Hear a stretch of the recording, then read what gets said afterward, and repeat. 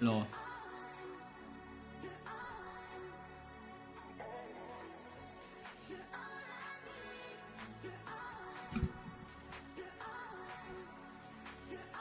Lô anh em.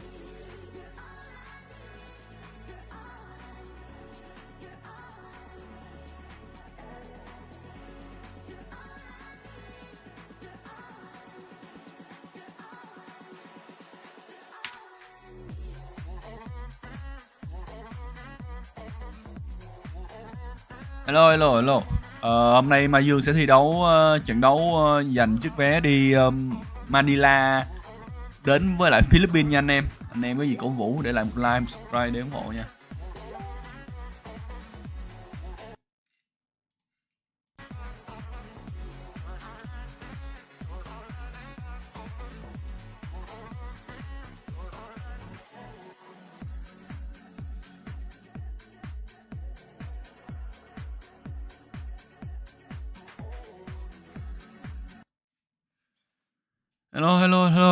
Hello mọi người.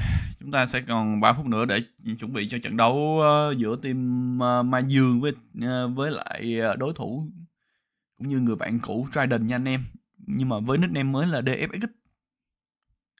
Liệu Mazuong có thể chiến thắng được đồng đội cũ của bản thân? Chúng ta sẽ tiếp tục đón xem.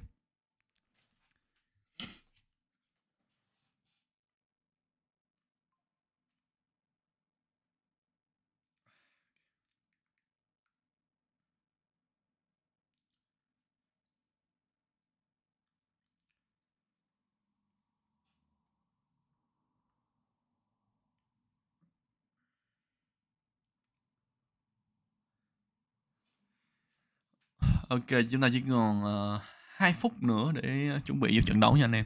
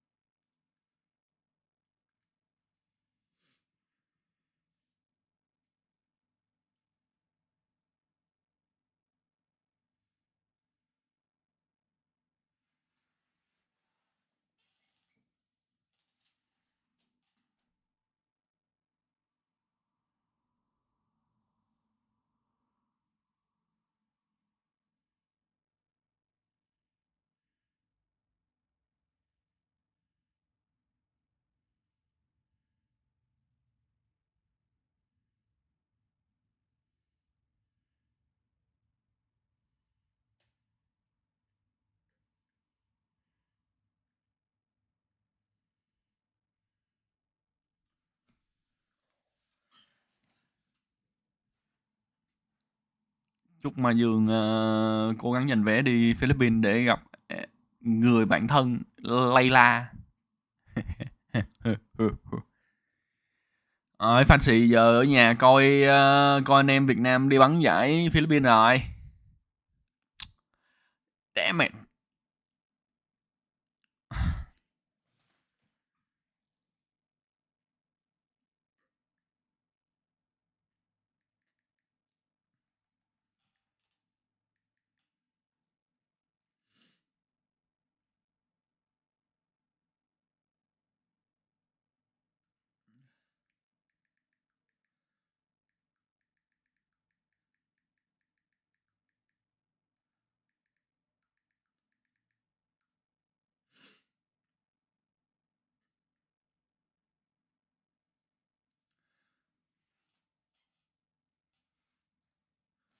Hôm nay đánh với lại Trident nha anh em.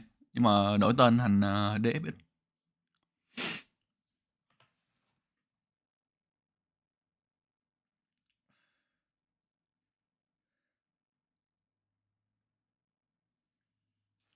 Ok, chuẩn bị rồi đó. Anh em chuẩn bị rồi anh em ơi.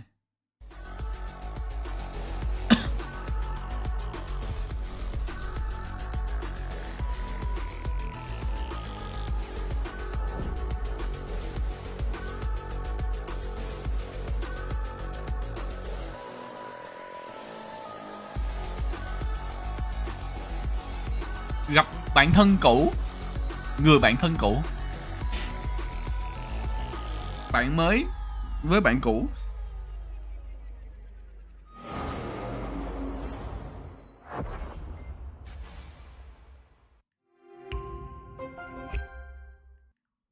It's grand final time for the Asia Pacific Predator League. We've got 2 teams remaining here for the Oceanic qualifiers to see who could head to Manila. $10,000 up for grabs tonight, guys. And of course, if you do make it to land, even more money.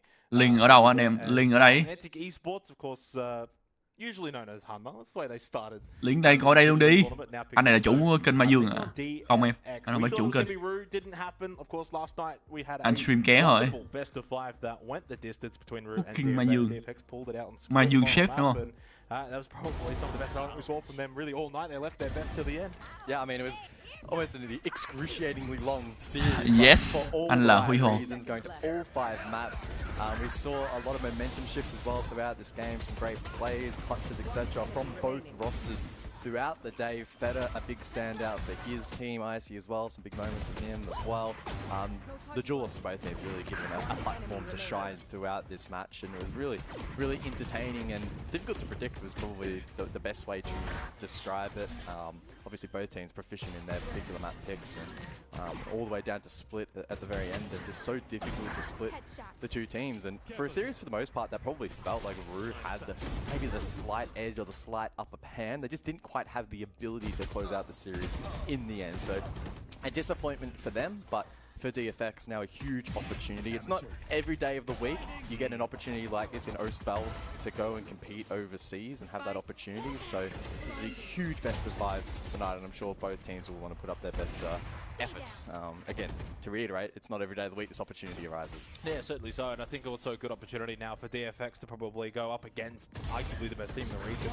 At least what we've seen so far through these qualifiers, they've, I think, shown that they're probably a little bit above everyone else. You go back to some of the games we did a month ago, and they were pretty much head and shoulders. All the games we covered with them, they were pretty clearly above just about everyone else. So a good opportunity for DFX. I guess there's probably less pressure on them coming into this game as well. They already had a big game last night, so they've already had that warm-up as well, that best of 5 that went the distance. So they'll be ready to go for tonight with basically no expectations, right? DFX, Dumb Fox. I'll continue with DFX. A horrible name.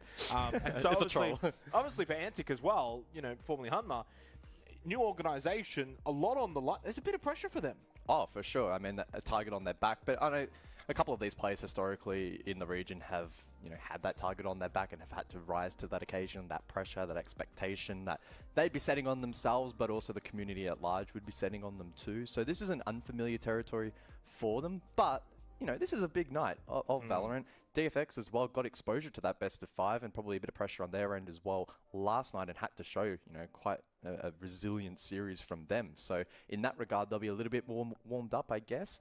But they still go into this game as underdogs, and Antics need to try their best to play into that. We'll go to the vetoes now. Sunset banned out. Second night in a row for Sunset that we won't get it. I think it was banned out last night by Rude, this time now by Antic. And DFX not wanting to go back to Bind. They did play it yesterday. Did not go so well for them.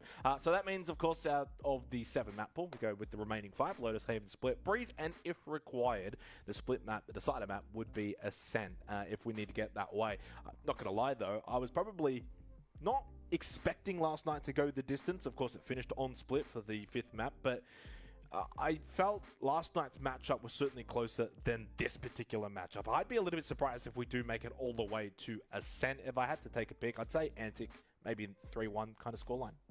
Yeah, I mean, that's probably a fair expectation, I think, heading into this one. The one thing I'm probably going to be quite intrigued to see is, do we see a similar pattern to last night, where especially early on in the series, perhaps the games feel a little bit more one-sided and teams on their particular picks feel more comfortable. So we're probably looking at Lotus to be an interesting way to open up the account for both teams, but and Haven as well, which we saw last night. But Ascent, I don't know. I don't think we'll make it that far. That's probably not the expectation. But hey, for a match like this, if we do go the distance, it will be more entertaining for sure. Yeah, it certainly would be. I think the longer this game would go on as well, in theory, I'd say the more likelihood that DFX could potentially pull off a mega upset. I mean, I think they've got it within them. I think Feder's obviously come in and has been a great stand-in substitute for them. Clearly has been the kind of player that can rise to the occasion. I'm excited to see what he can do tonight. But we kind of said it a lot last night on the broadcast.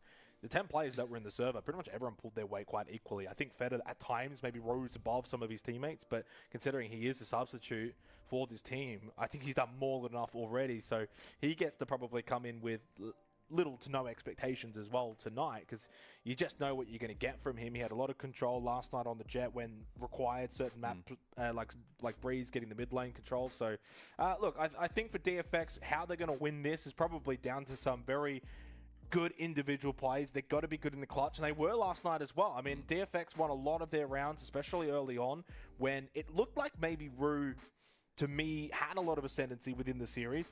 Every now and then, though, DFX just won the clutches. They were able to win the 3v1s. They were able to win the post plans. That was the difference, really, in that series. So if they can bring that to tonight's match and to tonight's series, then I'd give them an outsider's chance. I'd say they could certainly do it. And those kind of results as well, winning in the clutch, then brings the tilt and mental factor. Ok, trận đấu của Mazuong bắt đầu nha anh em. Are going to be heading over to Lotus. It's our first map of the night for the grand final for the Asia Pacific Predator League. It is Antic Esports taking on DFX. Antic will be on the defense to begin with here. So DFX's map pick to kick off this best of 5, so they must put their best foot forward and begin this series with a win. You lose it here, and that mountain just becomes far more steep to come back into this particular series, then facing Haven next, which will be their opposition. Tưởng Mazuong bắn raze chứ. So it's going to be an interesting one as we jump into things. Some variance in terms of composition as well to come through. Fade in play for the attack. Sao team của bạn Mazuong sao bắn đội hình giống Fanpage nha? Last night as well. Ủa mà Fanpage có bắn map này con kia không ta? Có bắn con Gecko không ta? Không nhớ nữa. Hình như map này hình như không bắn Gecko hay sao? Thì map này không bắn Gecko quên. I believe was this the strength of theirs last night? I remember Mound being quite a talking point. Yeah, certainly was. The Mound. Ủa xem này có khác cái gì đâu, anh em cũng nghe bình luận tiếng Anh không à? That was more on the defense than on the attack. So I'm pretty sure that if I recall. Anh em vô đây xem nhân tiện cũng ủng hộ được Mazuong đúng không? Last night. Anh em nhớ đừng quên nhớ like nha, like và subscribe nha nè. And already a slow start from DFX. Marsha maybe trying to see if he can just force a bit of a rotate over. Tưởng anh Jett có bắn mà. Bắn gì? Đâu, nó bắn đâu. Giải này Fanpage bị loại rồi. Bị team flash dạy loại rồi. Ui rồi. But honestly, on the Gecko, Blessed has done pretty well to push in. Should be able to get the spike down. Reinforcements to arrive over towards rope from CT. Nó thiệt luôn cái map. But it will be an early spike plan. Nó thiệt luôn cái map này tính ra khó thở thì. Chơi time thôi. Nó không làm được bơm.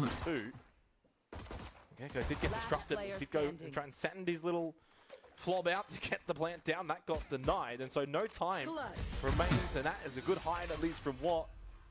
Vô chơi time thôi thắng rồi, nhìn là biết. Anh Quy bình luận đi ạ. Giải này không stream 60 FPS à? Có mà. Yeah, an awkward one there. Bless going for the plant with the wingman and unfortunately disrupted, and then DFX struggling to reposition and actually get across to pick up that spike.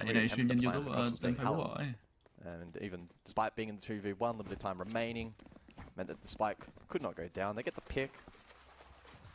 Ủa what hồi đó chơi chung với lại gì ta? Mazuong hoài mà.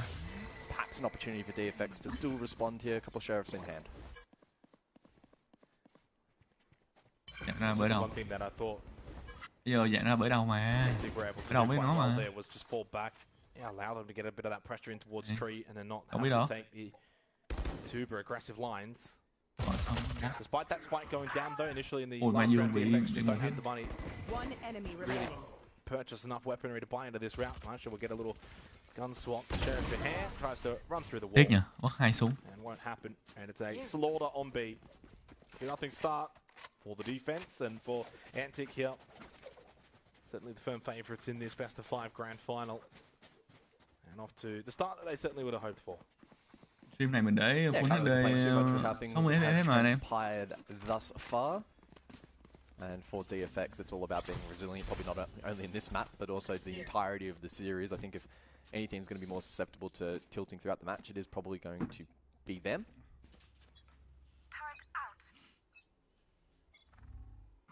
So jumping into round 3 then. Guns are plenty for the attack. Heading into the bonus round. Really powerful mound for my shoot. Force back though, good util in response. Ồ sao có mùi thấy giống fancy quá nhỉ? An advanced position now being held. Phoenix wall to aid that escape and that rotation back towards A main. Phải vậy A thôi. lot of contact made over towards bound. It was basically a 5-man stack effectively from the side of Antic to just sort of ward off that pressure and give the sense that C was going to be heavily overloaded by the defense, but they've also gone for a pretty swift. Nhảy xuống đây khác gì chết rồi. Both teams kind of reading into each other. I think one coming out ahead certainly would be Antic. Pretty much reading into that play. Cái thằng UT chết lăn đùng ra chết, uổng thì chứ. Ôi mày. Can he get a third one over towards right? Yes, he can, and that will win the round single-handedly. Mày siêu bắn ghê vậy. For DFX, just when it seemed like maybe Mày siêu bắn being kinh a thiệt little chứ. bit outplayed by Antic. Early pressure mound, and then they all rotate back through CT towards A, expecting that push. Đâu Mazuong chia tay Team Trident lâu mà, hình như 1-2 tháng gì mà anh nhớ đã nói gì mà. Yeah, superior weaponry there for the most part for DFX, and able to lean into that quite nicely. Also 3 players, but converted the round. And able to stabilize now going forward. Mà công nhận phải nhờ thằng Omen được nó trưởng chế flash lên cái mù đóng thằng kia lên hốt.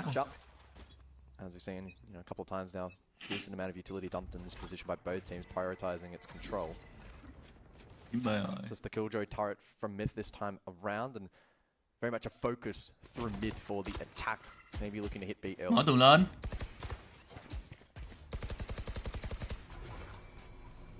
Heavy pressure through main, door opened up. A bit of mount control as well. Using the map well at the moment. Đừng có spam này nó spam lại à. Now for the defensive Antic. Real over-aggression from them either. That was the runner back from Fed Up. Ây, mất UT. Ôi, thằng Bunda hay được quá, Bunda ơi. Quá hay em ơi. Mất một cái UT, mất một mạng. Đồ tay lẹ vậy. Ê, không nghe, không. Ồ, phải là Watt 22 rồi nè. Rồi mất tường. Giờ nó đi vô bình thường. Mai kỳ. Để Mai kỳ. Ủa sao nãy mình không để thằng Mai kỳ ra, mình tưởng tím có team địch nữa mà. Đây. Mai kỳ móc lớp hay quá. Mấy cái này mấy cái cơ bản nhất là phải check lại, không mấy không check lại mấy ông lao vô như thật vậy. Cho dù còn ít thời gian nữa phải check trước rồi hẳn mới vô chứ. Thường phải như vậy. Đó là cơ bản quá. Mấy ông này chơi game giống như kiểu CSGO thì không đúng rồi, không đoán được vị trí nó đi đâu đâu.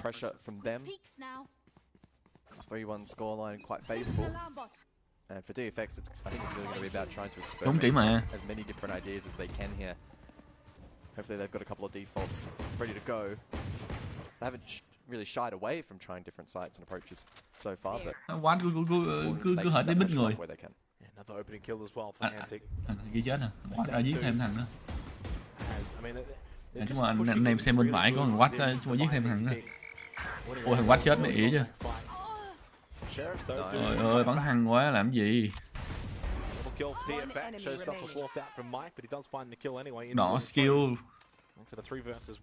Mấy này cũng đâu gà đâu mà ra độ tay nó làm gì? Ra là một đầu mà.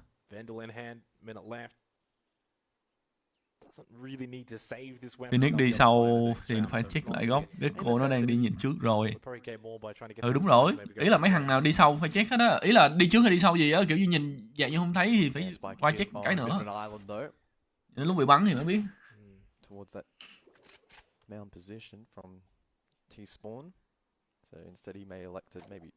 Này với liếm nhẹ cái té đùng nữa chứ.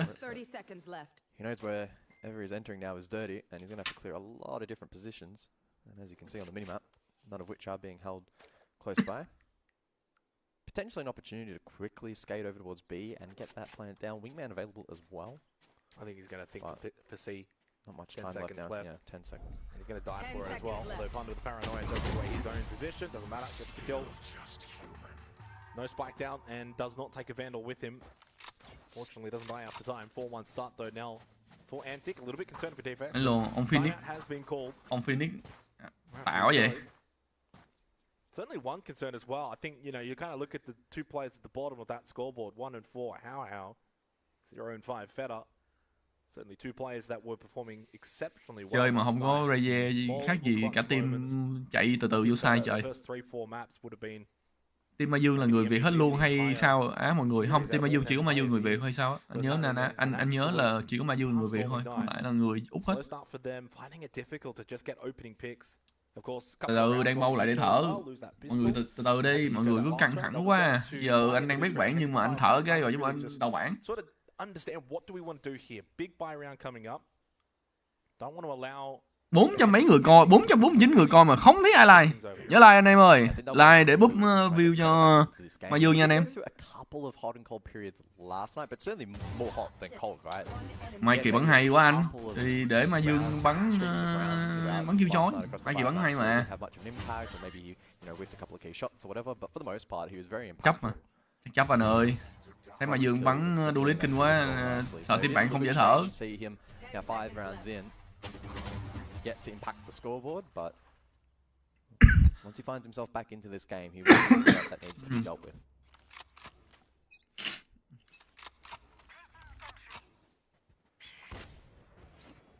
So straight through pillars. Đáng lẽ duelist nào con nào cũng phải chơi được hết á. Fast rush now slow through B main. Obviously toxic wall goes up, and so kind of blocked off visually to be able to peek in towards B. This play a couple of times though where they get into B main, open up the doors, try and get a bit of mound control. It's kind of a 2-for-1 deal. You do put a little bit of pressure on C, a little bit of pressure on B.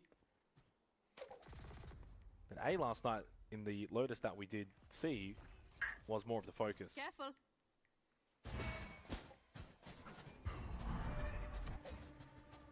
So over to mound we go, and the fade being utilized to just clear that position. Slow and measured here from DFX, and the killjoy now to come across after holding that A lobby position early on in the round. It is just Panda on side. Rồi xong thế là thiệt luôn, không chơi raze thì nó bị rất khó. Tại vì á thằng kia chỉ trưởng đẩy một flash một cái thôi, đâu ai dám chạy vào. Rồi, đấy. Đấy. Trời ơi, không kêu 3 đấy, Mai Kỳ. Mai Kỳ. Thôi bắn từ từ, thằng bạn thân của Mazuong này liệu có thể clutch được team. Thằng Watt để bắn thông minh phết luôn. Anh thấy để ý thằng Watt bắn không? Thông minh cực luôn. Chỉ cần không để ý một chút thôi là bị Watt bắn bể đầu liền. Ban đầu á cái thằng mid đó là cứ tưởng là clear góc đó rồi thằng kia đứng ngồi đó di chuyển.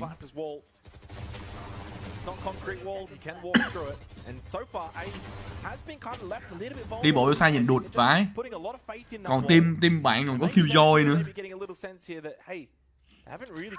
Này cầm cái Odin nè, chứ mà thay ý là chỉ cần có tín hiệu có thằng ở bên ngoài cái thằng kia ngồi đụt trên cháy đầu.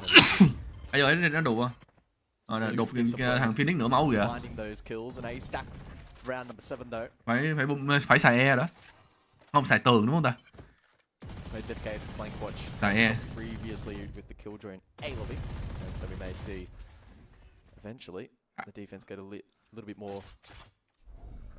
Keen to get control back, especially from that C-mount position. Give him one cool cái đám đuổi.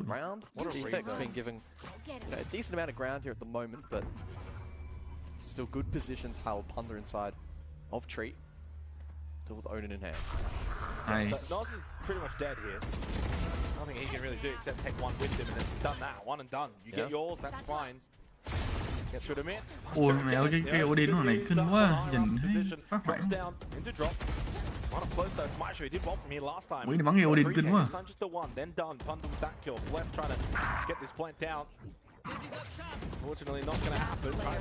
Mazuong nãy dạt bắn chung kia cho rồi đi Mazuong ơi. Liệu em gì ta? Cái gì tao quên mất tiêu của em tên gì luôn rồi. Ủa? Hào. Em Hào. Liệu Hào có thể clutch thành công trước một clutcher tinh mỹ quá không ta? Em Hào. Ủa, mà em Hào cái gì Hào quên bản rồi. Thôi không lại. Anh Huy anh đang bị bệnh nên giọng hơi lạ thôi. Howie đúng rồi. Howie, trời má, quên tên em. Sorry Howie nha em. So well played, and 6-1 now the score. And things are starting to not look very good for DFX, not only on this map, right, but also the context of the series. It's hard. Quá thông minh lắm. Khó. Quá bắn cực kỳ thông minh. Anh nhìn cái pha nãy của nó là biết nó không bắn thông minh rồi. Kiểu như là nó bắn theo kiểu rồi xử lý tình huống rất là cao luôn. Nhưng mà Hạ Huy quá suy nghĩ đụt quá.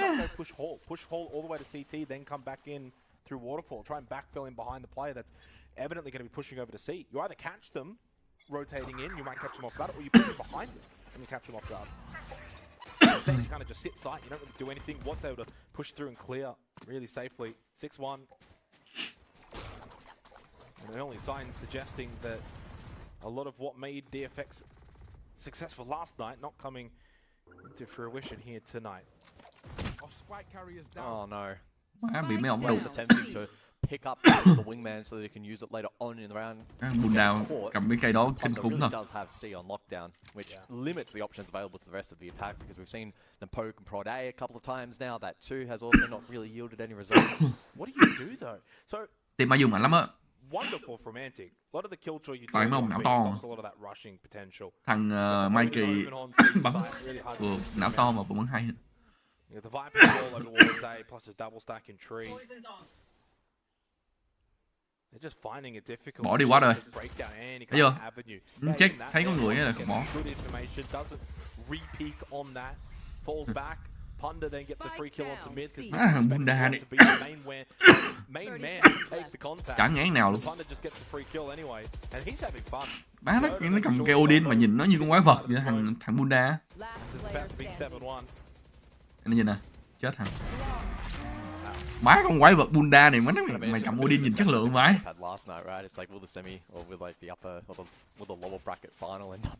Mazuong đang dẫn, team Mazuong đang dẫn 7-1 rồi. Mazuong nói là trận này á mình không nên tỏa sáng để trận sau tỏa sáng không? Tại vì trận này anh em bắn hết rồi. Nhất thằng Bunda má nó cầm Odin. Nó cứ đục là tự nhiên có mạng à. Thiệt luôn á, cho dù game đi ăn nữa, đến lúc mà bị đục chết một lần hay là đục yếu máu á, thì mới rút kinh nghiệm là team địch sẽ có xài OD hay không, đúng không? Lại đục nhá. Đừng nét thấy không? Nó đừng nét để kia đục. Hình như hơi cao. Ôi.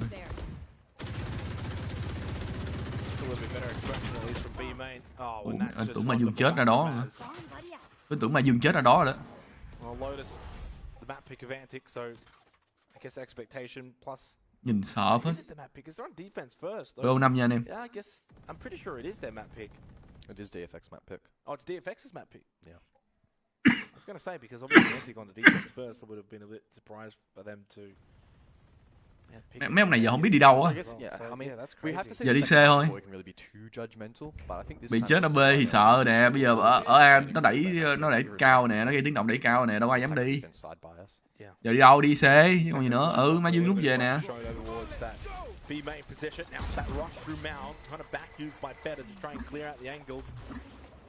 Thôi cho nó xài hết ulti đi.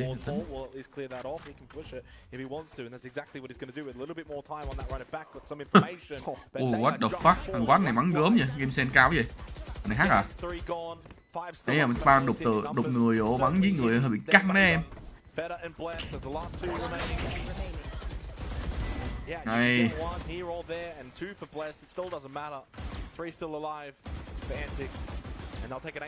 Mazuong kiểu này đi hàng. Owen đi Thái, Owen lộn đi Philippines rồi.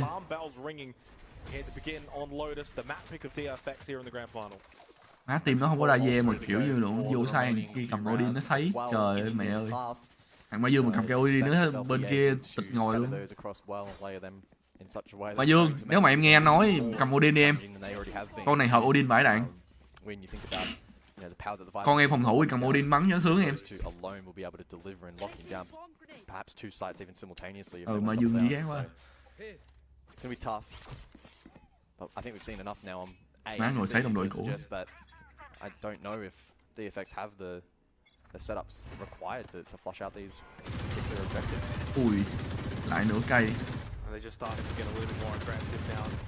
Probably out of a sense of frustration, try and move faster. It doesn't necessarily always work out though, because they're just going to fall back nicely here. Antic aren't going to get too overly aggressive, even despite the fact that Honda's just running around. Không vô được. Kiểu gì giả thua? Không, bên Mazuong thắng rồi. Nhìn là biết Mazuong thắng rồi. Đừng bò ra chết à. Rồi xui vậy. Does catch Blessed a little bit, gets him to half health, but it's Blessed who does win the battle. War rages on, and it is continuing to be lost by the attack. Although now in a post plant, 3 versus 3, certainly one of the better positions they've been in for a while. Or I was perhaps suspecting that Tree was clear, at least ignoring it before now. Blessed Myth, Đá mình đánh shoot. sai mới ghê á. Back to back, find picks in the post, and finally DFX are able to get around. Well, I think just the fact that they were able to get that spike down so early in the engagement. Bắn hàng led nó hên ghê chứ. Nó quay qua đó một viên đầu Mazuong. DFX needed that, and obviously then time was a factor, and that kind of forced a little bit more of the action out of hand for Antic. 8-2. Yeah, not the scoreline that really leaves you filled with a lot of optimism going into the second half. But you're in the last couple here, bring it back to maybe 8-4. Certainly then changes the narrative, I think, going into the second half. Here. A couple of big rounds now coming up. Close out this first half.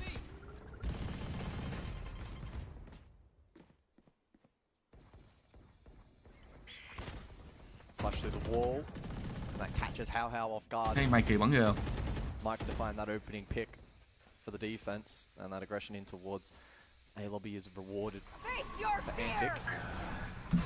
Ultimate down from the fade.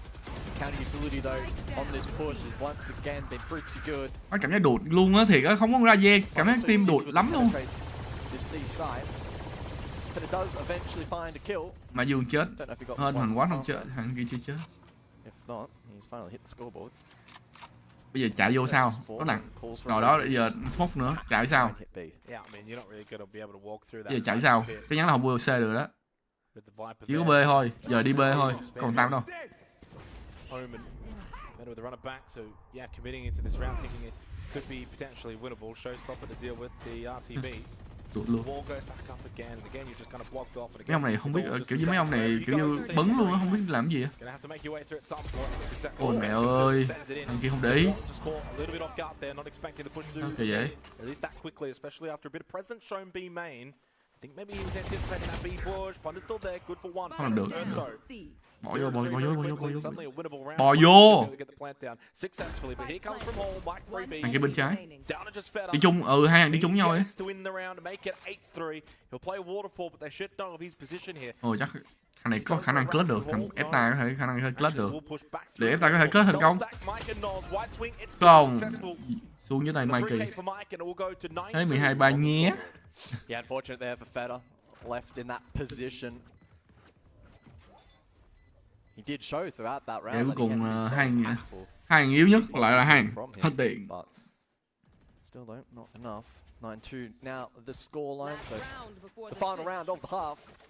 And Antic looking to really put the foot down early on in this series. Mazuong, em có thể nghe những gì anh nói không? Hãy cầm cái Odin lên và xưng bố thiên hạ em ơi. Bán gì đi, bán giáp đi, cầm Odin giống thằng Bunda đó, xưng bố thiên hạ em. Mạng Mazuong lắc rồi kìa. Anh em thấy mạng Mazuong bên phải không? Nó bị lắc nè. Nó nhảy liên tục luôn. Pin của Mazuong nhảy liên tục. Nó chơi Sydney mà nó bị nhảy nữa. Ông Mazuong mới chơi game bằng gì bơ? Bằng wifi, mấy anh mắc cười cũng chết. 5 Odin tại sao không đủ tiền? Nhìn vậy không biết không đủ tiền rồi, trừ khi mấy ông mua giáp nhỏ thôi, mà đâu cuối ai mua giáp nhỏ. Rồi xong, cũng bị thằng ngu chết. Rồi xong, tí. Ú đi! Ôi lộn, Ú tí cần đó. Ú tí rồi đó. Ôi quá. along with more utility to follow. Good positions here by Watt. Bán đúng là người mù chơi game, không thấy gì hết. Eventually he got traded too, but he was good for one. Lockdown will be successful. There's the trade out on the mound. Get the knife in, Mike, just to rub salt in the wounds. Yeah. And Panda steals the kill. Thôi, Bunda kiểu thôi respect team đi bạn, respect tí đi, đừng giao bạn. Fancy là giao hết mình luôn. Nếu là Fancy chắc là giao hết mình hiểu không?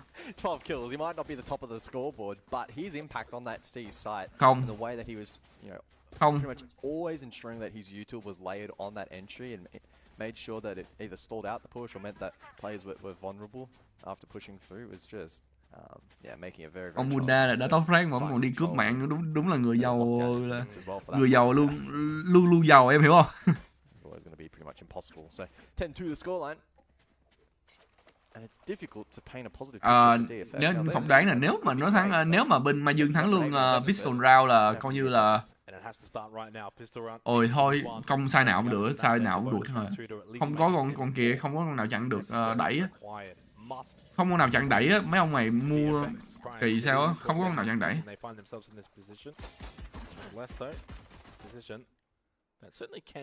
Không có con nào chặn đẩy mấy cười á. Thiệt luôn, không nào chặn đẩy. Rồi xong, thằng kia mà thấy ngựa được.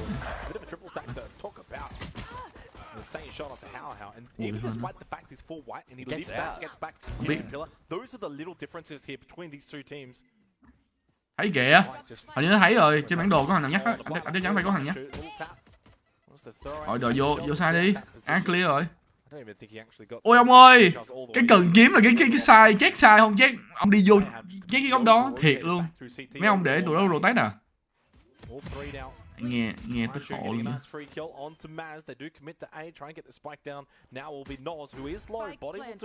Đụa luôn, cảm giác thua vậy. Thấy chưa, cảm giác thua á.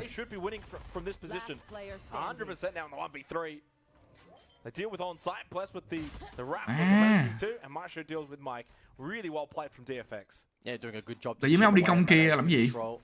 Không check sai đi thôi.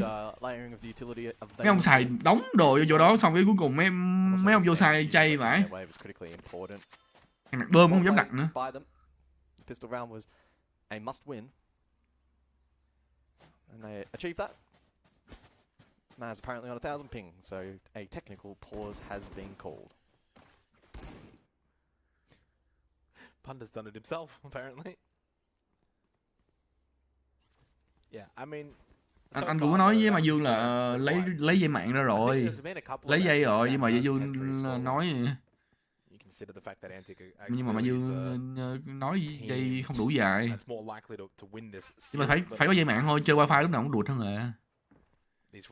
Nói chung là wifi thì maximum lắm cũng được 20 Mbps là cùng. Chưa kể cái đầu wifi là một cái đầu modem là một, cái đầu nhận wifi của máy tính là 2 nữa. Là em bị chịu ảnh hưởng bởi 2 cái luôn á.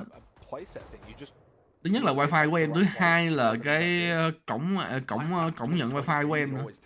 Đùa lắm, nên chơi PC không bao giờ chơi wifi. Tại nó lần 2 cổng mà sao bằng được.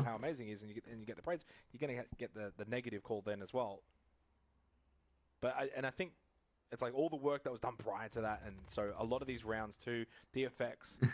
There were a lot of moments in that first half where they weren't rushing. They did try. Nói vui thôi chứ nó không ác ý gì đâu anh em. Ý là nói vui thôi. Anh em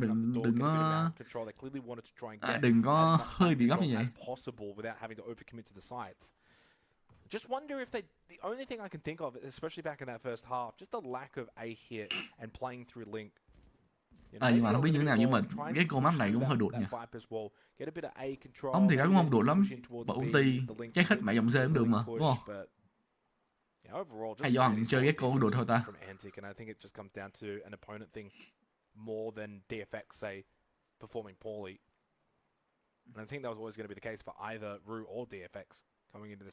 Đó, ma tư đầu tư mà, nhưng mà dây nó dài quá. Không cắm được đến máy mà. Mẹ, máy Mazuong mạnh hơn cái máy của anh nữa. Máy Mazuong 3070 đấy.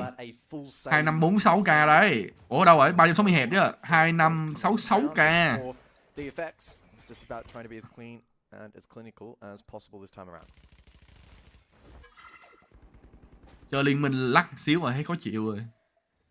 Chơi game FPS muốn đập cả máy luôn á. Thì nếu mà rồi là chơi game FPS đó, có khi á liên minh á lắc nhẹ có khi ok còn chấp nhận được. Tại vì mình chơi đâu phải là chơi cái chết liền đâu. Còn FPS tự nhiên đang lúc bắn căng cái tự nhiên lắc tạch một cái thề muốn quăng chuột vô màn hình luôn chứ.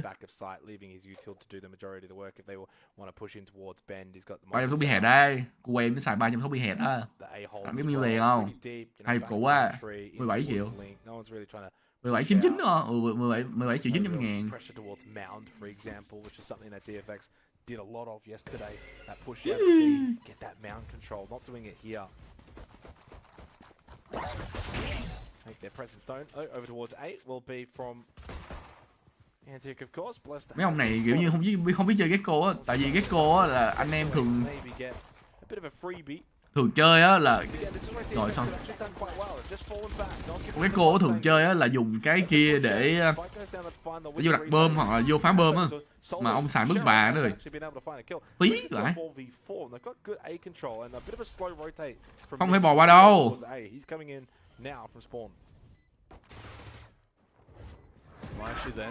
Through Link, we'll see what kind of an impact he can have as Maz finds another with the Sheriff. Maishu caught up close, what?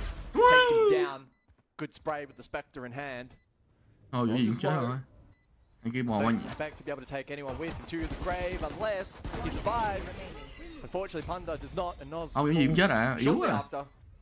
Anh kia cố gắng lắm rồi, thằng kia cố gắng rồi.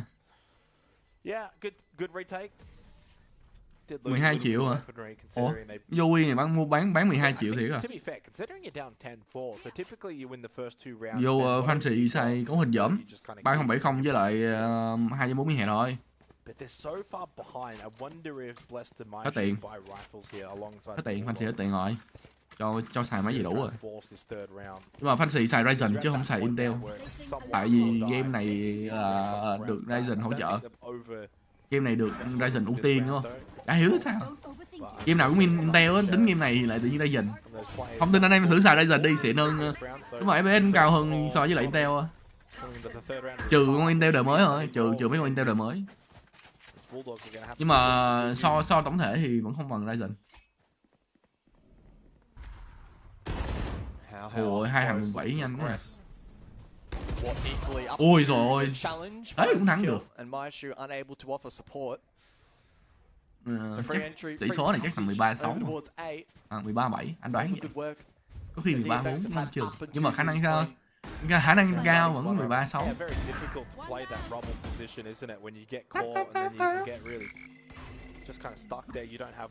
Dạ chết cụ kìa, quen chết. Bây giờ quen chết. Bây giờ muốn bắn nội tay lắm. Ra đụng xuống bắn nó đi. Chưa mới map 1 à.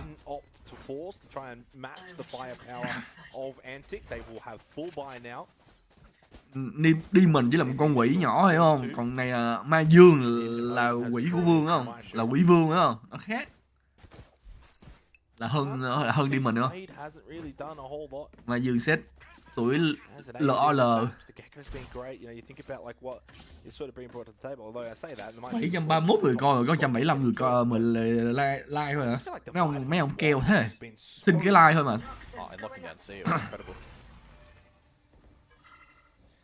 Thằng này cũng gan, thằng Blade này gan thì chứ thằng Blade đúng gan luôn. Gặp mấy team Việt Nam á, cái team bắn láo giữa Việt Nam á.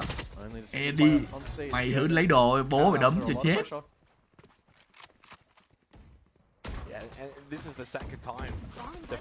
Nói chung là team Việt Nam mình bắn kiểu đỏ tay kinh lắm á. Mấy team Việt Nam mình là bắn tài kiểu đỏ tay không mà. Mình không, nói chung á, ngoài tại vì Fanpage bắn bài không phải cơ bản mà là bắn bài dị. Không hay. Cái mai kỳ mù không thấy trời luôn.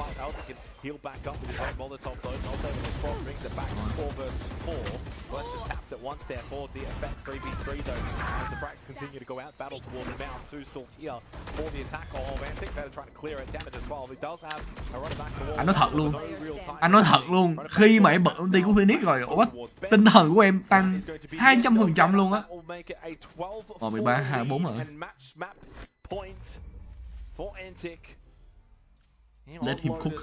Trident như team chơi xấu mà Dương cũng không. Không, hình như đóng chơi xấu mà Dương không chơi chung nữa thôi. Cái này mình không biết. Không nên nói xấu bên nào. Such a lack of pressure afforded towards the attack, and that's not. Nghe giọng lạ, tại Hành đang bị ốm em. Bên này đang bị cảm. Không biết có bị Covid không nữa. Nó này giống như kiểu sốt siêu vi á. Nhưng mà sốt siêu vi đó lại cũng hơi giống Covid nữa. Nói chung một Covid hay sốt siêu vi thôi.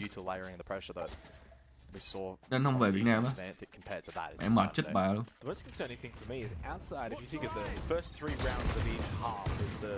Anh nghĩ là lớp chính á. Thằng Feta là mới thì sao? Anh nói thiệt luôn, mấy hàng mà bắn duelist á mà không được top 2, top 1 frag á, trời ơi, nói thiệt luôn. Không xứng đáng chơi duelist luôn. Tại vì cái duelist đó là cái role là em bắt buộc phải tỏa sáng rồi, người ta đã nhường em tất cả cái role mà là em bắt buộc phải tỏa sáng, và trong khi em không tỏa sáng được mà em đổ thừa bạn, thời đấm cho mấy cái. Bên CSGO thì khác nha, CSGO thằng nào cũng bắn cái gì cũng được. Ok, có thằng ốp, có một thằng ốp cũng được, nhưng mà đâu nhất thiết là thằng ốp phải tỏa sáng. Thằng ốp chỉ bắn chỉ cần bắn ốp hay là được. Còn game này em đã bắn duelist là em bắt buộc em phải tỏa sáng rồi. Hay. Má bị mấy thằng cu dắt mũi ghê thì. Dắt mũi.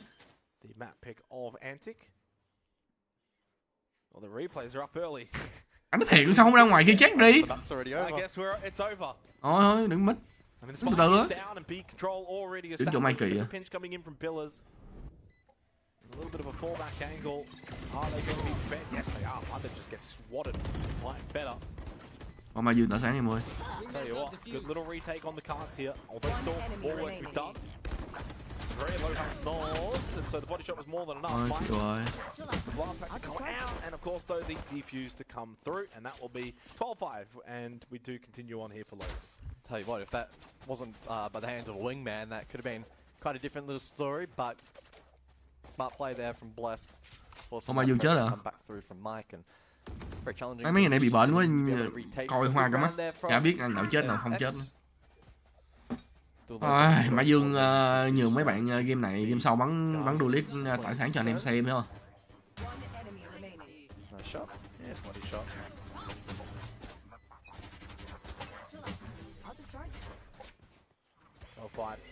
Mình bán 13-6 à? Bán 13-6 thật. Cái 13 năm ta.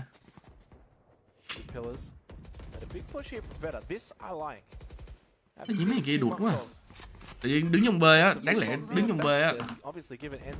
Nè, lâu rồi lấy trụ cho xem. Đáng lẽ đứng trong B nữa không? Chun đây làm gì? Chun đây mẹ chả có góc để bắn luôn. Tụt vãi, đứng đây ít ra còn nhìn đây được. Còn thêm thằng đứng đây. Đứng đây chết. Mẹ nó nặng bơm đây thấy đéo gì. Hiểu. Dạ hiểu mấy ông suy nghĩ sao. Nhìn bưng. Con Phoenix từ lúc mà được búp mạnh vãi. Có thể không có nào mạnh Phoenix luôn. Có thể cái ulti của ngay ISO rồi, cái ulti sầm lìm luôn. Cái ulti của ISO chưa chắc là tăng 200% tinh thần, mà chắc chắn là ulti của Phoenix nó vừa ngắn mà nó vừa tăng tinh thần vãi liền. Đi qua như thật.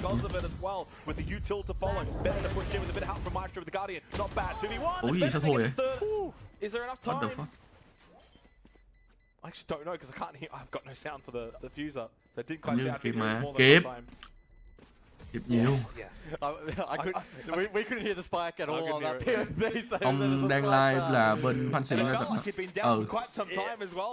Trời thân với mà Dương thì mà Dương cần gì tôi giúp hết. Obviously he had to do the work at the end there, pushing in through B main, but it all just started with the fact that he had the balls to push out to bounds, get a bit of pressure, push in towards spawn. Thought he played that perfectly. And then dealt with the turret, good flash into pillar, everything he did there. Really one of the more perfect rounds that we saw. It was that pillar read for me that really just showcases. Người ta gọi là đồng hương qua Úc phải không?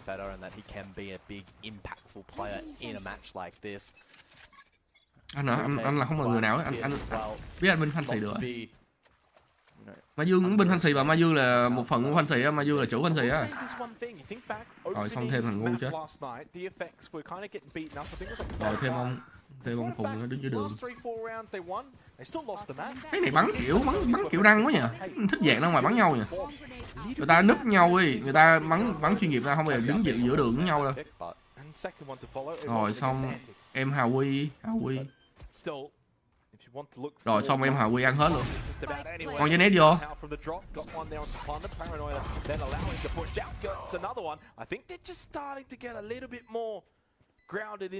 Đừng. Thôi bỏ đi Mazuong.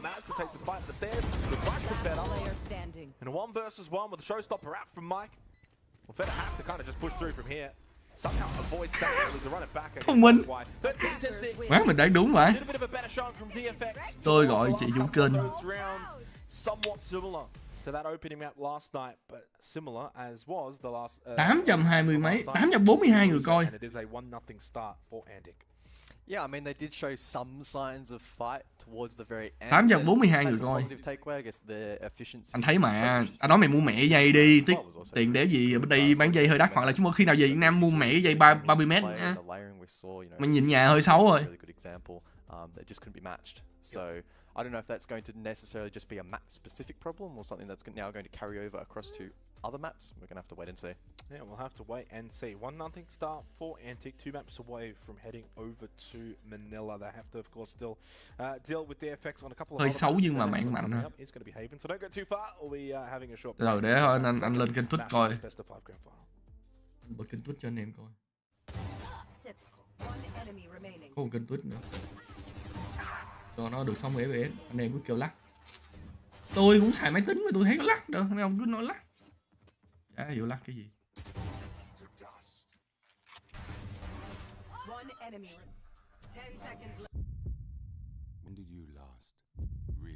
Cái này không thích ở Twitch là quảng cáo thôi, má cái quảng cáo lâu vãi cả chữ.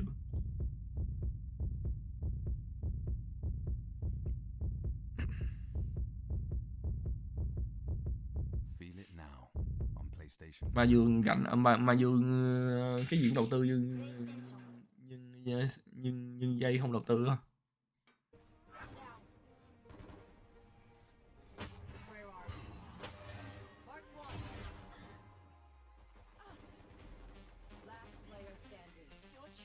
Ê, cái chuột phải của cây classic á, vài lúc mình không muốn á thì lúc nào cũng dính, còn vài lúc mình muốn bắn dính lắm nhưng mà toàn cũng hụt. Classic sao á? Thiệt bắn classic tôi toàn bắn chuột trái chứ không mà bắn chuột phải. Mượt ấy hả? Đấy, hết đâu mất rồi. Mượt à? Ok anh em. Ok chúng ta sẽ xài này. Thì bắn đại á, kiểu như nhảy bắn đại á. Có khi đứng ngồi xuống bắn ngồi hụt nữa.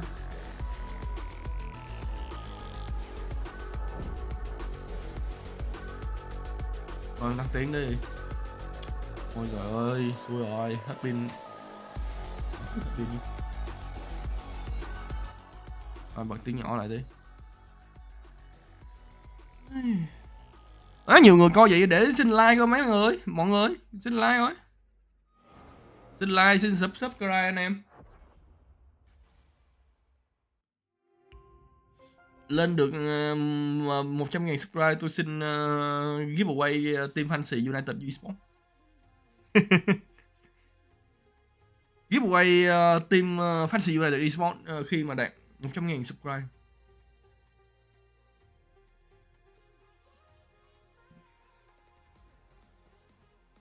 Liệu ai có thể là người may mắn trong tổng số 1.000 người subscribe của Mazuong 2k4? Nói DFX tìm thôi chứ DFX anh nói thiệt với em luôn, Hàn Quốc nó không tìm ngoại binh nhiều đâu. Tại vì á là thứ nhất là tinh thần dân tộc nó cao, thứ hai nữa là DFX thì anh nghĩ là cũng có tìm nhưng mà chắc là vô team Academy để mắc thôi. Tại vì thứ nhất á team của em á, thứ nhất á là bên Academy của tụi nó có thằng trên 1001 để mà flashback bắn cũng hay nữa. biết bao nhiêu thằng hay. Nói chung là bên đây đến team thằng nào bắn cũng hay hết á, thằng nào cũng bắn hay hết á. Chắc qua đào tạo DFX Academy là max. Anh không biết ai, anh không biết ai được mời. Chắc không phải Fanpage không có. Hồi đó bên T1 có trial muốn trial một player bên Fanpage mà Fanpage nó muốn mua thì mua, không có trial nào hết đó. Đâu đồ người ta như kiểu đồ thừa vậy. Ai cũng đang trai hát tự nhiên bay qua trial cho tiền á. Vô không có đéo gì đâu. Sống mà mấy cơm áo gạo tiền hết ba. Đúng rồi, mua thiệt. Khúc trial CC. Đồ dùng thử nữa. Mẹ người ta cũng tập team các kiểu với ba. Ủa dùng thử. Đồ chua à. Cái này có phải nước hoa đâu mà. Ủa, muốn xài thử coi biết mùi thơm không. Cái này đứng thủ. Đúng bọn tư bản. Không. Có hai bọn là muốn mua tuyển thủ bên Fanpage. Mà Fanpage lúc đó không muốn bán. Anh thì ban đầu thì có một thằng bên GE nó hỏi bao nhiêu tiền, anh nói 40.000. Không 40.000 bớt 25 hay 15 gì á, còn 36.500. Nhưng mà nói thôi để bán. Rồi đến thằng anh nhớ mà hình như còn thằng Talon nữa. Talon nó hỏi đã không bán cho thằng kia rồi, đã không bán cho thằng GE rồi. Talon hỏi đó bao nhiêu tiền. Thổi đại giá rồi. Nói 60.000. 60.000 nó cũng không. Thằng Talon là thằng không hỏi giá khác luôn, nói ok cũng được. Nhưng mà nói xin lỗi nhưng mà tuyển thủ bên tao không muốn đi. Không. Người ta nuôi 2 năm trời. Người ta nuôi 3 năm trời, mấy ba cứ đồ dùng thử, bãi liền. Con người ta sinh ra như kiểu là má mình để tôi xem con anh vậy được dạy dỗ thế nào, có con kìa. Ông có nuôi ông có nuôi tôi được ngày nào không? Giống như là xài chùa miễn phí. Ngại vãi đâu. I don't know.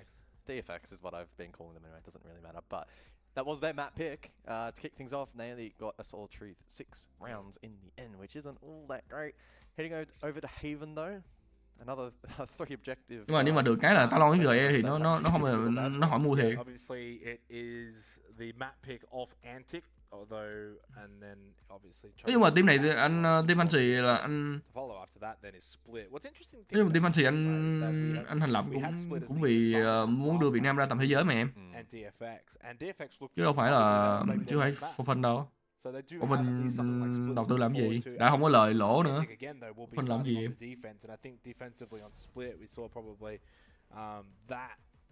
Cứ ngày dùng thử $100. Đúng rồi, cứ ngày dùng thử $100. 2,4 triệu ngày. Cũng nhiều chứ. Được. Anh tên gì vậy? Anh tên Hoàng.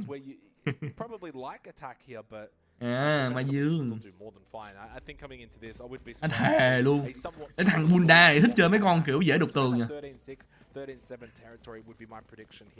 I don't want a grand final that's going to be 3-0, guys, especially after what was a cracking series last night between Ru and DFX going the full distance, the full 5 maps with an overtime. Mazuong. It is kind of shaping up to cook something. The grand final that I think is going to be one-sided unless DFX can pull something crazy out, and it needs to start right now in this attacking half of Haven. So some intriguing agent picks as well heading into this one. We saw the effectiveness of the Viper really from what over on that first map for the side of Antic. That will be dropped though in favor of an Astra this time around. Anh những cái gì luôn là nếu mà bắn qua map Accent thằng kia cũng cầm cái.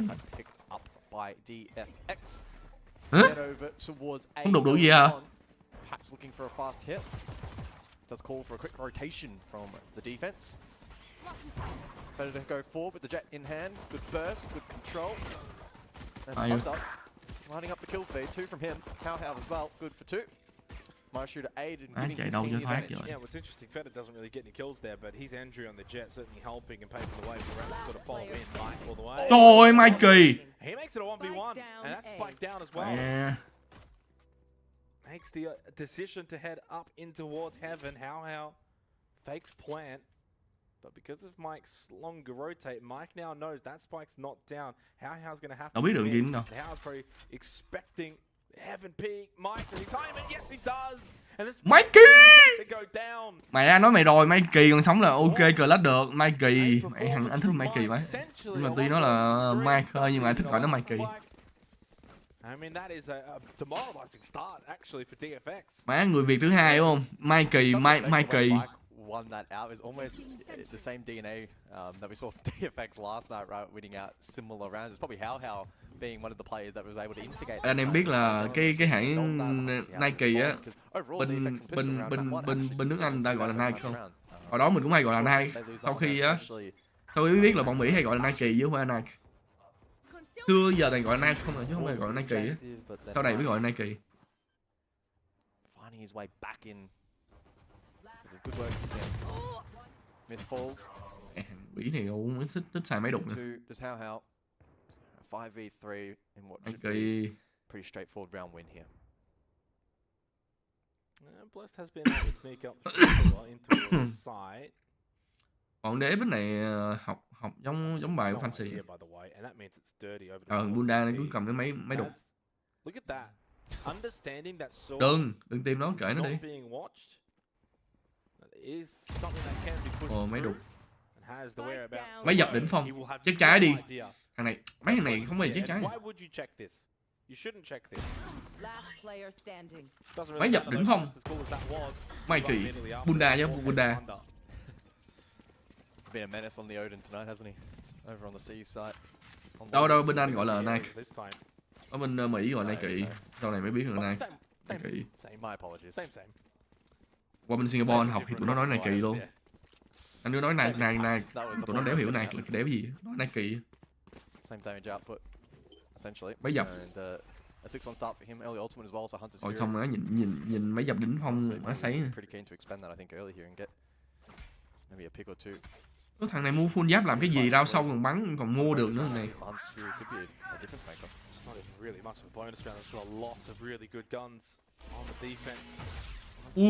Dính hai em nửa máu. Tới nó hồi mẹ nè, nhưng mà không sao, nửa máu, mỗi viên vô đầu là được rồi.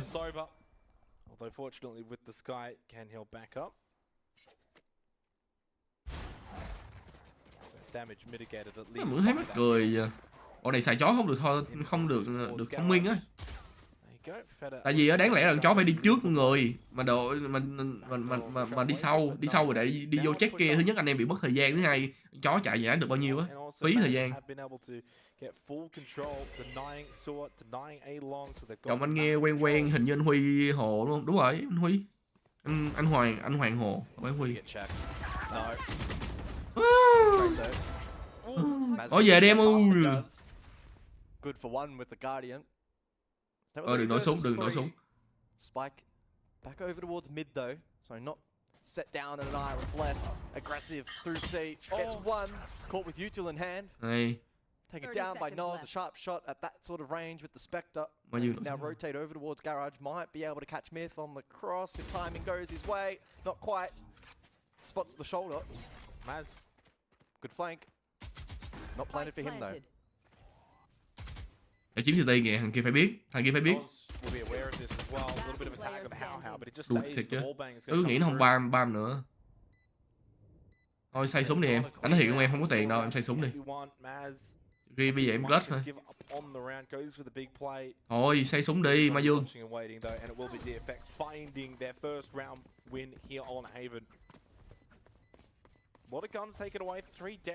3 súng lỗi rồi win thì hay. Nhưng mà có điều là Mazuong rau này hình như không mua súng được sao? Hoặc là mua Guardian hay sao? Anh đoán vậy, anh nhớ mà na tính tiền là vậy. Tại Mazuong mua full giáp mà. 2 lần mua Guardian mà. Ủa đâu phải?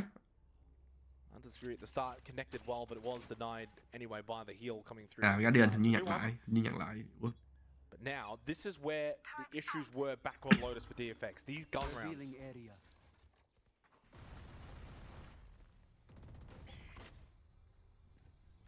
Will they be able to break through The layering of utility that proved to be so challenging back on Lotus. And the Odenholm down the line, a long. Sewers by the Jett, so that's going to be tricky to catch her off guard as well. Snoz through mid on the breach. So Feta needs to be careful. Has made noise, has been heard. And the cross now being held by the KJ. What might look for info through garage here as well, and I think Antic have quite Anh đâu bình luận gì đâu em. push is coming from. Anh đâu bình luận gì đâu em. A little peek from the doors. Push somewhat down B, but yeah, understanding it's more. Cảm giác khó chịu nhất là cảm giác như tự nhiên nó quay về. Recon bolt has been smoked off in heaven. Better once. Ôi, Mazuong chết rồi. Right, he is completely blinded by the lights. He still stays alive and he gets the kill on the bike in hell. I'll tell you what. What the fuck? It's an effort on the entry from DFX. Ủa, ông nội kia thấy hình như hết băng luôn. Only what remains. Shot in the back from Hao Hao. And two in a row. Anh có nêu chưa là cái gì? Có người yêu chưa à? Không, anh không có người yêu anh. In this series, they weren't able to really do it much on. Có thời gian không mà yêu em. Thời gian cũng có đâu đó, thời gian yêu em. Cái gì vậy? Đâu có quảng cáo đây. Nhưng mà hình như là Twitch là không có adblock được hay sao? Trời ơi. The Astral left in a 1 vs 3 forced through the cloud. Bro, có cách nào tắt quảng cáo không bà? Hay đợi thôi. Anh này ấy nằm xuyên không? Không phải tại vì không phải anh ấy mà là em biết sao không? Tại vì anh không muốn người khác ghen, không muốn người khác phải ghen vì anh nữa không? Nên anh chấp nhận yêu hết tất cả mọi người nên anh không có người yêu không? Stamped out any opportunity for a retake, so positive signs here for DFX. Not allowing that first map result to negatively impact them all too much. Sheriff's in hand for Antic, an eco round early here on Haven and an opportunity. I think for the first time in this. Thật luôn, cái map này bắn còn Omen vẫn lợi hơn so với bắn Astra. Astra bị húp á. Với lại cái cầu nó không có đủ nhiều á. Cầu. Ui, Minh thôi luôn. Bỏ tiếp đi. What? Bỏ tiếp. The guns that Antic have at their disposal, but what has been able to get a lot of information here with the push down C long. Hold that lobby position, eventually can swing. Get shot out by Mazuong. Oh no. Hay quá mày kìa. Ôi, thằng kia bị móc lớp rồi. Retake hơi căng nữa nha, retake thì căng rồi. Once again, easily controlled the spike to be planted by Blessed. Got off it momentarily, now to replant. 4 versus 4, certainly the kind of retake you go for. Phải smoke hai chỗ, smoke short kia. Nothing to hide, nothing to save. Dash available, but caught the window, and they all just basically line up for how. Để em Howie tỏa sáng rồi, pha này để em không Howie tỏa sáng. Panda the solo. Panda the man that's very. Không có người yêu để yêu nhiều người hả? Anh xứng đáng cô độc. We know where one is. Into the poison cloud he goes though.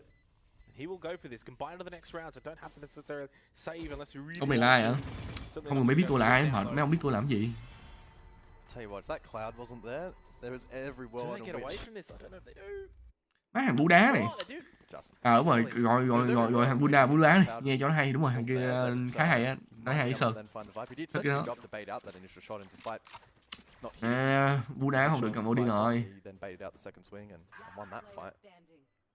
The layering of that cloud alongside the swarm grenades from the KJ made that retake. Bú đá gánh kèo mà. There's not much value extracted from the heaven position either. But it was a save round, so don't want to overanalyze it all too much. We'll see how DFX go into yet another gun round. Great start from Hao Hao. Nghèo lắm, không giàu. Lead for DFX. Well, last night's final between Ru and DFX, both teams won all of their respective map picks. Má nghe cả khỉ Rick and Handsome á. Mày không đánh giá chưa? Mày không thể đánh vần với Handsome, nó thiếu chữ D được à? Thêm chữ D được à? Bị kỳ thị á. Anh này là daddy của Mazuong. Đừng nói vậy. Biết như vậy được rồi, đừng nói vậy.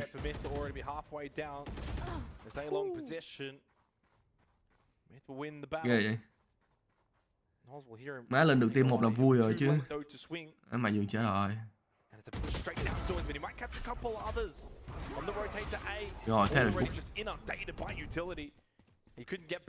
Nè, cho anh em thêm một cái tip hay là mỗi lần mà bị stun á, ngồi xuống, anh em sẽ bắn chuẩn hơn. Bắn dính á, chắc chắn là 90% bị dính. Rồi. Double lockdown. One from the attack, one from the defense. Focused in on the same position. It's going to make for potentially some awkward engagements. A 2 versus 2. Revealing area. 2 players detained by the defense. Cái mẹ đi. Seizing that opportunity to push forward. Jumps onto the spike. Không cần phải bắn. And this should be a successful retake. Ghi trên lầu vậy? No. No, it's not. No. My shoe was on site. Did a good job. Caught me off guard much like he caught them off guard. Yeah. Nói tiếp ai cũng biết nhưng mà đâu có ai làm được. Nếu nói tiếp ai cũng biết thì anh em ở Radiant hết rồi. Yeah, I was right. Woo. Hey, sometimes you win some, you lose some. And in that case, unfortunately for Antic, by not clearing that health, không check ở dưới, không check hết. They lose that round, and with that, it's 4-2. I mean, the understanding was there. If it had been a double detain over towards sewer, then 100% that round was over. Ở đâu nó sao không gục đầu ở dưới hả? Do your due diligence. Đâu phải, kia dưới đó, ở dưới kia kìa. Ở dưới nó bị detain ở dưới mà không ai check góc, check ở dưới á. Check dưới Heaven á. Ủa ai bị sát comment vậy? Comment cũng không có gì, ý là không có cục đầu dưới á, ý là nói ông defuse không cục đầu á, nhưng mà thiệt ra cái ông đó không phải không cục đầu mà là thằng kia ở dưới rồi. Cái thằng bắn ở dưới nhưng mà nó bị detain đó mà không ai biết.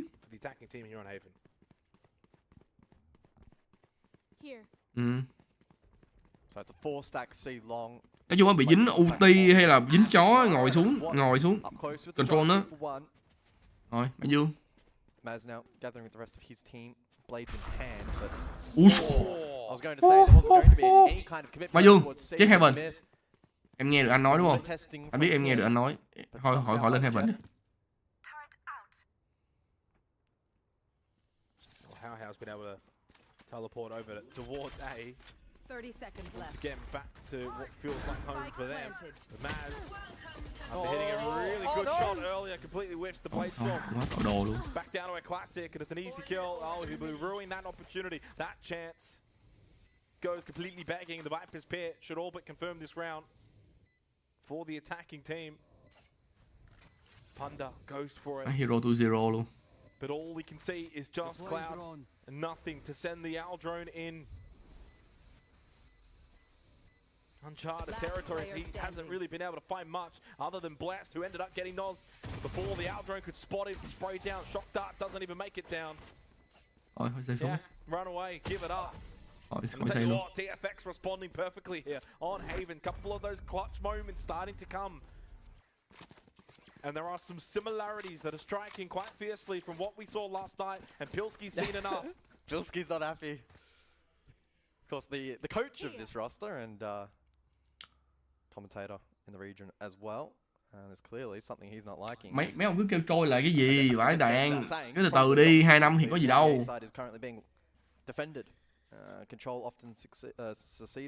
Fancy quá, còn bị 1-10 còn có niềm tin nữa thắng được map Lotus mà, nhưng mà không thắng được. Đúng không thắng được nhưng mà cũng phải có niềm tin nữa không? Hình như 13-11 hay sao? Anh em bao lại nói 13-11 á, không sao, anh em chúng ta sẽ comeback, chứng tỏ chúng ta là pro player Việt Nam không? Xong mới cúp luôn.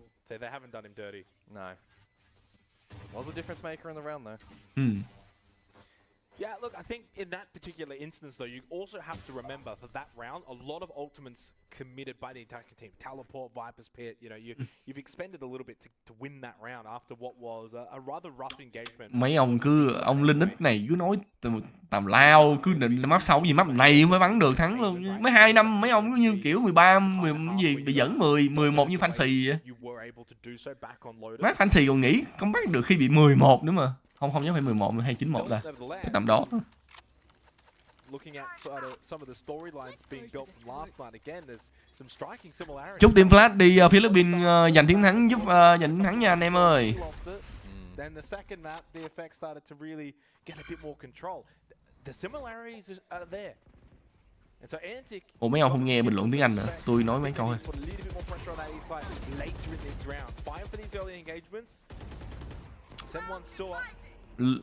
Team Flash team Flash có line up rồi, quên lộn. Criminal indeed, he pushes through, and now it's a C-site hit. This is the beauty of map pressure. When you've been hitting A, Mấy hàng này nó C, đục. you can typically get good control, but a nice shot from Noz was able to shut down Mazuong. Em làm nhân viên massage có được đi đâu. The rolling thunder has been committed as well from Noz, and need to retake fast. They don't want to give them much time. How with the teleport into the smoke, catches Noz completely off guard. Now 2v3. Ồ má Howie, đúng là em phải làm anh mất hết giọng người Việt Nam này. Nắc luôn mà giường. How the man is on as he was last time he returns to top this lobby. And only what remains with 21 Thôi HP. cút rồi, say mẹ đi. Long hold, it's planted here. You're not winning this one, what? It's going to be 6-2. The tap to bait out one, the jump spot from Hao. He knows he's not going to win it. Howie á, nó Howie mà. What a play, the rolling thunder. Mấy ông này thích chào quảng cáo nhỉ? One kill for Antic, but probably not extracting as much value on the retake attempt there as they otherwise would have liked. Credit to Hao. A really good TP reposition from him, put him in the perfect position. Anh em phải có niềm tin chứ anh em cứ từ từ đi. Tôi nói comeback được. Yeah, really rough game on Lotus, especially when it was your map pick. Má thằng Howie thông minh này. Coming over to Haven, they have been bay qua bay lại. perfect on the attack. Có chịu nha. That reposition right there, it's enough to catch the bench off guard, right? Then he has the boost position as well. And the way the util was laid. Nhìn em clutch. Nhìn em Howie clutch. For two. Yeah. And then obviously 1 versus 3, playing it for long, never gonna happen. So, eco round now for Antic, already down 2-6, and unless they find something out of nowhere, 2-7 is probably on the cards. And I love this from DFX, they slow it down. So, picked up the pace the last 2 rounds, but now on their own accord. Mọi người bây giờ muốn búp cho Mazuong chiến thắng thì anh em phải búp like chứ. Mới 350 à, 700 người coi mà mới 350 à. Đáng lẽ phải được 500 chứ. Tried to get a little bit cheeky towards the bottom of the window position. Double kill just like that. Ồ Mazuong nó mua nguyên góp luôn hả? Just the solo op. Mazuong mua nguyên góp. Too sure as to how that or why that has happened here for Antic. Here. I won't lie, I'm a little bit confused. I'm probably missing something. One shot misses, and the op has been spotted over towards Hammer. Maestro just made, and will get the plant down for free. Don't even know how you retake this, and you certainly don't want to be losing that operator now. No. You can see Maz has already escaped. Back through the CT link to C to save that operator. Not only has a sheriff in hand, so no harm in him going for some kind of play. Has a bit of util as well. I don't know if Watt's all that keen to go for it. So might just try and catch a couple of kills on the exit here. Util to come through. Shots don't quite land, now 6 HP. Needs to be mindful of the wallbang, of course, and eventually it doesn't land as expected. Watt as well, also playing for exit frags, dealt with. Run, Maz! And Maz now being hunted by 5 players from DFX. I think you'll be fine. There's not enough time remaining. Yeah, not too sure how this. Trời ơi, like đi anh em ơi.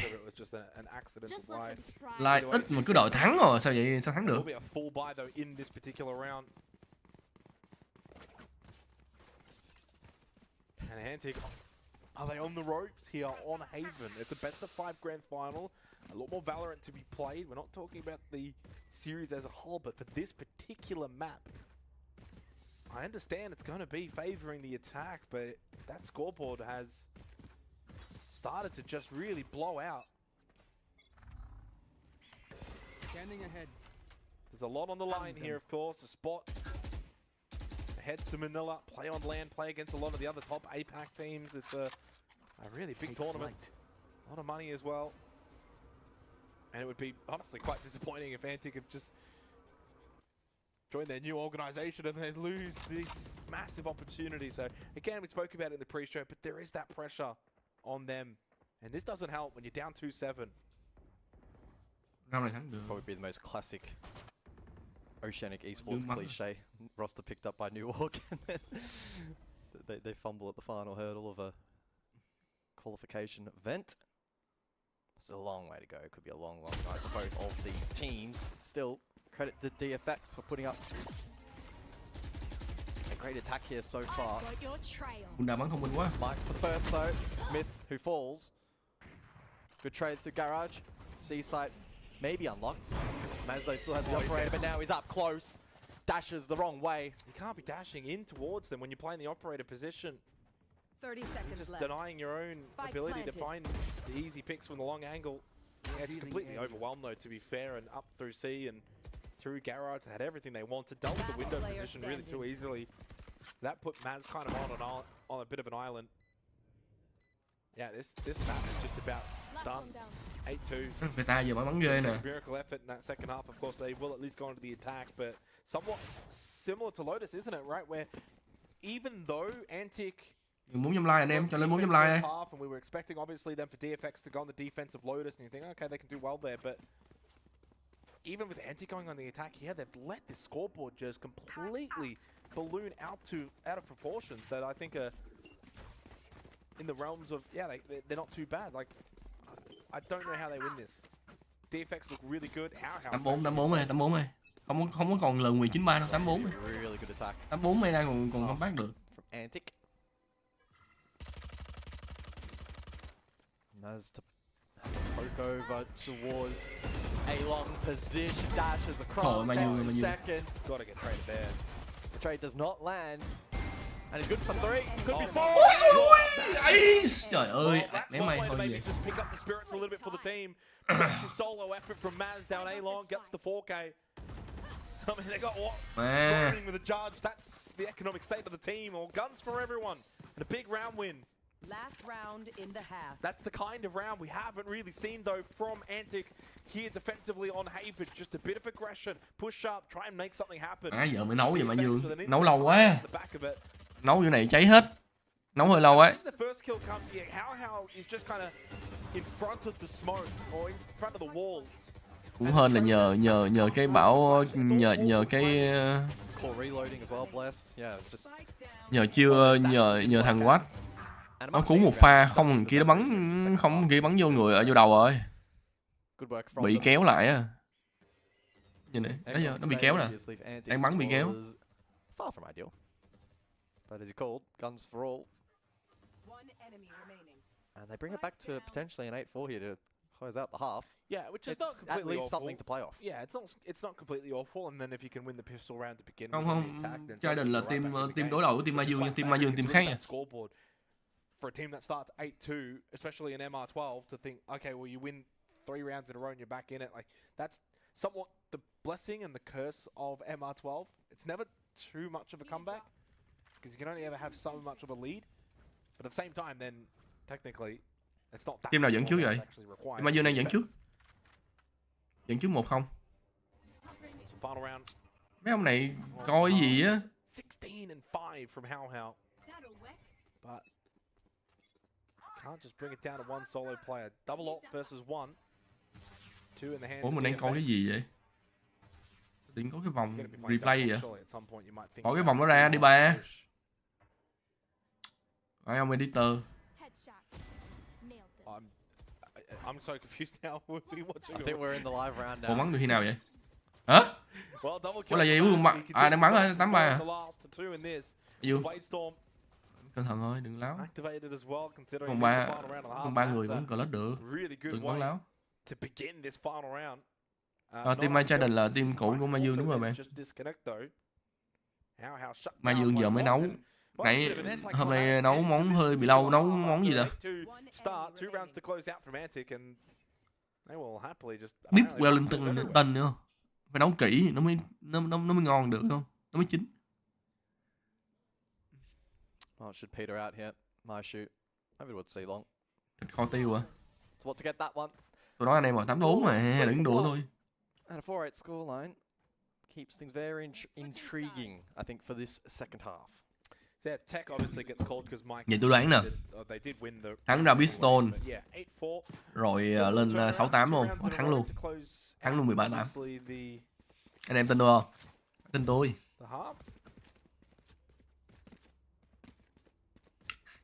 Biết Valentine mà nấu lâu như này thì con raze chết. Muốn nấu lâu mà. What the fuck? Mới mấy chục phút phải cả tiếng đồng hồ mà ta.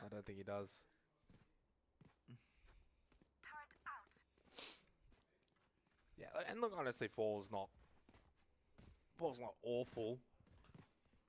Haven's a weird one because I think at the casual 38 level, dành cho I think Mazuong it's nữa. incredibly attacker-sided. Like, Mẹ tin anh.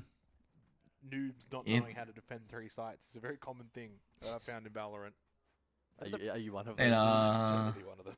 technical But pause. at the very pro level, though, you can defend it pretty well, especially if you bring a lot of flank watch utility. You know, your Killjoys, your Astras, and so.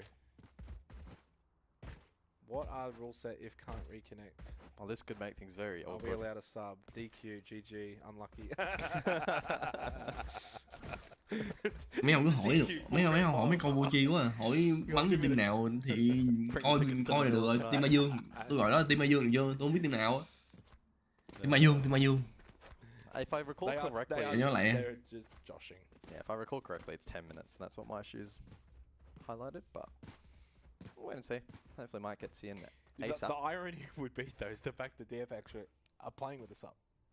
True. So imagine them being like, no, you're not allowed a sub. They've got one. I wonder if said sub will Who's be. the ringer? 800 người coi mới được 416 like. Does Pilski sub in? Anh em vô đây cổ vũ, vô đây coi cho vui à. Tôi cổ vũ thì phải like lên nhiều lên. That would be a sight to behold. And has been grinding lately. Don't know if he's on the roster technically. Maybe he is. Surely there's a rule in which the coach can play. We'd make one. Make it up on the spot. We call it the pilly exemption. I think Vô pressing Mike's anh not too Cutter, far away from anh getting làm gì đâu it. trời. Pistol round's important though. I think looking at the start of this second half, down 4-8. If you lose the pistol round, it's very likely to be 4-10, and then that's a lot of gun rounds that you are going to have to do quite well. So pistol round is far more valuable towards Đang chơi như bị cúp câu dao rồi. really for DFX.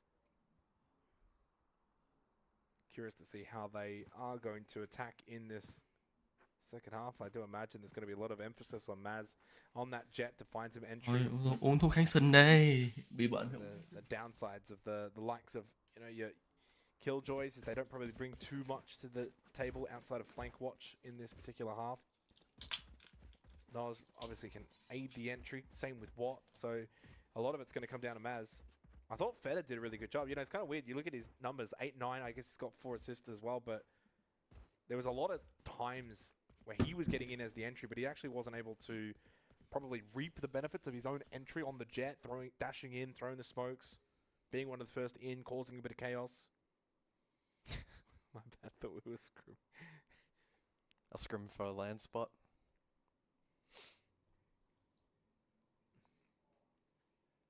Warm-up scrim. Warm up for Manila. It's the scrim for the scrims. It'd be intriguing to see how these teams go overseas. Obviously, APAC and Valorant, quite a strong region. I mean, talk about experience, right? Talk about how valuable it would be to be able to not only play a LAN, but also play a LAN against APAC teams. Be some stiff competition. Big prize pool on offer, though, so big incentive for these teams to give it a crack. And I mean, at that kind of scale, that kind of stage as well. Tipping some teams maybe from VCT as well will have their eyes on that and are scouting the event, so all the more reason to take it very, very seriously. As we take a look back at the replays of the match so far. A couple of highlight moments. A lot of action on that A site. No, DFX exploiting the defense of Antics very, very well. That was a big round, that one in particular, because it was only 2-3. Should have been a real defuse to bring it to 3-3, and then from that point onwards, it ended up being like 7 rounds in a row after that initial misplay on the double lockdown. Obviously, they put them in a bit of an eco position, and I thought that really as that half kind of continued to play out, DFX, their ultimate control was good. They didn't, you know, overcommit every round. They'd use 1 or 2 here or there, and they would have a really good ult economy. Hit that A side how many times as well, though. and every single time it really was never able to be stopped. And then it's like, oh, enough of A, let's go to C, and they basically get it for free. And again, this was another moment because How basically clutches up. He gets this teleport kill, and then the double from the push in through Garage. You look at these replays, and half of them are just basically DFX clutches.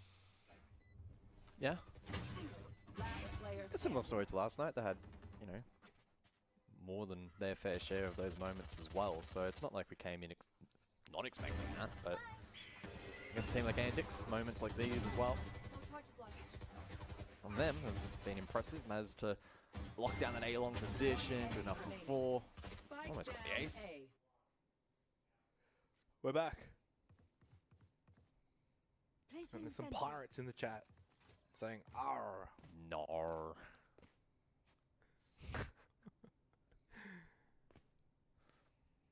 Well, I saw one which was from the red team, and that's the one that matters. And actually, well, no, actually, this is the thing I hate about Valorant. They're typing in chat as the red team, but on the scoreboard they're the green team. Love it. Get it fixed right. Not good enough.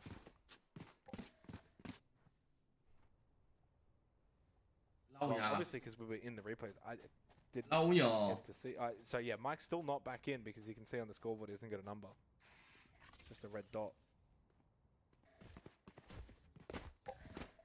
Why does it start? He's not in, right? Is he? Oh, no, he is. Now he started moving. Yeah. That ping number was moving around, so yeah. Should be good to go. Timer is now elapsing. 5 seconds away from jumping back into the action. Round 13. That was a big halftime break. Yeah. Feels like a whole new game. And it probably will need to be for Antic. Down 4-8. And we're able to win the last 2 rounds of the first half to take a little bit of momentum into this pistol round.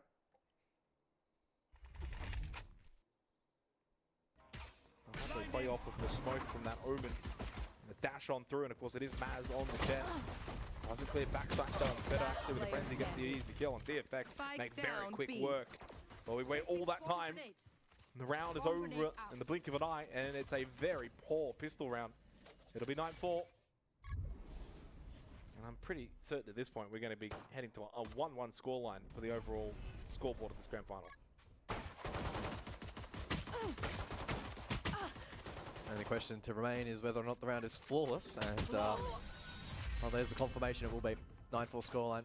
DFX have looked really good for the majority of the pistol rounds tonight. Từ từ đi, bắn từ từ đi anh em gấp thế.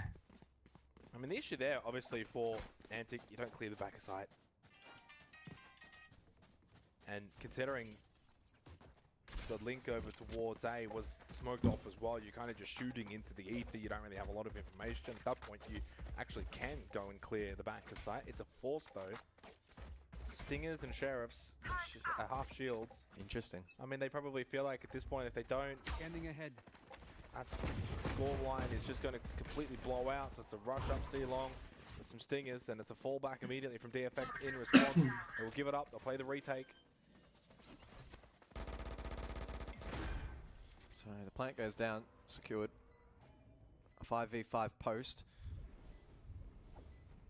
Myth's being mindful of any aggression in towards Garage. They've been too respectful here, though. They've given them a lot of time. A lot of breathing space. Plant. Nice shot from Nos. That was clean before the wall went up. Feder losing his life. Got to remember, there aren't guns on the side of DFX. Like, they've got rifles. They have some control now, but clearing out Cubby could be tough. The util there from the Viper, I don't believe has quite landed well enough. Can't even find it. They can't even find it. It's not in default position. Thắng rồi, thắng rồi. Down to 2 versus 1, no time, and it will be a round 1. Wow. Ui, No guns. thắng Eco kìa. Ôi lộn, thắng H3, thắng ba yếu. I would imagine, although I didn't quite see the server. He's gonna Được, win rồi.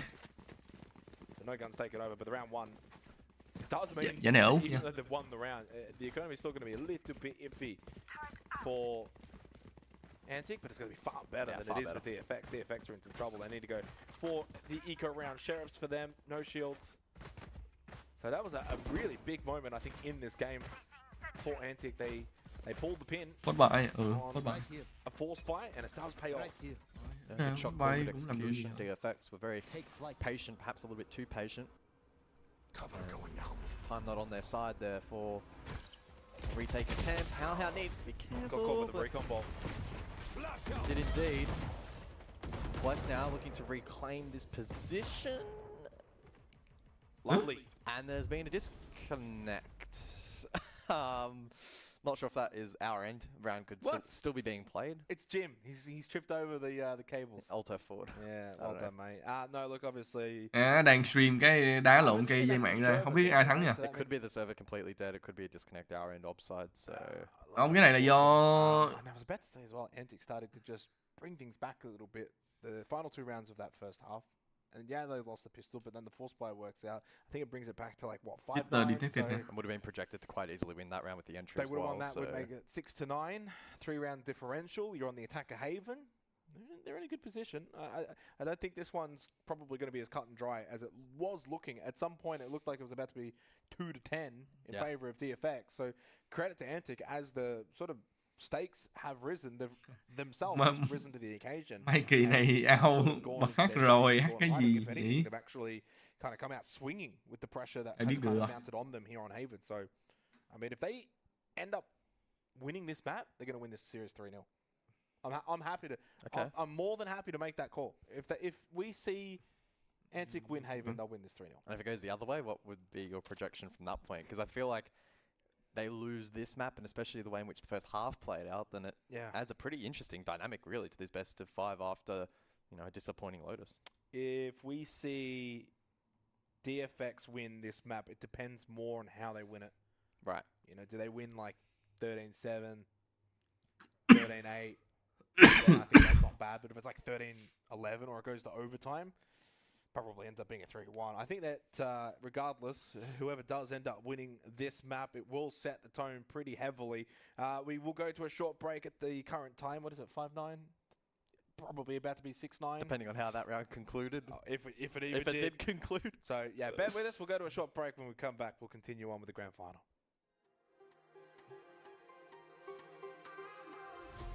Không biết sao nè.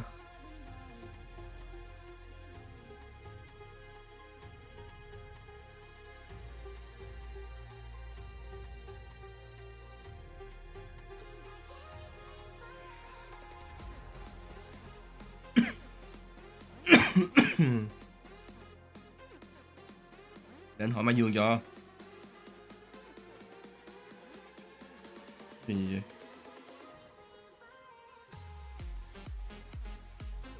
Anh đang hỏi Mazuong nha em.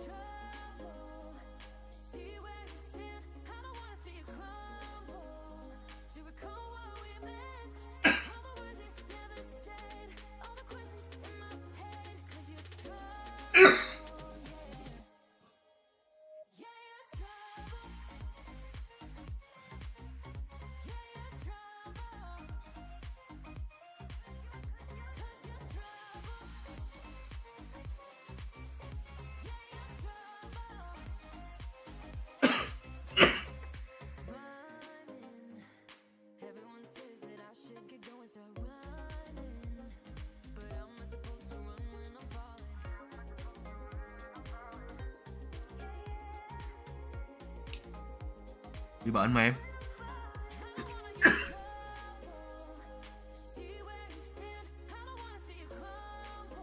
Bị bệnh thì mới ho nhiều em. Thế là đang không biết đang bị sốt siêu vi hay bị Covid.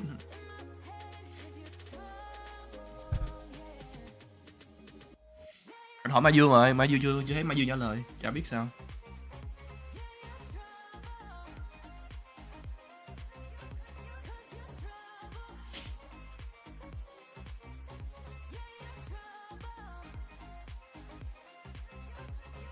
Fancy đi Hàn Quốc bắn giải Africa nha em.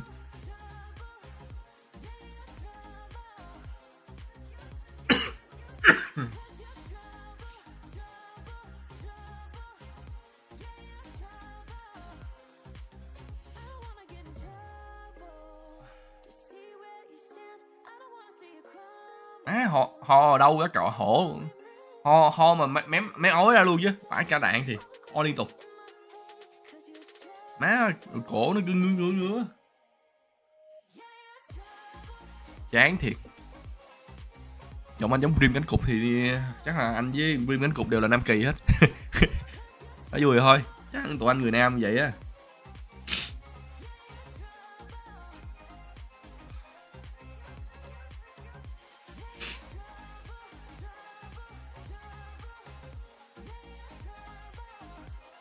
Mấy ông cứ bị chuyên nghiệp cái gì, nghe chữ Nam Kỳ của bình thường mà, không lẽ tự nhiên mỗi lần đi qua đường Nam Kỳ khởi nghĩa là mấy hàng Nam Kỳ như tôi là vậy hả? Đâu có được, bình thường mà, chữ Nam Kỳ bình thường mà. Đấy bình thường mà ra đạn ra, mấy ông làm hơi quá rồi.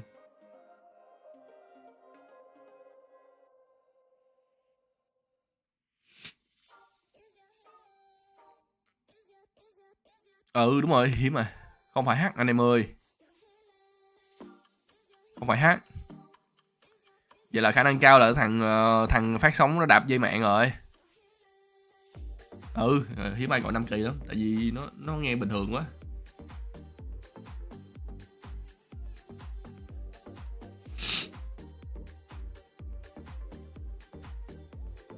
Ủa? Reset lại từ đầu luôn hả em? Cảm giác như kiểu như bị bắn lại từ đầu. Nói chung là giống vậy là em học từ now hả? Học từ now kiểu như là what the fuck. Rồi xong má mấy bọn bên Mazuong bắn giống kiểu nào rồi. Má bắn được 3-0 rồi xin bắn được 3-0 xong cái anh ơi em bích lộn tướng cho em chơi lại. Thôi đi ngủ. Đấu chơi lại từ đầu em xong đá 1 rồi sao chơi lại từ đầu được? Ý là chắc là bắn lại từ đầu thôi. Không đều. Không có đến mức game đầu đâu em, game đầu đã có kết quả rồi sao là chơi lại game đầu nữa. Nếu mà chơi lại game đầu là đi ngủ luôn á.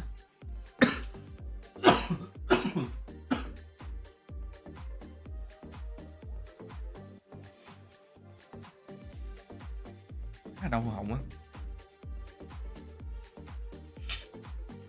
Chứ còn gì nữa, bình thường mà. Fancy hồi đó là bắn 3-0 rồi. Mẹ nó ngồi đợi 6 tiếng đồng hồ mới sửa xong được cái server. Rồi xong má ngồi đang bắn được 3-0 cái mấy ông kêu bích lộn tướng, thiệt tình cay thiệt chứ.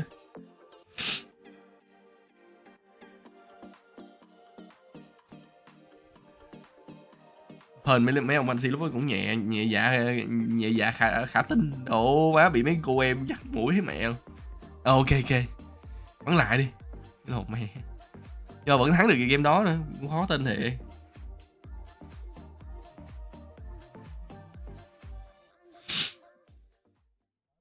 Good evening, ladies and gentlemen. It's a delay here for the Asia Pacific Predator League Grand Final. Unfortunately, just having some server issues. Please bear with us. We won't be too much longer until we can get back into things as things stand. Of course, it's still Ba không xin chơi lại. We'll fill you with more details when we are prepared to get back into the game, which hopefully won't be too much longer. Thanks for standing by, and we'll be back soon.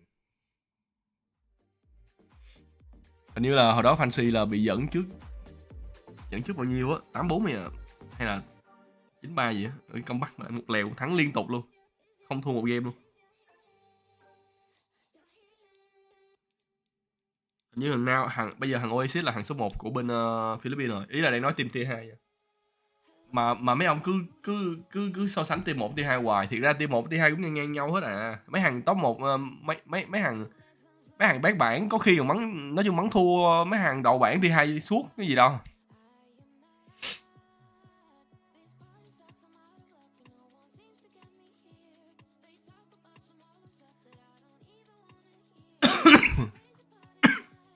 Cho anh được biết là chắc là reset lại game đấu á. Đang 9 năm reset lại không đều.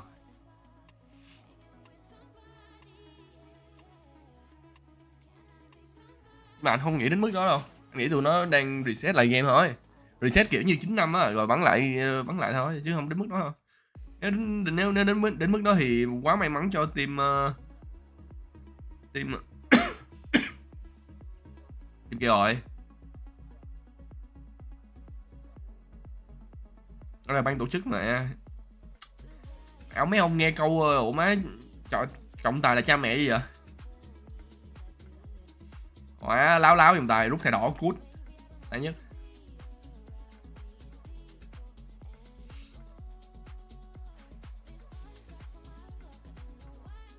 Nói thật luôn, từ lúc mà nó xếp team 1, tier 2 hơi tiếc cho mấy cái team tier 2 luôn. Nhiều team tier 2 cũng có tài lực tài chính mạnh á, nhưng mà không bằng mấy bọn kia á, nên không được lên team 1 á.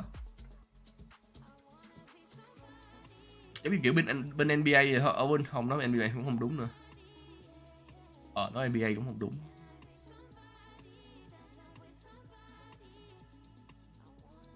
Hồi đó bên Liên Minh thì còn đỡ chứ. Liên Minh thì có thể leo lên được. Còn có thể hồi xưa nha, hồi bên Mỹ anh nhớ team Renegade á, mà cái thời mà Alex á nhảy từ tier 2 lên tier 1 á. Như hồi cái thời đó anh nhớ của Alex là Alex có thằng Kin nữa. Trời ơi, thích cái team đó ghê. Với lại có một đứa chuyển giới lại lập thành tích đi lên tier 1.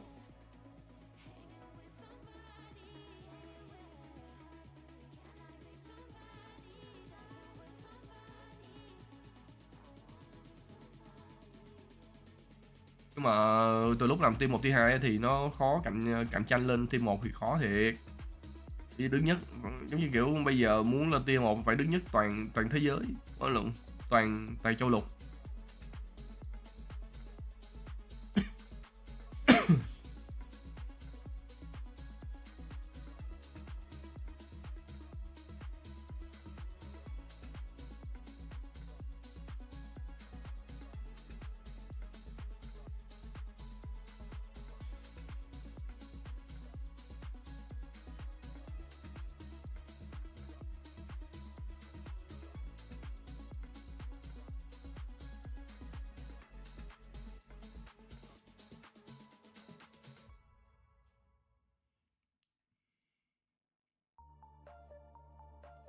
Anh nghĩ là chắc là bắn lại 9 năm thôi, chứ không reset hết game đâu.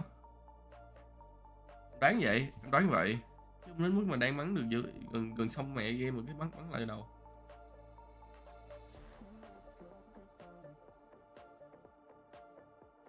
Nó bắn lại từ đầu thì hơi hời cho team kia, hời cho bọn kia.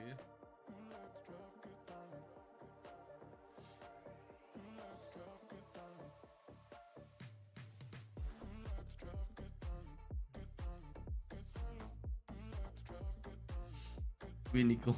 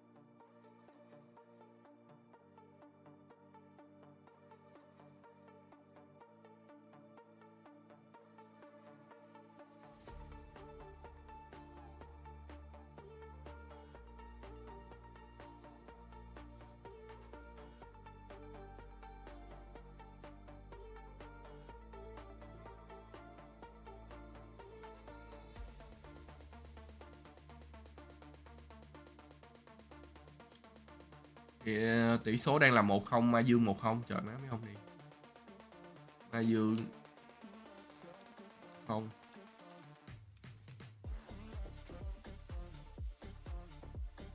À đi ngủ cái. Sorry anh em. Đùa.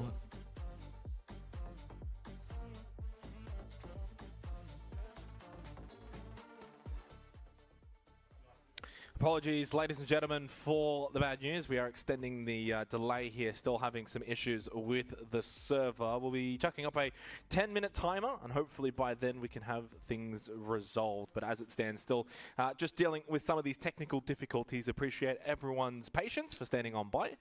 We'll be back with more information in 10 minutes. Bán 10 phút nữa, vãi liền. 10 phút nữa anh em ơi. Ôi trời ơi. Thôi 10 phút nữa ghép một quay áo cho anh em nha. Chắc khi nào mà Mazuong bắn xong kêu Mazuong ghép một quay áo đi. Mệt quá. Thôi anh em ơi, 10 phút á, ngủ giấc đi rồi là vô coi. Anh em đánh là anh em nào chơi Liên Minh tốc chiến không? Anh em nào Úc chơi Liên Minh tốc chiến không? Các bạn đánh trận Liên Minh tốc chiến có khi chưa vô game á. Áo Fancy United Esport. Có nên giveaway áo Fancy United Esport có tất cả chữ ký của các player cho đến tất cả chữ ký player, huấn luyện viên và Huy Hồ. Ship tận nhà không em? Có ship tận nhà nhưng mà em nhớ trả tiền ship. Má mẹ, má đã giveaway bye bye kêu trả tiền ship nó đấm như mấy cái giờ. Được anh ơi, ui tuyệt vời. Má giọng mình nghe kỳ nha.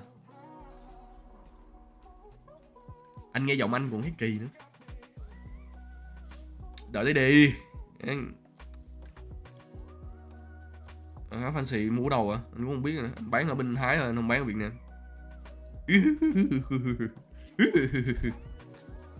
bán bên Thái Lan.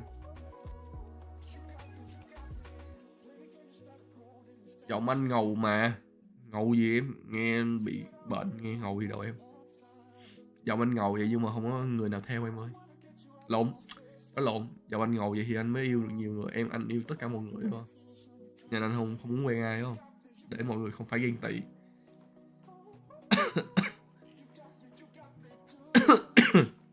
Đây là lời ăn chối trước khi anh chết. Tin chuẩn không anh? Rất chuẩn.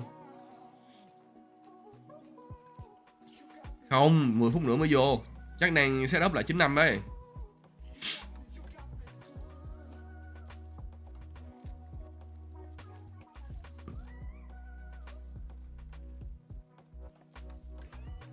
Đang bắn cái bị văng á. Đang bắn cái tự nhiên đang bắn 95 cái bị văng ra ngoài.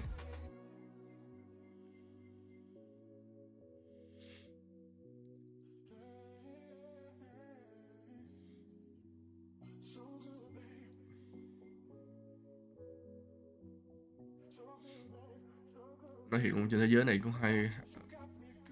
có 3 kiểu người con gái anh thích.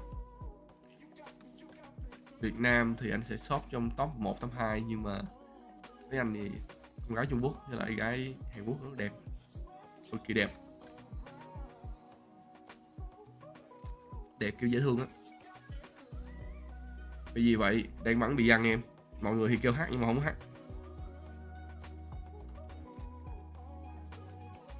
Em dám yêu một người có 3 phòng đều to như nhau không? Kotori.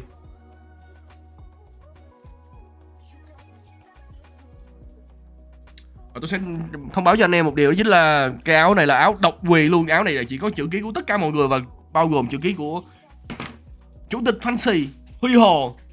Áo này là áo độc quyền luôn, không ai có trên đời này. Tôi dành chỉ tặng riêng cho đúng một người may mắn nhất của kênh Mazuong. Cho dù thằng Kotori anh có cho nó áo nhưng anh cũng không cho nó chữ ký. Anh em thấy ngon. Limited luôn em. Đồ phải khác biệt, giveaway phải khác biệt chứ. Thằng Kotori mà vô chơi mà tao thấy chúng mày cái ồ cho mày ra qua bên liền. Tự nhiên anh sẽ ký luôn.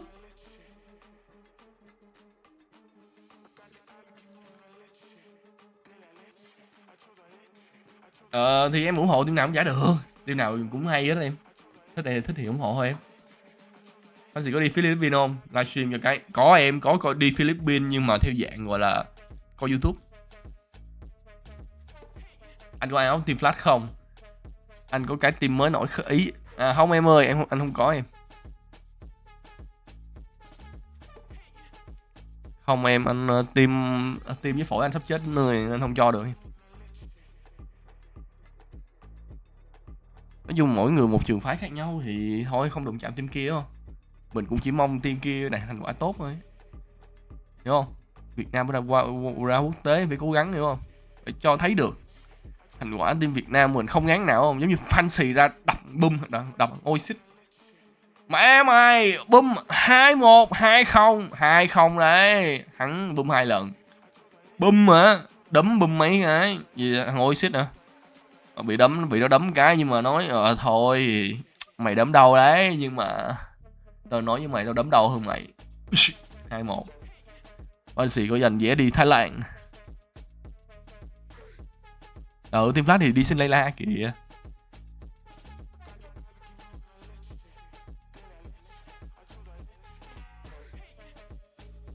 Anh nói thiệt luôn hả? Anh không biết như thế nào nhưng cảm giác là thằng Bum lúc nào đội hình nó cũng mạnh đó, nhưng mà nó thiếu cái gì á, anh chả biết nữa. Anh cảm giác nó thiếu cái gì á. Thằng Bum mạnh á, anh nói thiệt Bum mạnh hơn tụi Philippines nhiều. Anh nói thiệt Bum là một trong những tổ chức mà anh nói thiệt bắn ngang hàng những hàng top đầu team 1 á.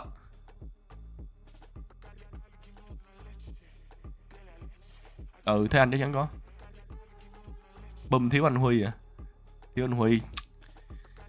Mày tụi bay nói vậy cũng nghe nói vậy hơi kỳ mà cũng đúng.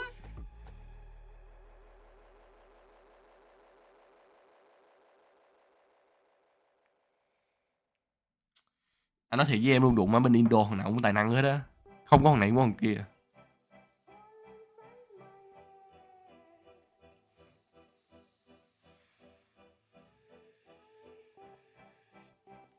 Thôi từ từ anh sẽ give away á.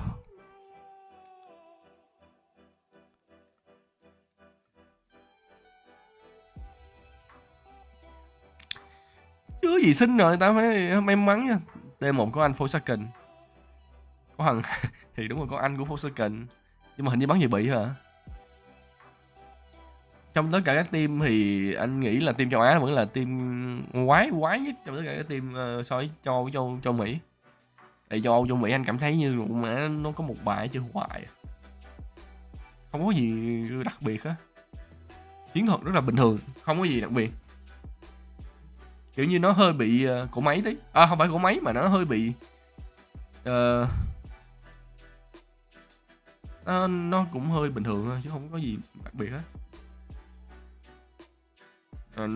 Hồi rồi nói với anh em á, cái thời mà bắn chung cái thế giới á, bọn Fancy đụng EG Screen á, nắc 17 mấy á, 17 hay 16 á, 17 7. Anh còn đoạn video đó mà, anh có đoạn video luôn, nhưng mà thôi không được, cái đó là buổi stream cho anh em coi thôi không. Nhưng mà nói chung là có quay lại coi lại bài vở kiểu. Nói chung là với tất cả các team thì anh thấy là anh tập với Fnatic nhiều quá. Cái đoạn đợt trước cũng tập Fnatic. Hình như là cái đợt mà tụi nó bắn ở Hàn Quốc hay là ở Nhật Bản gì á, tụi anh cũng tập với Fnatic. Fnatic suốt ngày bút tụi anh mà. Chả hiểu là sao. Bút anh suốt luôn, bút 2 ngày liên tiếp. 4 map hay sao?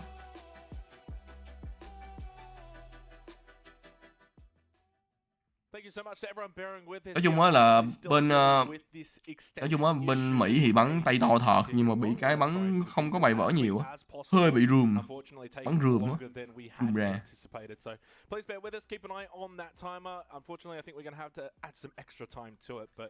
Em biết cái team Fantasy United hồi đó tên thiệt của nó là gì không? Là FU á, chứ không phải là Fantasy United đâu. Đáng lẽ là nó là Fantasy United bình thường đúng không? Nhưng mà anh để cái tag đó lúc nào là FU á. Và sau này thấy giờ FU nó hơi bị mất nét nên để thành FCY thôi. Có em. Nói chung bài vở tụi anh trước giờ thay đổi nhiều mà. Yes, Flash bắt tay Fantasy.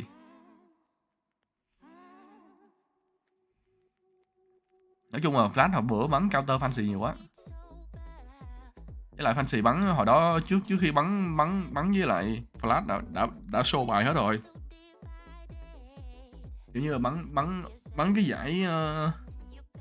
giải đi hàng á. Fantasy thắng trước mà, Fantasy thắng mà. Thắng Flash mới đi hiệu hàng á. Mà do số bài nhiều quá nên bị bắt bài rồi. Chịu. Em thấy má phẩm Heaven bắn mãi một bài mà. Ông nội. Hồi đó Fantasy bắn ở Ascension là bắn Yoru. Giờ bắn tướng khác. Bắn Phoenix. Sao gọi là ông nói là không đổi bài? Đổi. Có đổi chứ, không đổi. Nhưng mà đang trong giải sao đổi bài được em? Bài nào thì có ra bài đó thôi. Người ta phải tập bài đó nhiều lần mà. Ừ, nó bắt bài mà.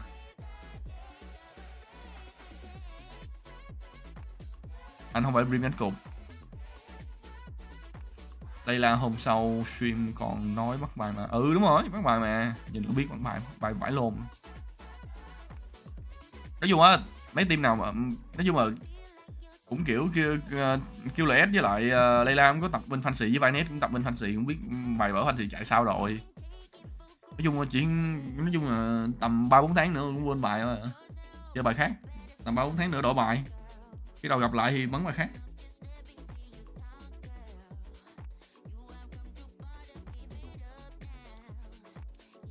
Bài à? Đổi sang bài khác hả? Ý em này nói đổi bài á.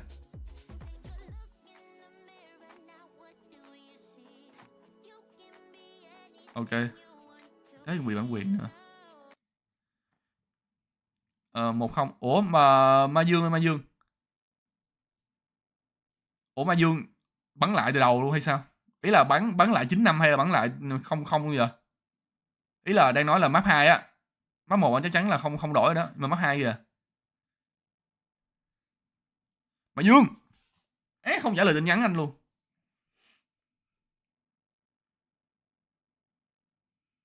Ủa tại sao bắn lại từ đầu? Mẹ bắn lại 0-0. Cái đủ mẹ. Không. Bắn lại từ đầu nghĩa là ủa mà tại sao phải bắn lại từ đầu? Sao lên 9-5 giống nãy đi?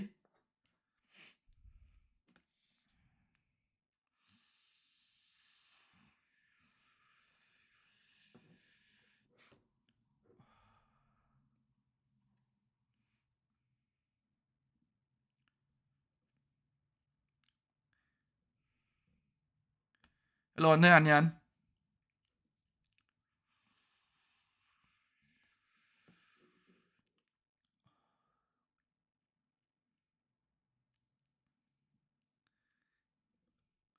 Nhưng mà cũng fancy là bắn lại một map của của của bên Mazuong là bắn lại từ đầu á, ý là bắn lại từ đầu là không đều á, chứ không phải là 1-0 á.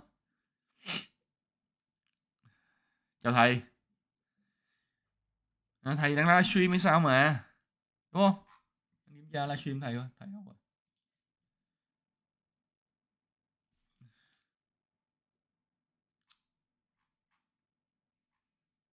Hình như thầy không livestream hay sao? Ừ, thầy thấy anh nè.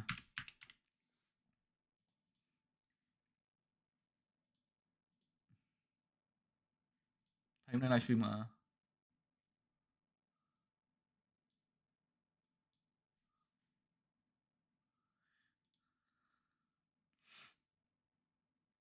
Có đủ má. Bắn lại map Heaven. Bắn lại map Heaven thôi, vãi lồn. Má bài người ta đi hết mẹ đi bắn lại Heaven rồi xong. Chúc mừng em Mai Dương trở thành nao thứ hai.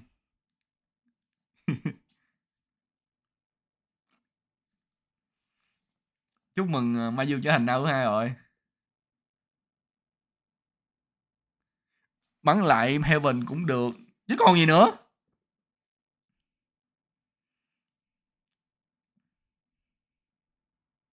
Ừ.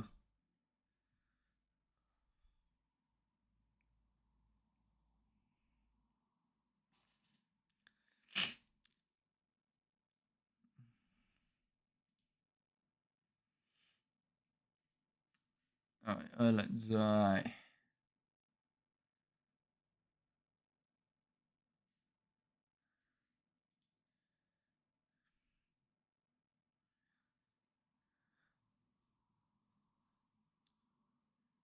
Anh cũng không biết nữa chứ mà để con Mai Dương giải thích đi. Mà Mazuong nhắn tin cho anh, nếu mà Mazuong giải thích nhiều nhắn tin cho anh để anh nói với mọi người.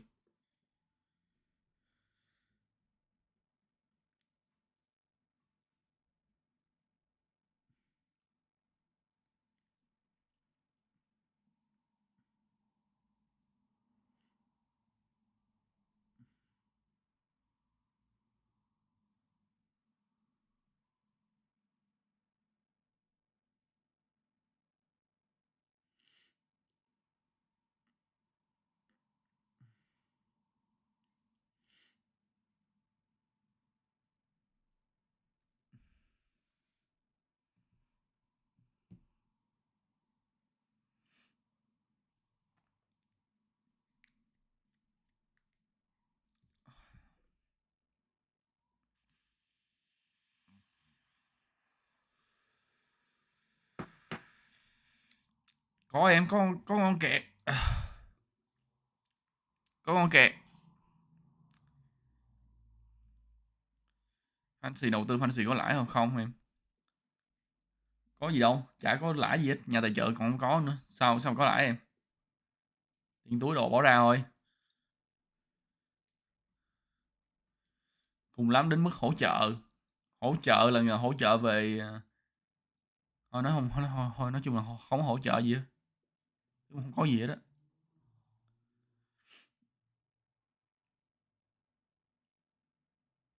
Không có lời đủ. Đã nói không có lãi là không có lời rồi ba. Anh đầu tư bởi vì nền Esport Việt Nam sẽ lên thôi. Bởi vì anh tin là nền Esport Việt Nam sẽ lên thôi. Đúng không? Anh tin thôi, anh có niềm tin thôi. Có hay không biết nữa. Không nói được, rồi có chi phí vận hành đó. Không nói được đâu. Anh được cái liệt lạc quan thôi, mất tiền nhưng mà lạc quan không. Ông má anh là ông má câu lạc bộ, đồ má chủ tịch câu lạc bộ lạc quan mà em. Ông má có lạc quan thôi, lạc quan yêu đời thôi. Bị chửi hay cái gì anh cũng chả quan tâm nữa. Tại vì á, thứ nhất anh làm bởi vì anh làm vì đam mê. Thứ hai, này là của anh thích làm gì thì làm, không ai cấm được anh, hiểu không? Bây giờ mọi người đánh giá anh như thế nào anh cũng không quan tâm nữa không, tại vì mọi người không có ai bỏ tiền ra giúp anh hết. Khi nào người ta bỏ tiền ra giúp anh, người ta không nhận lại được gì thì người ta có quyền chửi anh. Còn người nào mà chửi anh thì anh cũng chả quan tâm đâu, tại vì nó không có cái gì giúp anh nữa. Có em đồ má cho em vô cho em cũng đạt, em sẽ được vô câu lạc bộ đã gọi là câu lạc bộ lạc quan đó em. Chúc mừng em.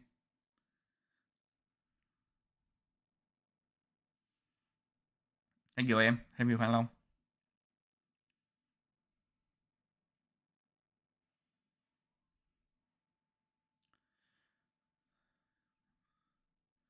Thôi em, nếu massage miễn phí ok, nhưng mà ưu tiên con gái nha, ưu tiên các chị em phụ nữ nha, chứ không ưu tiên nam giới.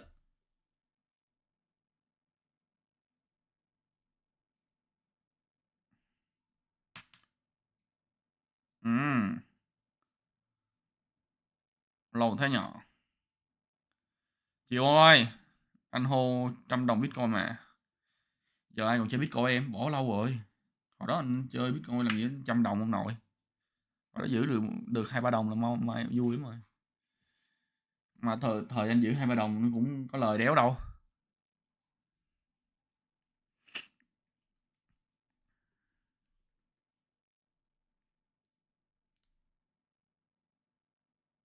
Anh xem tích người ta làm gì á? Đâu anh stream cho bên Mazuong thôi chứ anh đâu xem tích gì đâu.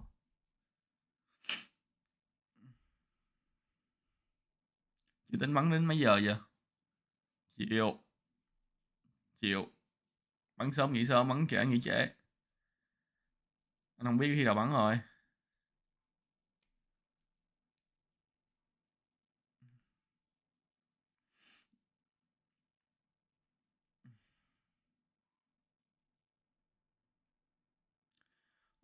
Anh nghĩ Flash có đầu tư bài bản hơn cá nhân anh không? Anh nghĩ có.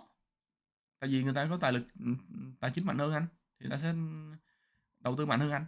Nhưng mà bài bản hơn thì chắc chắn là hơn rồi. Sao nói gì được? Sao không nói gì được? Nói chung á là muốn một team Esport mà đi lên hay không phải là nhờ nhà tài trợ nữa, cũng phải do cá nhân của tuyển thủ nữa em ơi. Nhiều nhà tài trợ mạnh đầu tư rót tiền vô nhưng mà cá nhân player chơi hoài không khá thì sao mà lên được em. Đầy đầy kiểu như vậy sẽ ra rồi.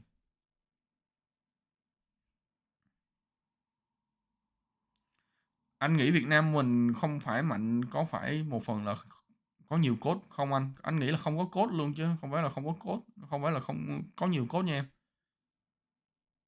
Ủa sao ngưng như vậy anh? Tại vì nó chưa xong, nó chưa vô. Đâu ngưng đâu, vẫn đang chạy, anh tắt tiếng thôi.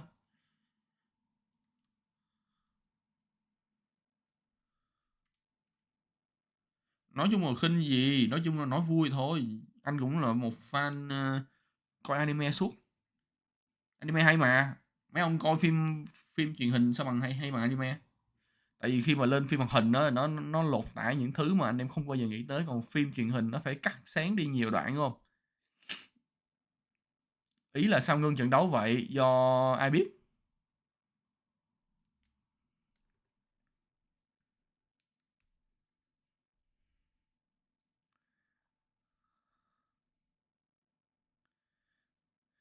Có code sẽ có cảm giác bắn hay hơn, đúng rồi em, tại vì người ta sẽ có bài vở, nhưng mà vài lúc á có code đi chăng nữa mà tuyển thủ không chịu nghe cũng vậy em ơi.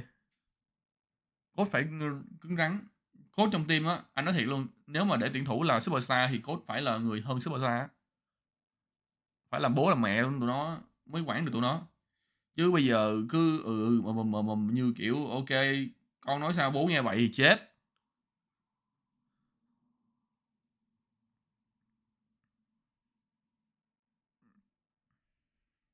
Anh nói thiệt luôn, Thái Lan thì không không biết team nào số 1 số 2 đâu em. Tại Thái Lan nào bắn cũng ngang ngang nhau hết à.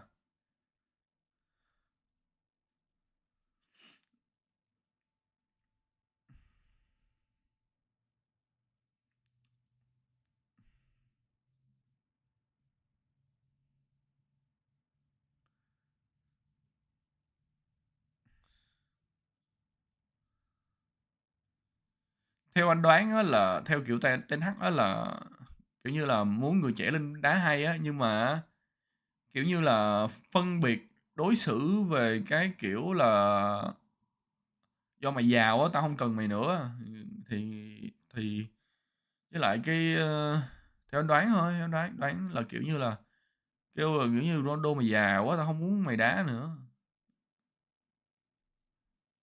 thì thế sao là Ronaldo mày giàu quá tao không muốn mày đá nữa, tao muốn bán mày đi, ai cũng cho mày đi thoải mái luôn. Trong khi Ronaldo là người kiểu như biết trước được là nên tập luyện như thế nào, không kiểu như là người ta tập luyện theo kiểu gọi là cũng kiểu chày da chóc thịt đó, kiểu như tập luyện hơn người á. Tại vì anh em một một ngày tập 2 bữa thì người ta tập 3 bữa, nhưng mà kêu tập 3 bữa thì mấy thằng trẻ thì nó lại cứ kiểu than là đâu má nhiều quá, em không muốn tập nhiều đâu anh ơi, tập nhiều vậy là ảnh hưởng sức khỏe em.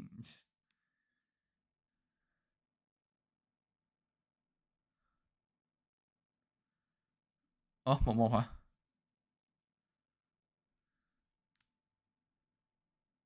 Ủa?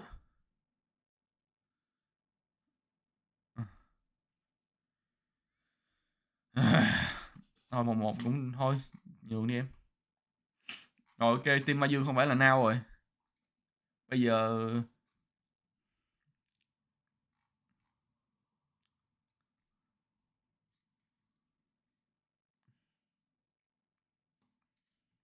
Mazuong map kế tiếp bắn map gì là để kiểm tra lại cho.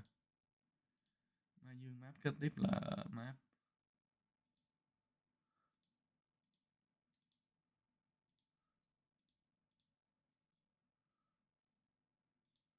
map kế tiếp của Mazuong là Split. Split hả?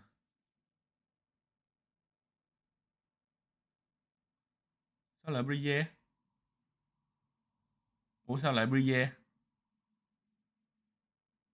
Ủa Split mà.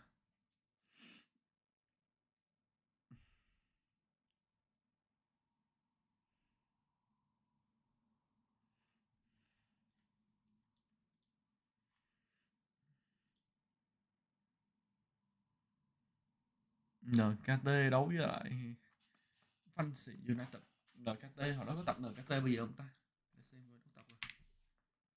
Đấu tập NKT NKT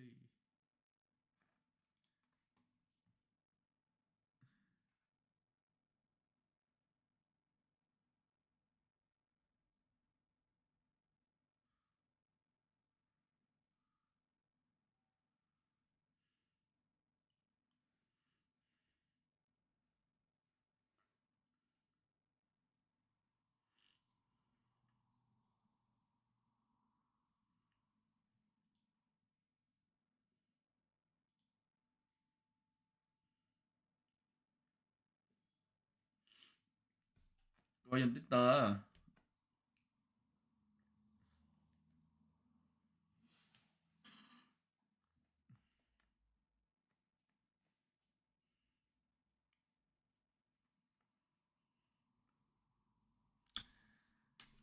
Thì không, mấy anh em coi trên đây được mà, mấy trên đây nó tự nhiên nó chưa chiếu thôi, đâu phải là mình làm gì đâu. Nè cho anh em à, rectan gì nó thích coi đâu rồi. Coi chat gì không?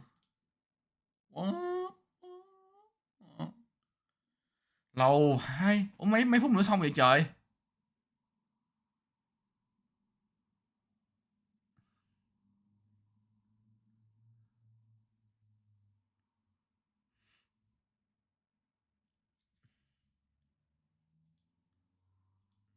Ai cũng muốn thắng mà anh em. Sao đánh giá được người khác? Bởi vì ai cũng muốn thắng hết.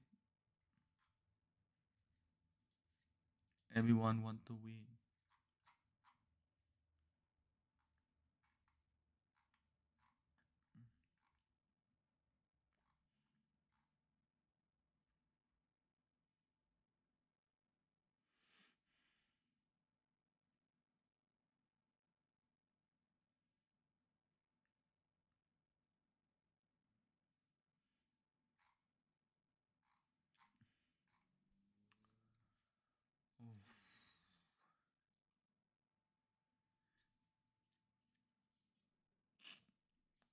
Ai ơi là chờ lâu thế nè.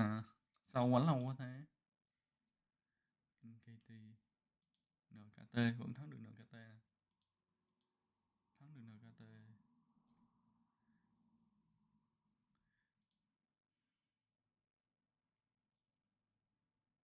Thắng được Esport. Zenta. Thắng team gì nữa ta? NKT.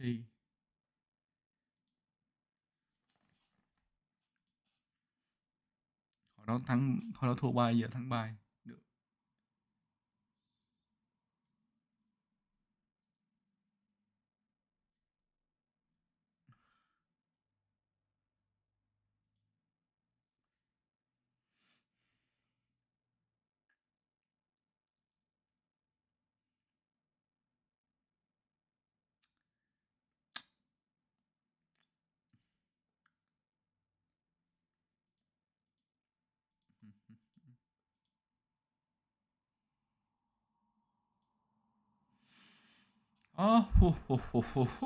Chịu thôi anh em ơi, chịu.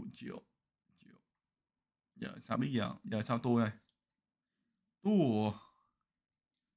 Mấy ông này bắt mình coi quảng cáo liên tục luôn á, thề mệt mãi no.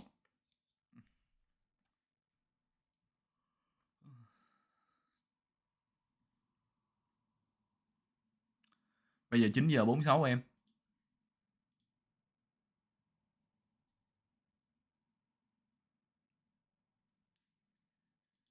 Rồi, đi lên lầu làm gì ăn cái. Sorry anh em nha, lên lầu ăn cái.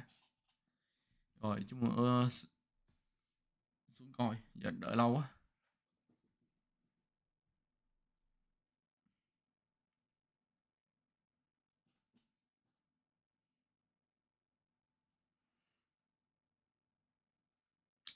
Tiềm năng hả?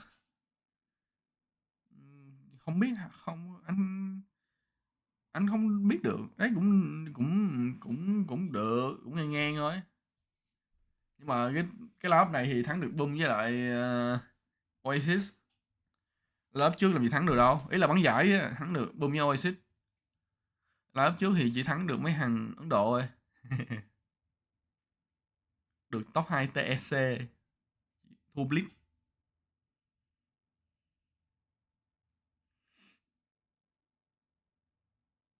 Bên tôi có 6 giờ 48 thì đúng rồi.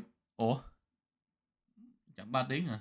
Đâu, giờ Việt Nam giờ là 17 giờ 47 mà. Bên Úc giờ... Ừ. Việt Nam giờ 17 giờ mà mới 5 giờ mấy mà. Vô kìa. Occurred during the last map. It is a forfeit. What the for fuck? Antic, Ủa so bật. they have Sao thời lost gian that kỳ vậy? particular map. We go to 1-1 and we move forward now to split for what will be the third map in this best of 5 grand final. So fortunately for DFX, they do end up taking the map in which they were leading. I believe it was 9-5 in their favor. And in the end, it does go their way due Bật to chung múi giờ với sinh. What the fuck? Yeah, I mean, in some respects, I think it was. Mà probably fair bật to làm say gì that đó mức DFX xa đâu ba. probably had their number, Từ against their đến opponents in xem that từ particular Sydney match. đến Obviously, Melbourne. they lost the pistol, so that was a big talking point for us, and the fact that Melbourne. Antic could have probably mounted a comeback, but circumstances not lending themselves towards that, so it is unfortunately là a forfeit, so 877 essentially cây a số. reset right now. BA3 1-1 scoreline. Là 877 km là cho 900 km đi. To really summarize it, right? Vâng. Two maps gone, but now completely irrelevant. Becomes a best of bọn 3 3.000 essentially to cây see lận. who we can Phải send gì? from this particular Oceanic qualifier to Manila for the Asia Pacific Bật Predator xa vậy hả League. trời? It's, of course, now to Anh cứ split, tưởng we bật go gần third Melbourne map lắm chứ. in the series. Hopefully, no more shenanigans to unravel for what has already been, bật I xa guess, thế. a bit of an extended sort of last, I don't know, 30-40 minutes or so. We head to split regardless at 1-1 scoreline, and I think it's an Thật ra thì fair tại sao anh scoreline. em biết Like, we're Úc not Úc sitting here đất nước as rộng vậy if mà they were dân ở smashing đó them không? the way Một they phần were nữa là ở before. giữa Úc á là hoang mạc không à, không ai sống ở đó đó. By far and away the better team, and they weren't playing that way on Haven. Now they'll probably sit back and say, well, they didn't really get the second half to show more of themselves, especially attacking on Haven. But you know, such is the case, and now they have to show it here on Split. Yeah, it's going to be super intriguing to jump into this one. It's been an extended Bài ca break. forfeit. And of course for Antics, Thế sao đang bắn cái vị frustration, ghi forfeit? due to Coi that Brisbane forfeit không? result, but this is where you really get tested. Ở I giữa think, Úc này as hoang a mạc, pro. The ability to reset, refocus, and redirect perhaps some of that frustration here into the third map, because this is the best of 5 and that's the beauty of the Mà format. It's such anh nhớ là nếu mà càng ở hoang mạc thì phải cần có dầu mỏ chứ, mấy ông không đi tìm dầu mỏ ở đó hay sao? Hay là do I think at the end of the day, the better team of the two is going to make it through to Manila, right? So Yeah, Split's going to be intriguing. It is mai mình đi the bật map xem pick co-play rồi. of DFX. Dầu vậy à? And Đồ này cho Mazuong mấy chục đồng ra. Như nghe nói đi co-play phải mấy trăm đô đấy, 100 mấy đấy đúng không? They actually were on it. Certainly it felt to me it was one of their better maps against Rue. They were able to have a really good stretch where I think they won. Ai biết tự nhiên team kia không muốn thua, không muốn bắn lại. Mazuong nói mà team Mazuong nhường. Remember, they were playing very well on Haven. They had a pretty good little lead. They Ok, chúng ta sẽ bắt đầu trận đấu. Bunda ngon jett quay về. That's how strong of an Rồi xong tự nhiên đéo hiểu sao thì chết. Rồi tôi cũng không biết luôn, do bạn quá thông minh. Đùng. Má trái nét đâu nhỉ? Trái nét gây nửa đô đam nhé. Vô được. Vô bằng nghiêm. Ui rồi Mazuong làm 1. Có chó. Mazuong làm 2. Two of those from Maz. Now makes it a 3 versus 1. Được rồi. Off the initial paint shell, they've had a really good start here to this particular game of Split, and only How now remains. Yeah, was spotted Không ai nghĩ overlooks that B main position. Không ai nghĩ được là the side itself and has his smoke to play off. Or he did have that smoke. Nói chung á anh không biết được, Mazuong mới nhắn tin cho anh thì anh mới biết được, nhưng mà Mazuong nói Mazuong chấp. Tại vì á đáng lẽ là map 2 sẽ bắn lại. Nhưng mà bên kia không muốn thì sao? Không muốn chịu thiệt á. Yeah, really good start. I mean, the paint shells initially from Plunder to just get a freebie, and then Maz actually really strong hold. Mazuong bắt đầu được cút rồi. Em hãy cút cơm sườn bị trả cho anh. Along with those full shields, Guardian, Judge in their hands as well. It's just going to be the classics though for DFX. They will not spend any money in this second round. Of course, attacking here on Split, not by their own choice. It is their map pick, but I think they'd rather be on the defense. Paint shell initially in hand from Feder, but he puts it back in, and an ultimate orb that can be captured. Yeah, the cage from Mike to just stall out the push. Biết sao lúc nào con cái con kia lúc nào phải để lại một lòng không, để mà một lòng để lẫn á. Towards a mid position. Thường thì sẽ để lại một lòng, con Cypher sẽ để lại một lòng để lẫn, We'll see how chứ không DFX xài go liên about tục đâu. looking to maybe unlock this round. And their attempt to bring it back with a thrifty. Nhưng mà Cypher đợt này được búp, Thunder up tại vì close búp though. ở lòng á, nếu ví dụ chó chạy vô á thì nó cũng không bể được, phải bắn phá nó mới bể. Could be quite difficult to clear. Double raise, Khá double là sky, OB. double cipher, no surprise. Certainly feels like it's always been a Thằng quán mà chết luôn, anh chửi chết luôn á. Jett and the Astra. This is the breach and the omen. A little bit of similarity, but yeah, somewhat difference between the two teams in terms of aging composition. What? Ôi That's ơi. clean. Spike Back up down close, you A. get the second on the how. Pushing Đừng back chết down nào đó. again. Yeah, Bless 30 will get seconds one left. and 2v4 kind of scenario, no spike. Last player standing. Panda catches Myth off guard. Map này bắn cây sóc lọ mạnh phải. Should know the last one is basically around that big site, so Ừ, the búp ping on the búp minimap. búp wire. But yeah, spike over towards A, 15 seconds. Don't necessarily need to take this gun out of Blast's 10 hand. They will be seconds left. buying it the next round, so I think even he's aware of it. It's more like, hey, what can he go and get? Thằng kia không được Maybe tiền. a couple of frags. Thằng but kia they're chạy đi, all thằng kia không được tiền á. departed. Maz just jumps around the corner. And he'll pat the stats with the Guardian. Mazuong có buộc phải giết thằng đó rồi, tại vì Mazuong chạy không được. Nếu mà thằng kia mà chạy được nó sẽ lấy được cái Guardian, sẽ lời hơn nhiều. Better opportunity to take the Guardian out of Maz's hands. He gets to keep that now. 5-0 for him and a 2-0 start for Antic. A good response considering the Và cái chiến thuật của team Mazuong cũng khá là hay, tại vì nếu mà không để nó kia thì nó sẽ không có tiền. Puts to rest any argument that they head into this map with some frustration. Careful. And if they have, like I said, they've channeled that the right way. Thấy rồi. Same camera set up here from Myth, so information through into A. Ủa mấy thằng kia không mua sóc lọ à? It's the bonus round, of course. Round at number 3. Mid control. Given it across to the attack. Fedek play off that flash. Just wary that someone could be Quăng cho nét như không quăng thì thôi đừng quăng ba. Không có thông tin, quăng tầm bậy tầm bạ.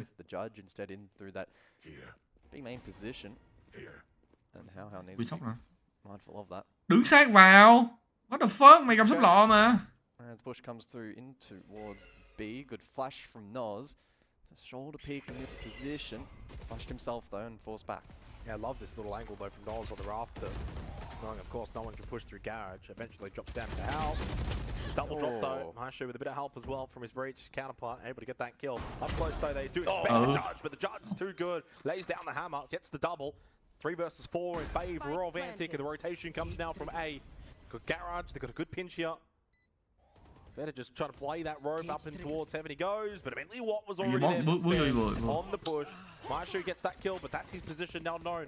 Makes his way over towards default. Oh, the smoke dissipates and it actually captures Ponder off guard. Nice kill from Maishu, but it's the Guardian again for the last round. Now makes it way into this. Now down to the 1v1. Blessed. Versus what? What? Well, they probably anticipate either of them wanting to make a trip down the pillar. Taps that spike, and with that, that's information that goes the way of Blessed. Gets back on it. Blessed gives away his location. The Tremor did land onto what? Blessed. He can just keep shoulder peeking if he wants. Instead, he goes for the wide swing with the kill. And he survives as well, so keeps that gun for the Suy nghĩ next hơi round. nhiều, suy nghĩ hơi nhiều. Blessed knew the win condition there was to stall out as much time as possible. Is planted in an extremely favourable position out in the open, exposed. Đâu hẳn rồi là thay đổi hết roster đâu em. Fortunately though, this retake, Maishu good for 3 kills and then Blessed to clean up. Đáng lẽ là thằng Watt phải đi chung với thằng Mazuong mới đúng á. And around that for a Chơi little chung, while there for tự nhiên hai tách DFX, riêng ra hai đường. looked a little bit concerning. Đột thiệt chứ. And perhaps maybe you can make the argument that the damage done there, 4 kills from Antics isn't all that bad, everything considered. So we get to a 2-1 scoreline. I guess you could probably say though, it's a round that should typically be won by DFX there in the third round. Lòng như không lòng vậy. And it did come down to a 1v1 post-plant, so it was still pretty contested by Antic. Over to Garrett. Đáng lẽ thắng rồi thầy ơi. Same with Maz to make the early contact, gets him down to half health, eventually dashes away.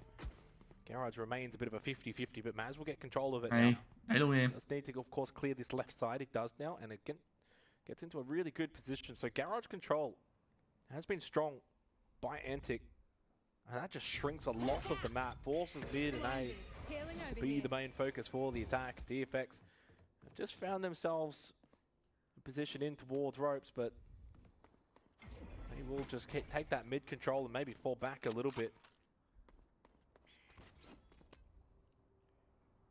Oh, they fall off mid at least temporarily here, DFX, and Maz will now 30 be seconds left. the one to step up. Takes one with him to the grave. Biết nó đi A rồi, biết nó đi B rồi, biết nó đi B rồi thì về luôn đi. To stay on A for now. Good cam from Mike. Has information on the entry. They line up. Line up. Mikey. Well played. They were flashed on the One entry. enemy remaining. Ok. They cut down. That's the kind of layering of utility that we saw over on Lotus from this team. Bỏ đi. Tiếc cái gì? DFX though, still in with a chance. Smith. Yeah, well, he had 2 seconds. Mike eventually gets the kill. Hay quá Mikey. Plays that well. He was just pretty much hiding. Didn't want to give him any free 1v1. Really nicely won round. Obviously, the lineup kind of fortunate. But they set themselves up in that position, right? 30 Really good seconds util on that entry. That created that opportunity, and then it was about seizing it, which it was. Good there from Mike. Nó lại up Paint trong shot Mikey as bắn well, luôn. just forcing that attack into a pretty awkward entry. It's been that entry in towards the objective, which, again, posed problems on Lotus. Wasn't much of an issue on the previous map, but certainly here on Split, again, posing problems. Yeah, similarities to Lotus, isn't there? Especially when you look at that scoreboard. How 1 and 4. Fed is 0 and 5. And the reason why I say that is because that's the way that things started back on Lotus. Those two in Để phát particular. nổ anh chạy ra ông nội. Entry, find kills, win the early contact battles. Enemy kill. Well, might as well get a couple of freebies here. Let him cook. Let him cook. From A main and he'll collect Let all him three. cook. Cook món tráng miệng được rồi, không cần phải cook món chính. Rồi The xong top chưa? 10 for ropes. We'll see the end of my shoot with a little charge action from Panda. Em cook Continuing. thêm mạng thứ tư đi em. And only a solid play now for Myth on the Cypher. It will be 4-1. Mày thôi. And probably more than anything highlights again the sort of difference between, maps like Haven and its defense 4 mạng rồi. versus even something like Lotus. And we are seeing once again a very strong, dominant performance from Antic. Maz leading the way 11-2. Theo anh biết á là cái trận đấu đó nó bị hư. Người ta thì muốn bắn lại cái trận đó. Nhưng mà bên team của Trident á, team cũ của Mazuong á, thì kêu là tao đã bắn đến vậy rồi, khả năng thắng của tụi tao cao. Tại sao tụi bay bắn tao bắn lại? Đáng lẽ tụi bay phải cho tao thắng. Và Mazuong nói, bên kia nói, đúng rồi, bắn lại thì không công bằng với bên kia thiệt. Mà tại team kia cũng đang dẫn thắng, mà chưa chắc là nó thắng, đúng không? Trails come through and Fed up aggressing off them. Just a full rush. Get easy A control from Fed up. In towards screens. There's one in their core. Bot would be used. How's he gotten there that quick? But that's the power of the Raze. Showstopper though from the other Raze. Impunda lands perfectly at the feet of Fed up. 3 versus 2 now with Bless getting that kill. Mike though good response. Spike down A. Now the cage goes up. Neural theft has been used by both. What's involved now for the remainder of this round? 2 versus 2. Hats are gone. Punda once again with the judge. He can hold his back of A position really comfortably. Thằng Kiên khục. Mày cứ để nó vô tìm mày đi. Tự nhiên nhảy ra tìm nó làm đéo gì, mày có sốc lọ mà. Bắn trong địa hình nhỏ mà. Phải liền bú đá thiệt, đúng bú đá thiệt chứ. The back-to-back neural thefts though made that quite the awkward engagement for both Giỏi cái gì teams. đâu. Không, đáng lẽ nó phải biết á, tại thứ nhất thằng kia đã kê cho thằng kia ở cái góc kia rồi là nói không có định, đúng không? Thì thằng kia quay lại đợi địch đến. Ông nội nhảy vô xa như thật vậy. Đừng nhảy, đợi nó đến tìm, chắc chắn kiểu gì nó phải tìm, tại nó đâu dám đặt bom đâu. I don't know. Certainly not Jim. Blade Storm available for the Jett this time of round, so Thầy ơi, không được xài lá bài chọn nhầm tướng thầy ơi. round for the Jett at least, and we'll post up. Duelist thép nhất Việt Nam. Camera established though, so the Jett's position exposed and a cage to go up. Maz sensing that he needs to get out will do so, but low on HP, which won't be for too much longer. This guy can heal him back up. All fast in again. It's better. Showstopper sending himself in with the charges. Only got the one, and then nice little swing on the close angle for Maz, but he gets a second. Eventually shut down. Now 3 versus 2. Still in favor of DFX. Only Alien tower controlled. Player standing. And Myth was not cleared. It's not the first time that Watt hasn't fully checked his angles. Nhảy xuống khi He's nào never vậy? really going to be able to win that 1v3. Tính ra nhảy xuống lẻ Different nha. angles to check and cover fires that were in play, and DFX win their second gun round in a row. I'm actually Hàng kia, surprised to see a hàng couple cô of em rifles bận into ulti the lên wall lấy đồ mới banned khoảng by rồi. the side of Antic, because yeah, economy-wise, they'll be definitely on the limit now if they lose this round. It should be an eco to follow. They did start 4-1 to be fair, so money's been good, but now Mấy cái số của tướng trên map là gì vậy? Rồi mấy ông nhìn vậy cũng không biết bắn được bao nhiêu hả trời. Rõ ràng nó So có Mazuong xanh với cục trắng rõ ràng mà. How with TP. Nearly orc to flash Feder through, who will aggress off a pack Dính again. được chân. This time over towards ramp. See if he can clear this tower position. Locked down by the Astra currently.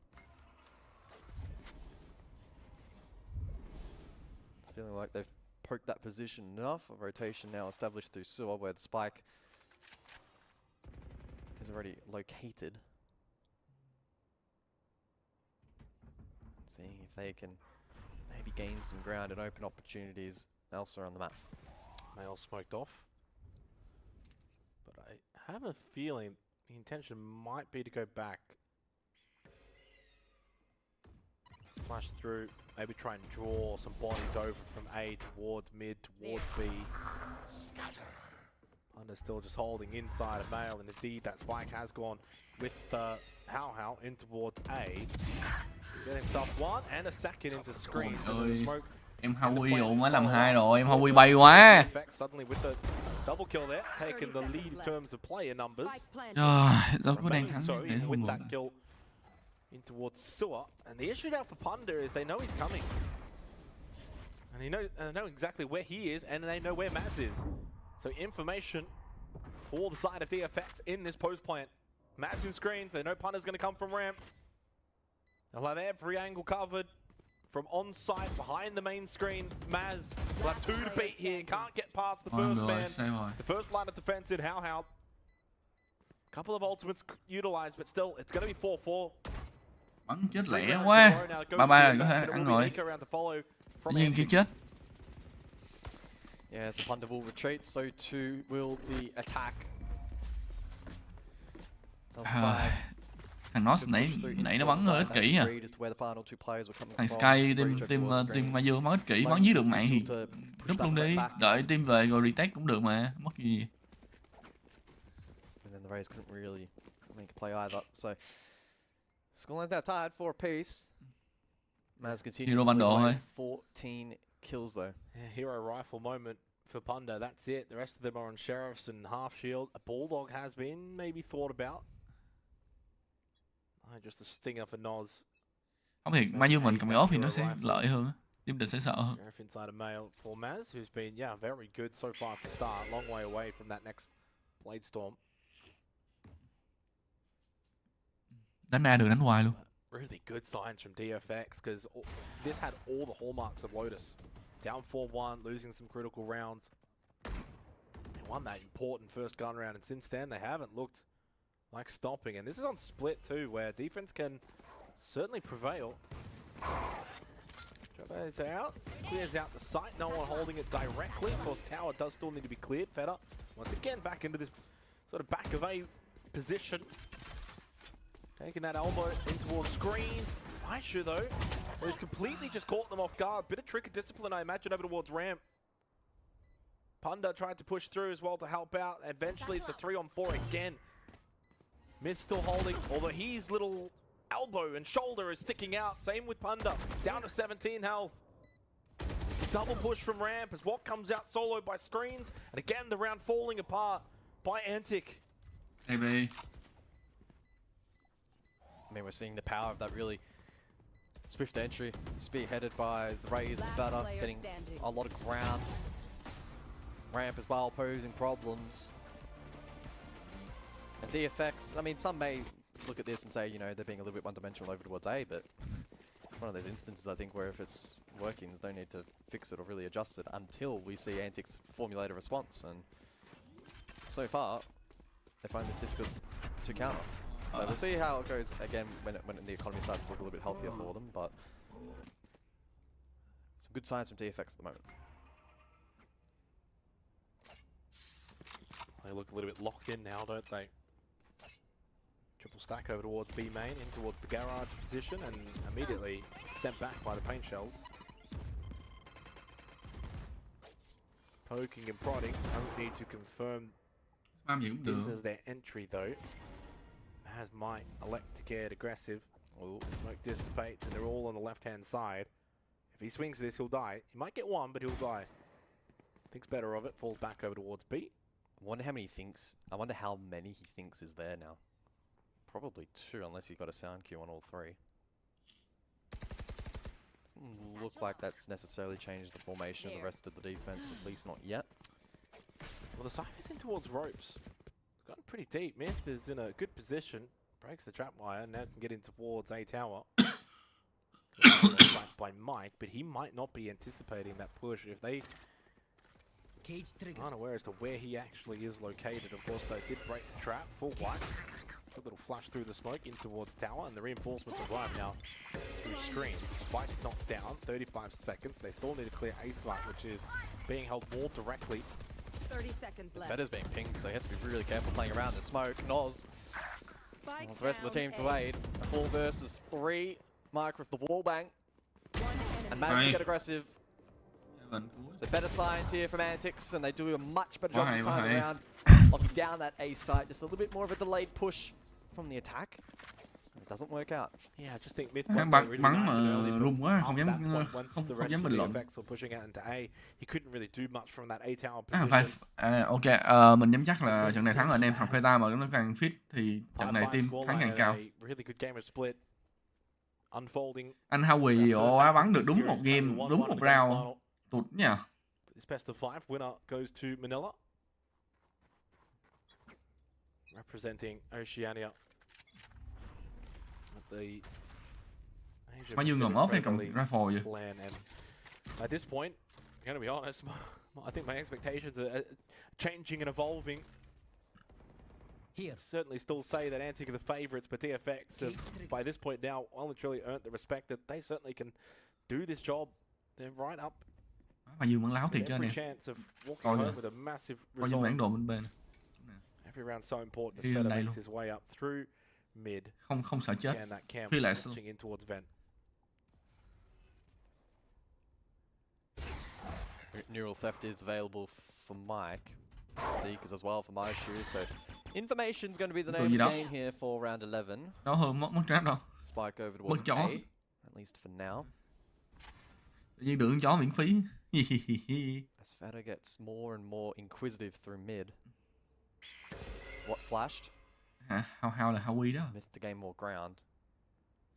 Mid control for the attack now. Ghi flash. I've got your trail. 30 seconds Shot left. fall off. Rafters given up. What then to try and play from hell? In fact, he's going to think better of it. Paranoia came through. It actually hit him directly. But if a flash that had to be turned from as well. Good utility use. Ui dồi làm Showstopper. hai. Ui dồi làm Then làm ba luôn. gun follow up as well from Panda. Má Dương với bú đá. Indeed, Thằng stop tầm 2 làm thằng something. 3. And it was a push. Được. A pretty good one too. I thought the utility usage from B Tower was actually pretty good. Anh nói thiệt luôn, mỗi lần mà con Raze mà nó bật Some of those ulti players là on the quá sợ vãi cái chữ. Showstopper too good. And a good response from Antic. Not just in that round, but Mà really Dương the last couple cuối cùng rounds, cũng đã thức considering tỉnh. DFX started to get on a bit of a Câu roll cuối here, em hãy cook một attacking món gì on ngon cho split. anh They won 4 in a row. anh xem coi em. Now two have gone back the other Em way có thể for nấu Antic. That's cơm what he went tấm, there from what he played a bit cơm of tấm đặc biệt, information, cơm tấm sườn bì chả trứng. but then fell back, was able to Hoặc là utilize the phở đặc stars, biệt. sort out tower a little bit. Not going 3 and Mày 7, but he's still good in the nháo. utility department. Panda, operator in hand, drops his fellow Raze. Yeah. Easy to be critical, but they've shown so Wonder. much aggression defensively, Antic, in that garage. position, whether it's Maz, whether it's Punda, to peek it with the boom bot out, I think is a little bit of a novice moment from Feta. Gets punished. 5v4 and 7-5 could be on the cards unless Cô vô chuẩn đấy. that's another successful A hit. They don't have the raise to try and push up ramp into tower quickly. And it's all trap wide off as well. This is going to be a very difficult site to hit. Smoke out towards that A tower position along with screens, and they do spot out. That's the Cypher playing around. Back Gì chắc đập of chứ? A. Ơ? They've got themselves on here, but that doesn't necessarily mean it will be E6 sets. Neural Death used as well. Spike down. That one probably. Aye, Mikey. Nicely executed from Mike. Really solid A hold from him. Aye, When they felt very maybe good, the very side was a good, little very bit weak, good. they put Mike on there. Phải Let nằm. the Cypher lock it down. Switching sides. And he started. I think the biggest difference Thuốc. was instead of him Đúng rồi, em phải nói cho anh playing tower, he started to play side. sự Yeah, he was bị playing a trả đặc biệt. a deeper position, had the camera to Là play off, could relay information. Thuốc And every time phở, he did get phở đặc biệt. good valuable info, it was clearly relayed well, and the rotation, the timing of that Spike down. movement from the defense was often really, really Phở good. bò It đặc was, biệt, you know, hay là flooding phở these bò gà đặc positions, biệt. DFX finding it difficult. They couldn't unlock, you know, parts of this side. Map that này they could thủ khỏe previously, hơn. you know, with like an aggressive raise, for instance, and with Feta falling early. Đâu map này mà một khi là chiếm được sai cũng Probably see that in the kill feed, thủ raise khó. fall and breathe Map through này the mà cycle, chiếm được overlay. sai là khó ăn lắm. Anh nói thiệt. Decent little half of Val. Beta này ồ á, mình nãy mày mặc hack đúng không?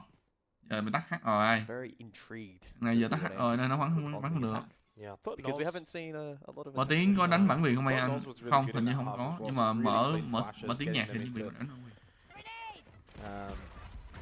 the position to be able to get a lot of those retakes successfully. Ồ, combo đẹp đấy nhưng mà Side, không chơi không dính especially máu on nào. A. Coming out of smokes, being able to push out of positions Này, like nhá. screen or tower. And I think probably then an emphasis on him to continue to do that now here on the attacking half as well. But yeah, keen to see what Antic are going to bring to the table in terms of attack. Up 7-5 at the moment. And see, the way that we are seeing DFX hold A now is what Mike was doing back in the first half, and it wasn't proving to be successful. And they switched it up, put Mike really deep on A. Hunter's going to check this. Oh! Ôi mẹ ơi, thằng Lands Bunda on này his nhảy. head. Clears him out, and that's Má, A Bunda for đít their bự take. quá. Good little entry there in that Anh em tower biết cái chữ position. Bunda nghĩa là gì không? Bunda nghĩa là mông. So we'll need to be a Anh retake cái attempt. Bunda. Mà anh nghĩ thằng này anh đặt chữ Bunda cũng ý nghĩa là vậy. Set themselves up. Cứ quay đít. Some util available for Blessed here. Can aid his team in towards side. Quá nhiều góc vậy chứ. Play. Flash from Sky. Information gathered over towards ramp. Blessed looking to help Maz. Or help drop Maz, I should say. That's Mazuong to find the pick. Better now through screens. Mike falls under that heaven position. Oh, Nos is in trouble. Hay. One enemy remaining. They just didn't have the numbers. Only one left. Punda. To try and stop Last this. player standing. Gets the kill onto Blast. How? Yeah, just got to stick it. And he does so Má, successfully. thằng 7-6. thằng Howie này suốt ngày cờ lít không à. In the corner, which does make it honestly quite a bit easier to be able to shoot down that spike. Shots don't land. How survives.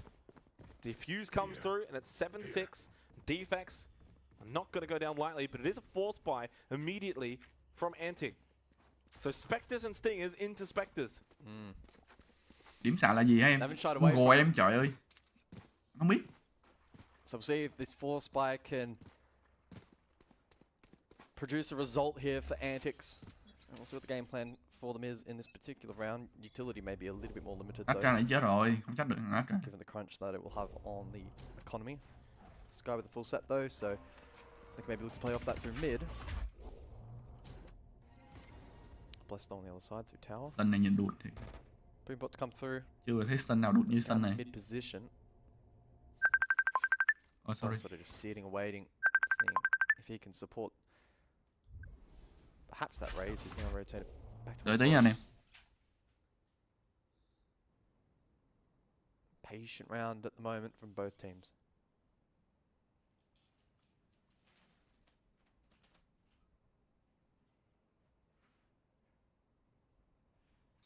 Slow lurk through B.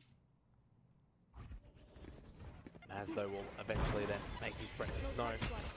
Back wire. Oh, obviously not ideal. Myth plays off it nicely. Remember, it's Spectres into Spectres. Back of sight, Myth. Myth still holds. They found my wire. Doesn't swing out initially. He will get cleared. Probably needed to go for the counter swing himself. In the end, gets overrun, and with that, the spike will go down pretty confidently here on B. By this point now, DFX fully aware that they're going up against guns. It's a full force bite. How checks left. They're on the right and the back side. Fed up. That was a very low HP plunder. Flash out. It's only what Noz. Both to the back side. The 2 versus 3. No one's electing to push through. What on the other side of the pillar? And it might just bait Feder. I thought for a second Feder was going to walk through. He eventually does. Freebie for Noz. 1v1 now. And that's quickly followed up from what? The force bite works again for the second time in the series for Antic. And the value that the Astra continues to provide is so prevalent. The screening there late in the round, preventing the retake, stalling it out. Eventually, the defense forced through that smoke utility. That goes there. Always a risk they get caught off guard. Eventually, they did by that deep play back of sight. And in the meantime, while they've double stuck through the smoke, Watt able to rotate around, Okay, let's get set up. get the trade somewhat from behind, and having a big impact in the round. So that's a big one for Antics. That's going to cripple the economy of their opposition. Makes it very likely that we'll hit that 9-6 score line. Bucky in hand for Feder. There's one agent that can play these kind of shotguns. It's certainly raze. It's a full stack on A. Hoping that they can maybe lure Antic into that web that they've conjured up.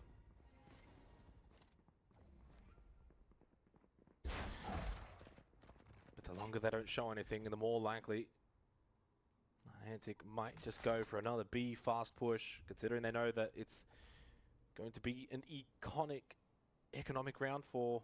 Iconic. Yeah, economic. But it probably won't be iconic. Missed a couple of letters. They'll just go for that B fast rush out through Maz. Well, they saw themselves out with their own flash, but it won't be punished, of course. Rotation to come through from the CTs, as we can see on the minimap. And we'll see if they can maybe pluck a gun or two, but... Planted. Planted for main. And this is going to be tough for DFX. They could wrap all the way around by going through mid. Probably not the worst call. But pistols in hand.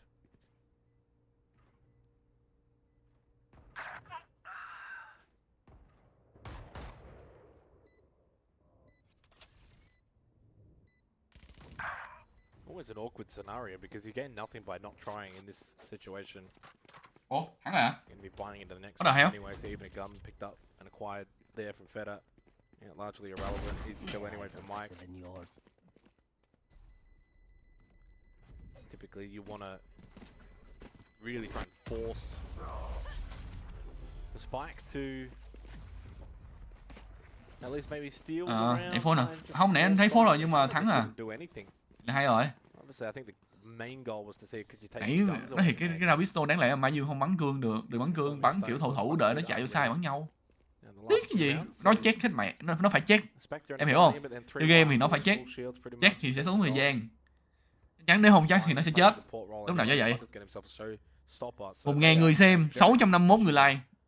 Tôi không thể chấp nhận điều này anh em. Anh em hãy like đi, like và subscribe để ủng hộ Mai Dương 2k4. Mai Dương 2k4 đạt 100.000 subscribe, tôi sẽ giveaway Fanpage United. Tôi sẽ làm một video giống như Mr Beast, đúng không? Tôi nói là người nào có thể giữ vững tay của mình tại hợp đồng Fanpage United sẽ nhận được 100% sẽ nhận được 100% cổ phần của Fanpage United. Mai Dương chấp ra đó luôn mà, vậy là thí Mai Dương để vô địch à? Although 2v3 is not impossible. They do stack together through alley. Thua này hơi cười luôn. Thua được. Mike's going to be playing the first contact role here, and he loses this, and suddenly Có buồn nó phải check cái này. Không check cái này thì nó sẽ thua Ô, giao đùi. Sky's not really in an immediate position to trade, nor is the Astra. So. Oh, is he going to check it? Oh, Takes up the first, wanted to clear rafters, and in the end they got the numbers. They That's right, prevailed. but Quá nó phải lo. he repositioned at the right time. He stopped watching where he was. So, yeah, no, that Ông was Mazuong này cứ kiểu ủa má bích lẻ làm gì? Để 4-2 đừng để chết người ổng anh team thua hay là lỗi em ấy. That time around from Panda, 21-9. Yeah. Hồi đó Fancy bị mấy lần vụ đó nên anh chửi suốt. Probably not, right? No. Thằng Bunda đi vô kiểu như trốn con người vậy. 21-9 for Panda, 18-9 for Maz, and I think it's been the difference probably here on Split. You know, your raze and your jett need to perform on this kind of map, and that's exactly what's happening. Whereas on Có em có hợp đồng lao động mà. Similarity to Lotus, they've struggled just to try and force the issue. Panda again, thằng Mông này, thằng Bú Đá này, nãy giờ bắn bay hơi bay đấy. Defense attack, Garage Tỉnh thôi em. Really well won. Thằng đá này bắn hơi bay đấy. Opens up the map, kind of. Em biết là hợp đồng phải dùng nó giờ không giữ chân player đó em. Chứ bây giờ em không có hợp đồng, bây giờ thằng GE Talon qua nó mua nói thôi bây giờ qua tìm tao đi. Rồi xong mấy trong team Fancy nói có hợp đồng ràng buộc đâu. Đi hết sao? Anh lỗ đúng không? Nhưng không được rồi. Cao qua giọng người Bắc em, anh là giọng Nam mà. A 3-0. But out of nowhere, DFX played amazing on Haven. Like, I know it ended up being a forfeit, but they're up like 9-5. Like, they were winning that map. Mấy kia bắn thí à? And certainly playing a lot better on that map than what we've seen on Lotus and Split. Ông anh không phải chủ tình em. So the play going down, it is Là all siêu. to be an 11-6 scoreline. 100.000 subscribe thì tôi sẽ giveaway 100% cổ phần của Fancy. Người nào chạm tay cuối cùng đến từ người nào sẽ chạm tay vào hợp đồng Fancy cuối cùng sẽ nhận được 100% cổ phần của Fancy United Esport. It's a bit jittery. It's a bit janky, but now what are you going to do now once you get past How, like a little switch to him, little flip. Boom. Oh. I don't know about the fade effect though. Không, 18 tuổi không cần hợp đồng người hội. I think we need a new director. Although I think the director pays us. So actually, I thought it was amazing. I thought it was incredible. Now 11-6 and probably taking. Anh sẽ giống Mr. Beast đến lúc mà người thắng cuộc thì anh sẽ nói bây giờ bạn có thể bán đi ra ngoài bán 100% cổ phần Fancy, hoặc là có thể tôi sẽ đưa bạn bao nhiêu tiền đó để bạn có thể bán lại cho tôi. Liệu bạn có muốn lấy tiền mặt hay muốn giữ công ty Fancy? Đó là điều quyết định của bạn. Similar to what we've seen really from DFX. Giấm gió thì thôi luôn. Wanting to talk it over, going into the buy round obviously is where it's going to make more of an effect. What do you want to do here? They've got to probably stop peeking Garage. They've lost it every time. 100% anh giải thể công ty rỗng là sao? The problem is if you don't. Đâu, công ty sao rỗng? Ý là có gì hợp đồng layer cái kiểu mà em sao rỗng vậy? Không bao giờ để rỗng vậy. Get back aside control. And that's where they're losing a couple of rounds as well. Maz done that perfectly. So maybe you stack B, have a lurker push A and try and get some info through sewer, and then really shrink down that map so that it's basically mid and B are the only options that Anti can really hold. So maybe a little bit more pressure through A. Stack B Mazuong có xin that jet push. Một đều chuẩn bị 2-1 nha, chuẩn bị 2-1 nha khi đến Brim đánh cụt. Ê, Brim đánh cụt, mọi người nói anh với em có giọng giống nhau á. And I promise they can't hear me as they send a triple stack over to B. They do push into it, and that's fine. I actually thought they did that a little bit better at least, off the back of the breach utility too. Tap the little ult orb, no one pushes out, so you play off that sound info. A lot of information through mid, and there's the dash from Maz in towards vent. So mid given up, but it does deny at least the push out from Garage into anh tụi bịa ấy, mẹ bịa cái gì, má tụi bay chat trên kia mày kêu tao bịa. Má thật luôn. Không, anh không phải Brim đánh cục. Mấy ông cứ bịa hoài luôn, không phải Brim đánh cục. Seek is actually coming out there from the sky over towards A. Meanwhile, Bless does get a kill on the Panda. I think they'll be quite content now that A is pretty clear. No, I saw the Seeker, so they know the Cypher. Mấy ông kêu tôi béo hả? Tôi không có béo nha. Tôi là gọi là mẫu người lý tưởng tại bên Australia, bên Úc á. Mấy em gái da trắng rất thích kiểu người dáng người như tôi á, hiểu không? Sống ở đâu thì phải giống phải như đó, hiểu không? Chứ tôi mà về Việt Nam mà anh em muốn tôi 75 kg tôi 75 kg cũng được. Tại vì bên đây cái gu thẩm mỹ của tôi nó hơi bị dị, hiểu không? Gu bên đây nó khác gu Việt Nam, hiểu không? Nhưng mà nói thiệt luôn, bên đây tôi 1m8 tôi nhìn tôi cũng lùn vãi các kiểu ra. 10 seconds left. A save from Mike then. And DFX just holding on for a little while. Đó 75 kg à, với anh không mập em, 75 kg mà 1m8 sao mập? Hồi đó anh 75 kg nhìn gầy ốm tăm teo em. Anh bây giờ anh đang là 91 kg. So they've given themselves at least. Anh bây giờ là 91 kg. 91. Là gầy dữ chưa? Flex 1m8 ngầm đấy. Chuẩn chứ còn gì nữa, phải flex. Có cái gì flex cái đó không? Anh hơn mấy bà phụ nữ ở Trung Hoa. Obviously, Feta using that showstopper. The Seekers did go out, so you're using 2. That's fine. You'll have 3. How's one away? Thì 5m8 mình đó cũng bình thường rồi chứ không gọi là cao hẳn. Again, depends on how you sort of. Nói chung con gái Úc thì cũng không hẳn có đứa nào cũng cao á, nhưng mà nhiều đứa cao thật.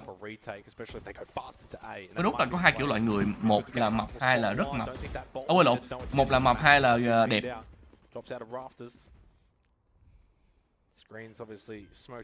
Một khi tụi nó đẹp mà đẹp quá trời quá đất,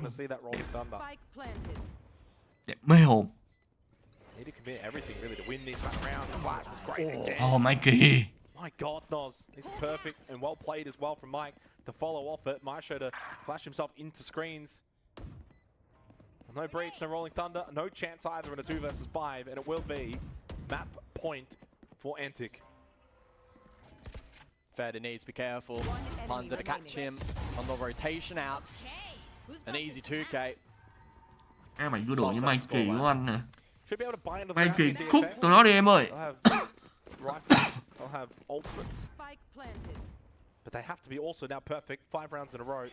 Again, look at that flash right on the face. Mikey. Mid, he couldn't turn away in time. Thằng Mikey thằng bú đá, hai thằng ổn cặp đôi hoàn hảo. Bú đá thêm. Mikey bú đá. Đúng là bú đá là không biết sợ gì không em. Đúng kiểu bú đá luôn. Mất cảm giác hiểu không? Cái thằng bú đá hay mất cảm giác. Nó lào vô như kiểu thay con thiên thần á. So 12-7. And again, fast is the play. Showstopper. Mẹ thằng kia nó spoil mẹ nó, hình như nhớ nãy có thằng nào spoil 12-8 á. Mẹ nó spoil gì em, đâu chưa coi gì hết, anh còn không biết tỷ số nữa. Anh kết bạn Mazuong anh cũng đâu có spoil đâu. Anh đi spoil khi nào Fanpage bắn rồi. Spoil trận thắng rồi, trận thua thì ồ má tắt đi ngủ. Mẹ nó bay xong mất mẹ ulti luôn.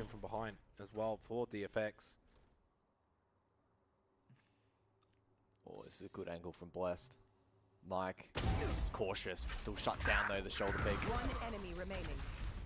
Spike down A. Now up to Watt, flushed out by the paint shells. And you save that rolling thunder as well.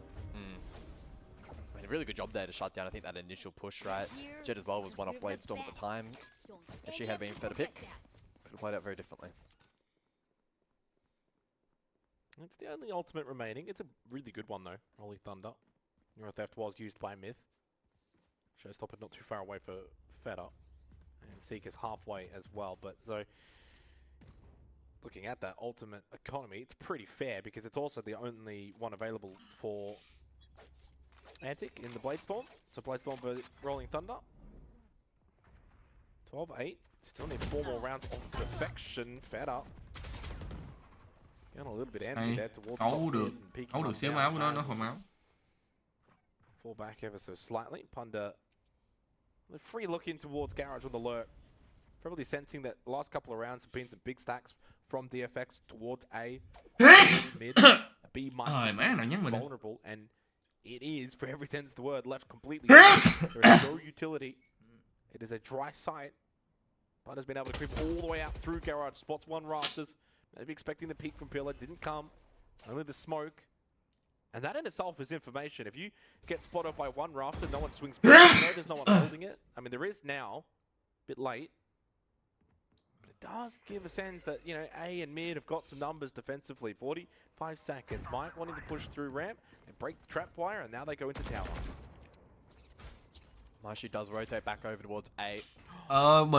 Brim cánh cục muốn áo size gì Brim cánh cục để mình gửi áo fancy cho Brim. Tao chỉ cay nhất là cái thằng mà nãy này Esport trận đấu á. Mẹ tao ban bây giờ.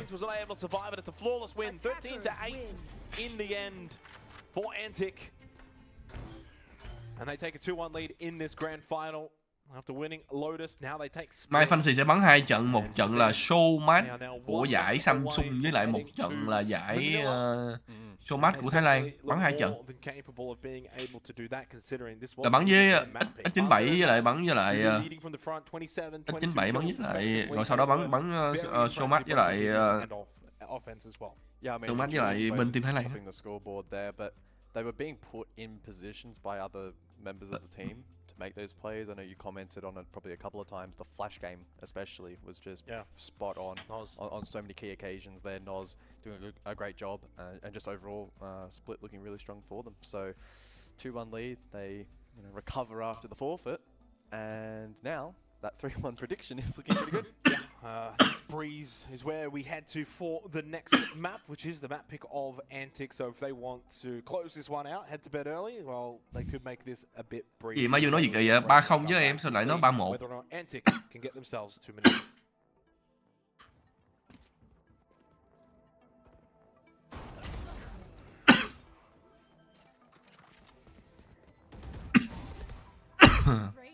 Brim nhánh cột có nghe anh nói không? Em mặc áo size gì để anh gửi cho em. Trời ơi, mấy người này không nghe gì hết đó.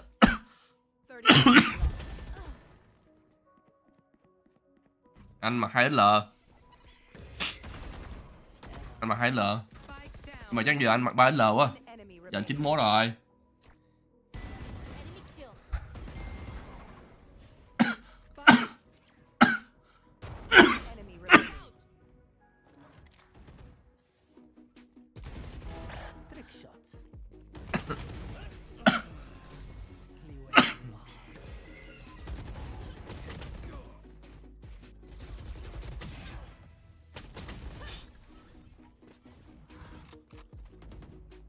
Nói chung áo em sẽ hơn áo anh một size hả? Có khả năng không có 3XL em ơi, anh làm có 2XL maximum mà. Nhưng mà 2XL nó rộng rồi. Anh với Kawa bự mà. Đánh cao và bự nữa. Ủa?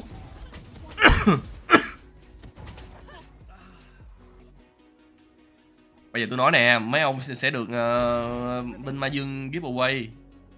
Ai thắng giveaway sẽ được một cái áo fancy full chữ ký của các tuyển thủ và bao gồm huấn luyện viên, kể cả bao gồm tôi.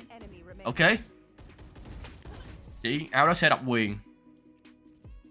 Và tôi sẽ mở bán. Tôi sẽ mở bán áo fancy.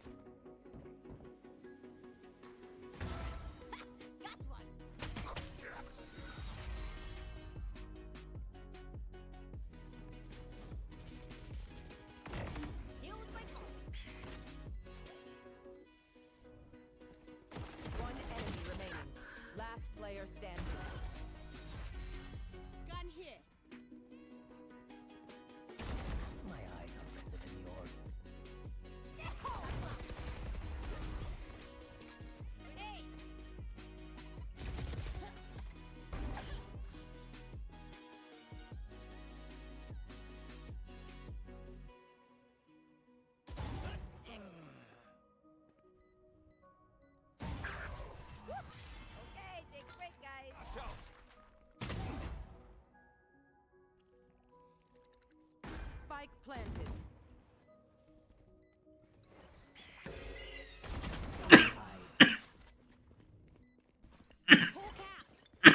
Má sắp chết rồi. One enemy remaining. Okay, who's got the snacks?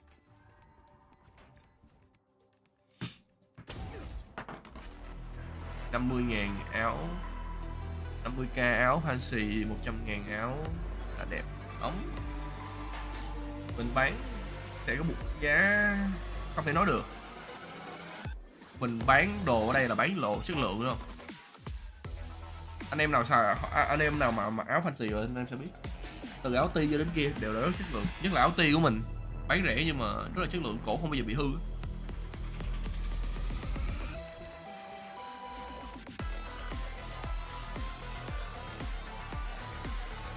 Chết quên.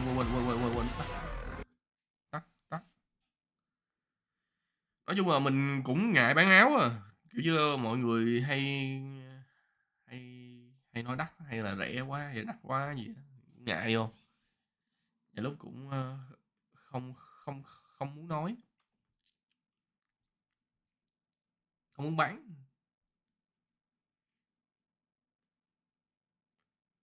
Fancy Brim cánh cục. được nha, được Brim.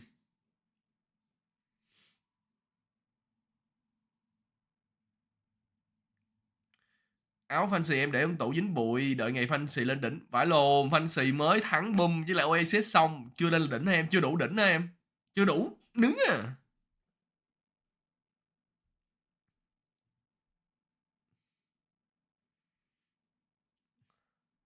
Tỷ số ở Mazuong thua rồi. Đừng coi nữa, đi ngủ em. Thiệt luôn, thề luôn, ông nào cũng vô hỏi tỷ số bao nhiêu nào rồi. Mấy ông tự kéo stream vô coi được á. Kiểu như là hỏi nhiều một câu mà nghe ngán á.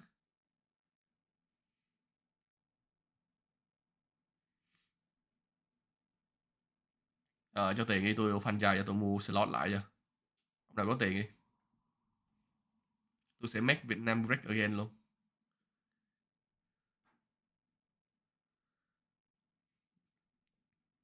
Thì có tiền là mua fan trai liền luôn. Mua slot của con khác.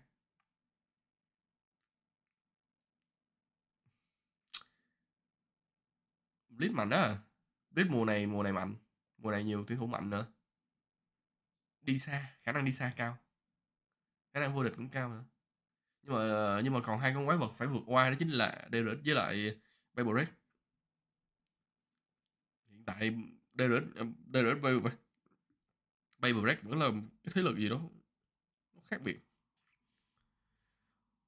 Trung Quốc hiện tại á thì có team mạnh rồi đấy, có team thứ hai bắt đầu mạnh rồi đó, ý là có tiềm năng rồi đó. Team thứ hai bắt đầu có tiềm năng rồi đó, ra chung kết thế giới bắn được. Ngoài EDG ra, ngoài EDG ra sẽ có team ra chung kết thế giới bắn được á. Thì anh đánh giá Flash đội hình như thế nào thì toàn đang trẻ, đúng kiểu toàn đang trẻ luôn, toàn mấy đứa trẻ. Anh sẽ không nói gì thêm.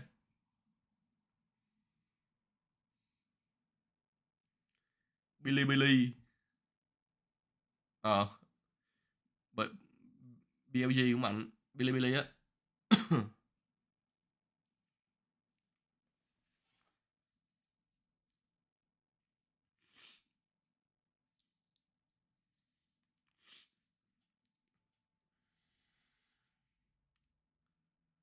Lấy ra tuyển thủ mạnh mà, hay mà.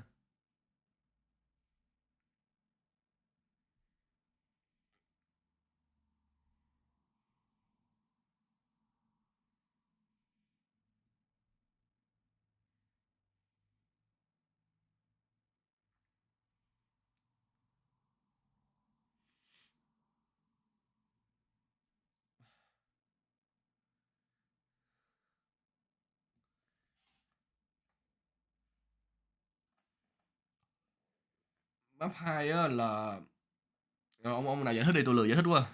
Giải thích mà đó. Map 2 là đang dẫn Mazuong đang bị dẫn 9-5, đang bắn ở vừa thắng round eco xong, round force buy xong, đang giết được một chết một thì tự nhiên bị giăng game. Sau đó thì bên kia đòi bên ban tổ chức kêu bắn lại từ đầu, mà bên kia thì muốn thắng luôn, tại vì đang dẫn đến đó mà không thắng luôn nữa thì khi nào thắng. 7-9 anh, gì 7-9. Mà Dương nói thôi tao chấp, dù gì tao cũng thắng. Mà Dương nói rất là to, nói rất là to là dù gì tao cũng sẽ thắng thôi, tao không cần đâu, cho mày một map đấy. Coi như là lời cảm ơn cuối cùng đến từ team Trident. Nó vui thôi chứ chả biết nữa. FF là gì? Forfeit. Mấy ông có chơi game vậy? FF là Free Fire. FF là Free Fire tên tôi. Mỗi lần mà chat FF lên nghĩa là thua á, nghĩa là chơi game Free Fire là thua á.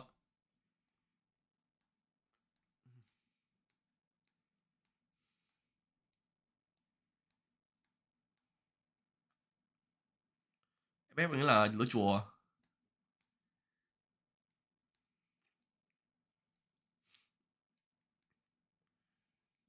Thấy lửa chùa tính ra cũng cũng mạnh đó chứ.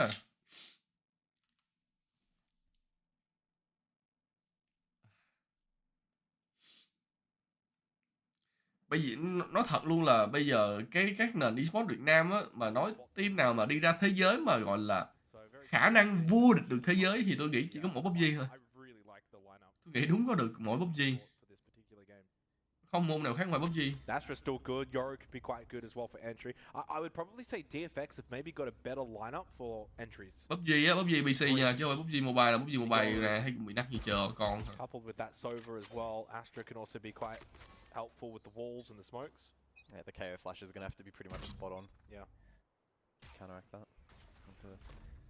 Offer pressure. Otherwise, it's just down to Maz. Đúng rồi, bên set. Of which already towards that B window position. Đâu tại con bắn bên PUBG mà. Con không qua bên Valorant đâu. Có tiền đâu mua thầy con tài năng mà. It is.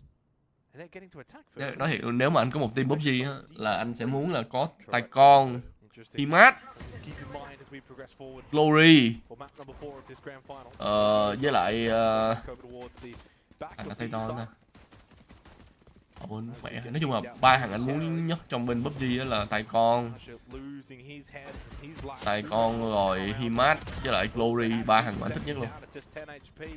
Cả vô địch cũng được, có thể là thằng Simon T cũng được, thằng Simon T là thằng captain đó, tôi thích thằng captain đó. Team nó vô địch cũng nhận Simon T không?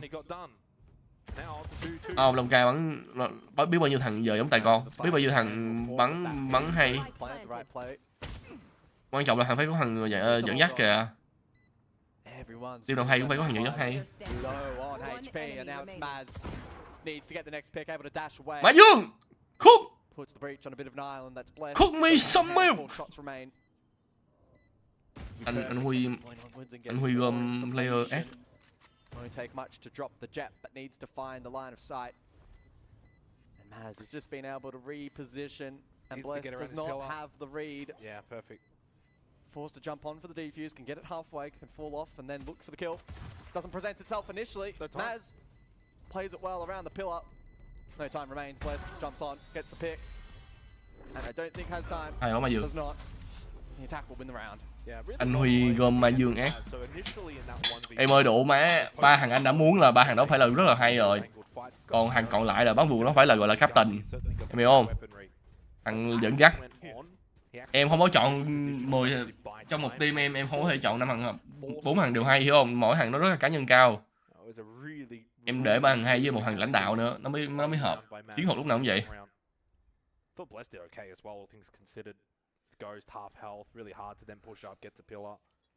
Là thằng code hay nữa, mà anh chả biết code bên PUBG là thằng nào luôn. Anh không biết nào làm code nữa.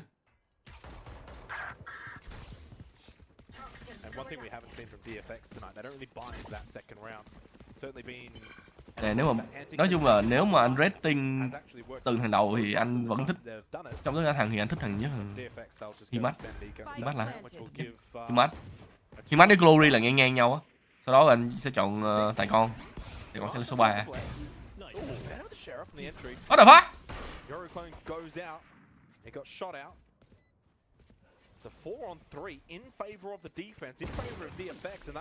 Hay Bunda, đích to. Cái này là chuyên nghiệp chứ không phải là đụng nó gọi người đi chơi cho vui mà.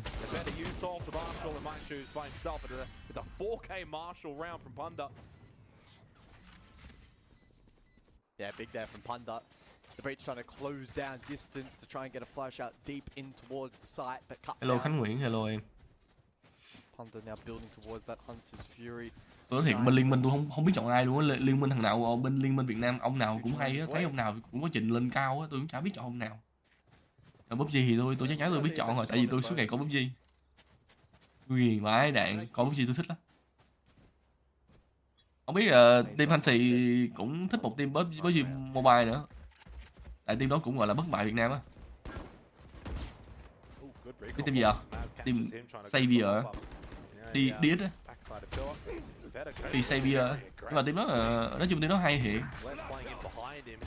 Đợt nào nó đi ra chung kết.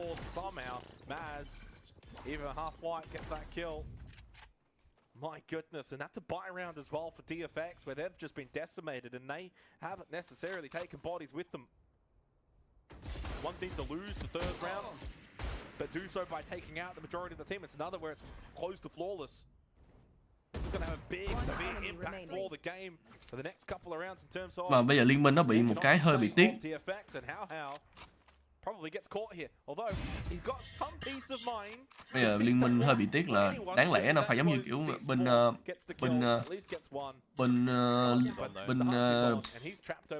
giống như Valorant á, kiểu như là bắn được nhiều quốc gia. Giờ bắt buộc chia quốc gia ra, giữa mình muốn tập với mấy thằng này ấy, mình không tập được, phải chơi với những người hay để mình trở nên hay hơn á. Bây giờ em chơi rank cao bên một cái khu vực mà toàn những cao thủ thì em sẽ trở nên giỏi hơn. Mà anh không thích cái kiểu mà tự nhiên không cho người Việt chơi game ở bên Hàn Quốc nữa, nhưng mà anh nghĩ là chắc do dính scandal gì á, ở đó có đọc là dính mấy cái scandal qua bên đó phá game người ta không thích á. Hàn Quốc người ta cũng có trật tự giọng cao á, người ta không thích ai phá game mình á. This is from a couple of rounds ago. This one here though, yeah, really nice shot.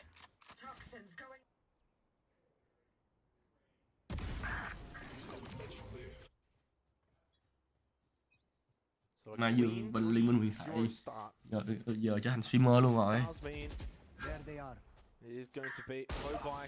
Ủa, what the fuck? Rớt cái đầu. Đâu mấy Trung Quốc phá gì? Việt Nam mình bị phá, Việt Nam mình phá hay sao á? Chúng ta mới ban nặng Việt Nam mình. Chứ không bình qua mẹ Trung Quốc mình chơi cho rồi. Trung Quốc không khác gì Việt Nam là cũng khác gì Hàn Quốc đâu. Cũng toàn nhân tài, team nó cũng top 1, top 2 khác gì đâu. Đúng không? Team nó cũng top 1, top 2 thôi. Khác gì? Ông chơi bên Hàn Quốc hơn Trung Quốc. Antic, they'll get the plant for window, plant for B main, and it should be 4-0. Ba này B nước ngoài à? Yeah, I'll see whether they can link together these two remaining defenders and get some kind of value out of the round, but now it's going to have to be spotless. Scanning ahead. Zoned out for the molly. Found them. Recon bolt effective. Đúng kiểu giờ hết cứu luôn. Giờ muốn khá lên khó khá lên được. Cream với các team khác thì cũng được, nhưng mà nó cũng không có tăng trình nhiều mấy. Tại vì mình phải cải thiện trình cá nhân mình lên đó em.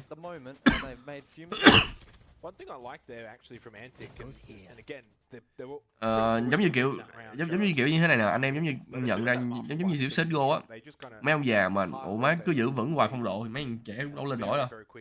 Mấy ông mà 20 mấy tuổi mấy ông còn thắng được giải CSGO nữa. Tôi biết mình không có vô địch được rồi. Khác gì Việt Nam đâu, khác gì liên minh hả đúng không? Không biết khác gì liên minh không? Mà tại vì mấy ông nghỉ mấy thằng kia mới lên thôi. Chứ không mấy thằng nhóc cũng nắc, mấy ông già cũng nắc mấy thằng nhóc à. Tại vì là Valorant á, nó được cái gọi là giúp Valorant nó cải thiện giúp. Rồi xong, cút rồi. Xong rồi, Mazuong cút tụi nó rồi. Unfortunately again, and I think it's going to be a reboot as well. Acquired, Nos is back up. Not often you're able to get that to go. Đụng mát thành 2-4 gì. While that happened, Feather got a kill, and he's used that drift as well to get in behind mid doors. He fakes the clone. Mike's not falling for it. Không có đá nhưng mà cũng chưa đủ trình nữa. Tried to fake the clone out of the drift, and he even says lol.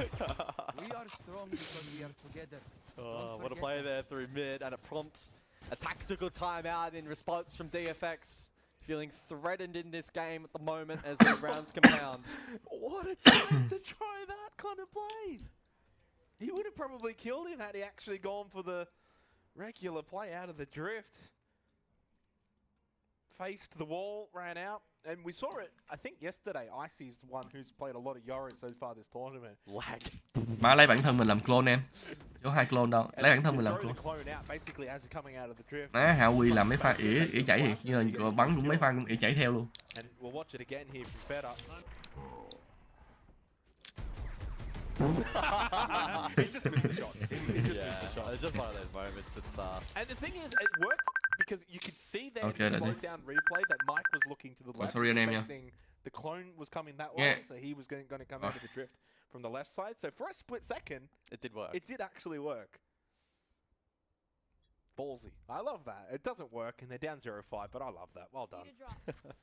Providing entertainment, if nothing else. Exactly. Well, unfortunately, though, down 5-0, and already down 2-1 in this grand final, and it's a long, long way back for DFX. And they just haven't had good economy. Like, it's scrappy sheriffs and marshals. Now they go and get some bulldogs, lots bonus, obviously, at capacity. Couple of rifles. Trying to just scrape together and just put a halt to the momentum that Antic have well and truly discovered. But they are just not winning any of these battles. That was an early neural theft as well. The spray from How. And that's when you know it's just not your map. Bit of a fight back from Myth, Maishu. Oh, completely white. Both of them actually. Yeah. But Noz wasn't, and he was able to get the kill. And it's 3-on-1. Fortunately for Maishu, the solo's over. I mean, he could pluck a pick, then Hunter's Fury. Has a full belt of util, so he'll go for it. And a clutch here would be a real kickstart for DFX. A real boon. But a lot of time has already drained. He's just poking around over towards this nest position, but Man's aim training. he's not going to commit, I don't think. He needs to be mindful of Mike, who's aggressed. My ult is ready. No time. See, and you get, this is the thing, Mike there hasn't done anything wrong. He gets intel, he pushes up into spawn. He's also pushed through so that the archway for B is clear, you don't have to watch it. And even though he dies there, it's so far away from sight and Spike that it just doesn't matter. And they've got so much money as well that it just doesn't matter that he loses the gun. He's better off trying to push, get intel, try and take the gun away from Maishu. Đủ mẹ 6-0 rồi. Có gì bắn lẹ, bắn chậm đi. But the round once again goes the way of Antic, 6-0. And the tactical timeout proves ineffective again, so something to keep in mind as the match progresses. If this lead is sustained or grows further, there's no ability later on to hold momentum or to prepare themselves for a particular play or whatever, or to make a shot call on the fly outside of these buy phases. So it's going to be a very, very, very tough map and series as a whole to come back from now. How struggling to win some of these battles. So off the back of the volley, inside of the window. Oh, Maz can't get away from the Hunter's Fury. Tried to go up and over it. Wow. But he couldn't get his legs out of the way and he gets caught. 3-on-3. Winnable round, certainly the most winnable that we've. Thôi thắng cái round này nhưng mà đừng nhường bạn 13 khỏi, đừng bắn 3-0 mẹ. With a great angle, the Guardian, sharp. Is this going to be their first round here on Breeze? Still holds the back and pulls them in, but he misses what? Changes it up. And the Viper's Pit has gone out. So even though it's a 2-on-3, with that Viper's Pit, oh, and a nice shot from Noz. Now they could just play the pit. This is not easy for the defense of DFX. Do you burn the Rolling Thunder, try and play off that, get aggressive inside of the pit? It's a potential play. Astra has ult available as well. So we'll see if they go for it. Here we go. Rolling Thunder thrown out to try and give them some kind of aid heading in. And what Rồi thế là the cút. shot was clean. Rồi thế là With cút. that Poison's Bite puts an end to the round. And with that Rolling Thunder usage and at 7-0 and with an economy that's Hình như intact, ông nội what? Hình như là đéo ngồi luôn. and he's looking to be Mẹ pro player later. chuyên nghiệp. You just know it's not your day when the map is mentioned. Không ngồi. Play like that, right? Rolling Thunder. Thật là thiếu trách nhiệm. Ông nào kêu là ai cũng có thể tiếp đó, ai cũng biết. Ông thấy giờ đến gặp rồi còn không biết. Look at the KDAs. Thấy chưa? Nó là pro layer còn không thấy, không biết được này, không hiểu không? DFX, they're all like 0-10, 0-8, you know, 1-9 or something. Like It's just the very small margins that continue to go the way of Antics. winning plays. Oh, that was nice. Đúng rồi, win là được. Spike down A. Cái thằng kia bây giờ hết bài bắn rồi, giờ ráng bắn hết mình rồi. Ôi mẹ ơi, ông Ngọc Phê ta. Double tap Guardian. Finally, something that's gone their way in terms of those fine margins. 2-on-4 in favor of the defense. Má, thằng phê đá này. Surely from here we'll close out this round. Surely we'll close out this round. Surely. Ui Mikey ơi, Mikey. Kidding me? Mike is able to just push out through mid doors.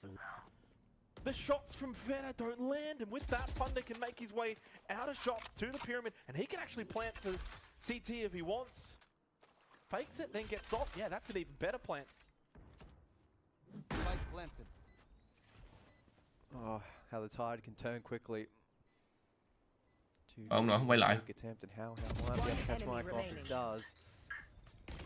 It's all up to Thunder. One enemy remaining. Trời ơi mẹ ơi. Cast position now known, throws out the recon, mid doors from Blessed. He has been revealed, and on the rope to avoid blast. Oh, what the fuck? Spider-Man from the top. Thế còn win được nữa, má ông chết chấm hỏi nữa. Má thật là nhục. Quá nhục. Quá nhục. If DFX are not tilted at the moment, they have got the strongest mental fortitude. Quá quê luôn, quê phải liền luôn. Vũ đá hay. Đúng là vũ đá không biết sợ gì luôn. Má đúng rồi, dây thần kinh này chết hết bà rồi. It was the Guardian whiff a little bit earlier on in the round. The jump down like that. The fact he's good casting and still gets the tap headshot with the Phantom. This is great. I wish we had the point of view of... Like, Blessed has done everything right in that position. And then the jump down, he just doesn't quite hit enough critical shots. It's just... It's probably Mazuong nếu em có thể nghe được những gì anh nói, đừng để bạn 13 không. Tại vì bạn sẽ cảm thấy... Em là bạn em là bạn của team cũ mà tại sao em lại làm như vậy hả? Vũ đá win. Thằng mid này độ mà nó cầm cái cây này nãy giờ nó bắn đầu mấy thằng kia nhiều lắm rồi ạ. Nãy giờ thấy round nào cũng bắn đầu. Rồi xong, rồi ok, em đã nghe những gì anh nói. Giờ em hay thắng một cách gọi là thắng 13-1 cũng được.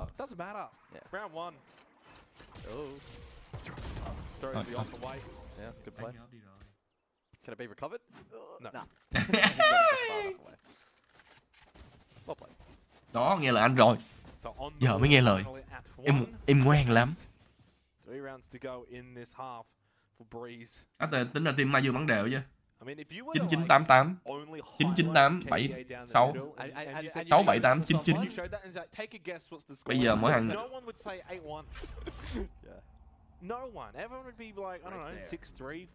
tính ra mỗi thằng mỗi một round ở ghi một giết một mạng. Mấy thằng này mỗi một round giết một mạng.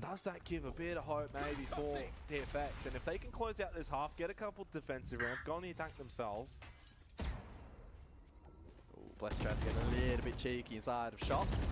Nowhere to run. Oh. Dances to the left, dances to the right. Nó bắn hụt hết à? Ghi lách ghê thiệt chứ. That first one hits you though, you're probably done for. And through shot they go with the spike. As gets the opening kill onto my shoot, who was holding what's back pyramid. Ashram glad to get himself a chance. He does actually take his chance, getting the headshot onto Bunda. In terms of numbers, it's 3-on-3. There's a Cypher in mid that lost the battle to Feder. That was Mike. And so the last two that remain for Antic stuck inside of shop, and they know that they are getting aggressed by Feder on the Yoru coming in from behind. He's gone the long way, by the way, just to play it safe.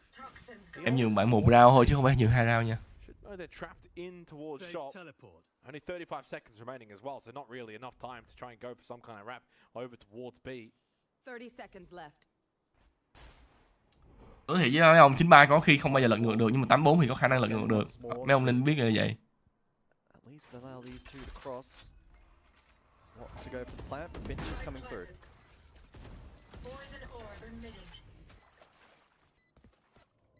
Just wonder if they've kind of lost train of thought that shot position. One enemy Yeah, remaining. they have. Not watching it. Ui trời ơi. Đúng rồi, không... Maybe needed to be, but still round 1, 2 in a row for DFX. 2 more to go in the half. 8-4 mới sợ chứ không phải sợ 9-3 em. I'm gonna say at 8-4, if it does get to that particular margin, it's not bad. Defense breeze. 4 rounds, especially you've been Nãy giờ không đánh B nhỉ? Đánh B đấy. just gives you the it gives you the recognition that you probably deserve. And they've been decent. Chứ họ đánh B dễ hơn mà. So Cứ vô B quăng flash, quăng đồ vô cái kiểu là vô thôi. recover themselves naturally. That was a good counter straight from Bless because he did go a little wide. He's able to straight back, get that headshot. Last player standing. A kill from what? You'd be annoyed if you're Feta. You play so patiently, you get your one and you're on for the second closed round, but thankfully traded well. Blade Storm from Maz, so he'll push to mid. Bless needs to be really careful here. Oh, he's been able to sneak 12. Yeah. Good information gathered as well. That B's quite clear. Straight in towards elbow, might catch what? Never mind. What actually? Đừng có spoil nha. Mấy ông spoil hoài. Tôi biết kết quả nhưng tôi không biết kết quả, nhưng mà đừng có spoil. Double stack shop. Spoil khi nào thắng thì spoil, cứ thắng cũng được, nhưng mà đừng có spoil kết quả, đang coi mà. The side itself quite exposed, but good positions held. Đúng không? Spoil chiến thắng là được rồi, nhưng mà đừng spoil kết quả.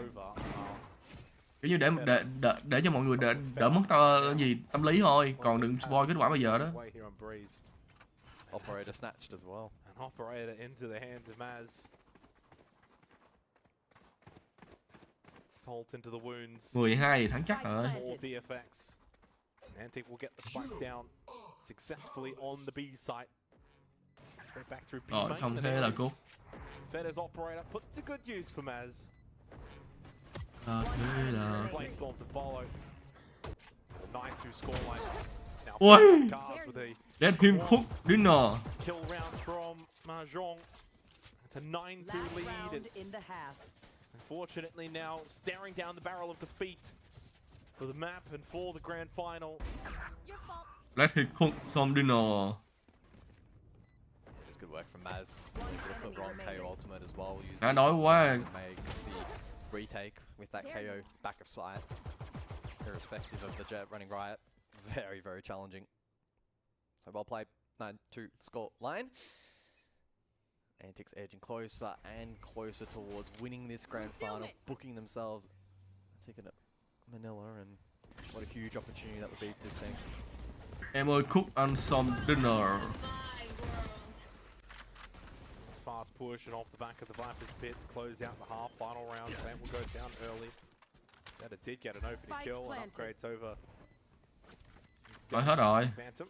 Mẹ nó đặt được sang xà, khả năng thắng thấp lắm. Double push. Có thằng nào chơi bờ đít map này vậy? That was the clone. Ảo nhỉ? Not only caught me off guard, but it also Chứ bờ đít caught map Maz này off á. guard. Better to push through by himself with the rolling thunder to make its way in.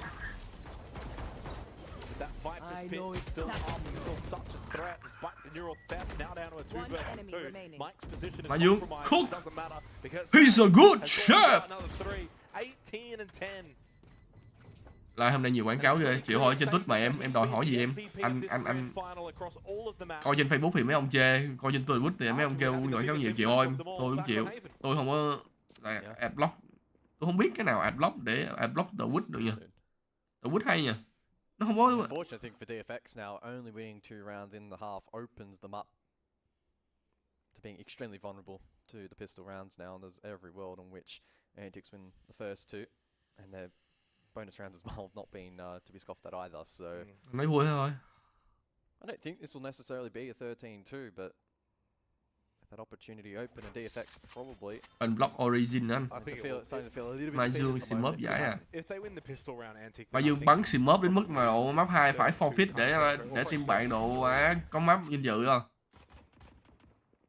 Massive pistol round and a long way back to DFX, and not the start they would have liked, and that's Thôi được rồi Mazuong. Về đi. to come through. Maz and Panda combining. Expecting maybe a little bit more through mid. Mikey. Fedder's able to get all the way towards the outside already. Clean again with the Sheriff from that kind of Spike down distance. B. Fedder was able to at least get the trade because he got to the closed position. And Ủa now mấy thằng he phe ta này then đủ má. in the Đi smoke đi mấy gets pha the láo kill thiệt on chứ. Panda. 2 on 3. Not the most impossible planted. of retakes. Watt needs to win his battle. He Quảng cáo của Mazuong chứ không phải là Twitch anh. And Myth did just show a little Cáo gì? bit À cái of quảng cáo giải đấu à? Cái đó trên Twitch á. suppression. Mấy cái ô nãy ở đây nè. Ô nãy ở đây nè. Four in the round for Feta. Ở dưới đây nó tạo nên một quảng cáo. Anh tưởng em đang nói quảng cáo đó. To keep any kind of hope alive. Well, it hasn't exactly been Feta's map, has it? But he continues to have this ability when sometimes it may look like he's down and out to fight back in key moments. That said, he is leading the kill tally for the team. Pistol rounds from DFX have been quite good overall throughout. Ai biết mày đụng á, mày đoán đúng quá mà. Đó là lỗi của em chứ nếu phải là lỗi của anh. Anh với lại anh cũng không block em. Anh đâu có khả năng block đâu. Mà mày đoán đúng quá vậy? Mày độ má pháp sư à? Biết pháp sư hồi xưa 5.800 bao nhiêu là độ bị thiêu không? Pháp sư. Mà Dương đừng. Giết một thằng rồi giết thằng thứ hai rồi giết thằng thứ ba giết thằng tư thằng năm. Ok thắng 50 không lo lệ. Mà có online với em bên Úc người ta không tổ chức giải lớn đâu. Valorant bên Úc nó còn tệ hơn Valorant Việt Nam nhiều. Em biết là đến cả cái giải VCT của nó còn tổ chức online không? Ba nòng súng. Súng bên súng đầu sạc bên đầu đem đắp chung chân thành đôi chi kỷ đồng chí. Put a foot wrong and make a mistake in a very pivotal round, despite it being typically a freebie. Bây giờ anh sẽ gợi ý cho Mazuong đó chính là Mazuong sẽ đi ăn hết ọt. Rồi em sẽ chết. Rồi em sẽ có thêm hai cái kia nữa, hai cái ulti nữa. Và ra sau em giết được 2 mạng nữa. Rồi giết được 3 mạng nữa em sẽ có ulti mới. Rồi em sẽ quăng súng cho bồ. Rồi em sẽ xài ulti làm 5. Được không Mazuong?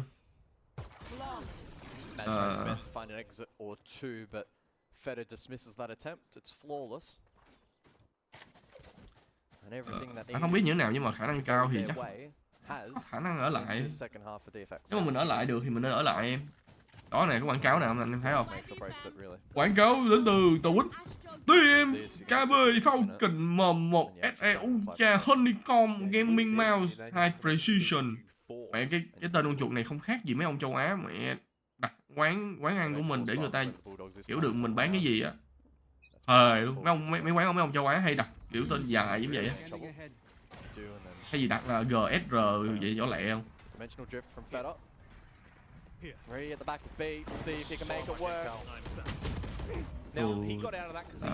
Lao đi đúng.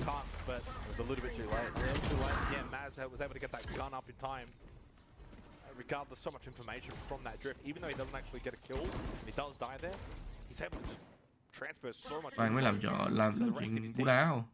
They have lost probably now too many members though with. Ồ má nó bị stun chứ đâu có nghĩa nó bị ngu nữa. 3 versus 5. Sorry, 4.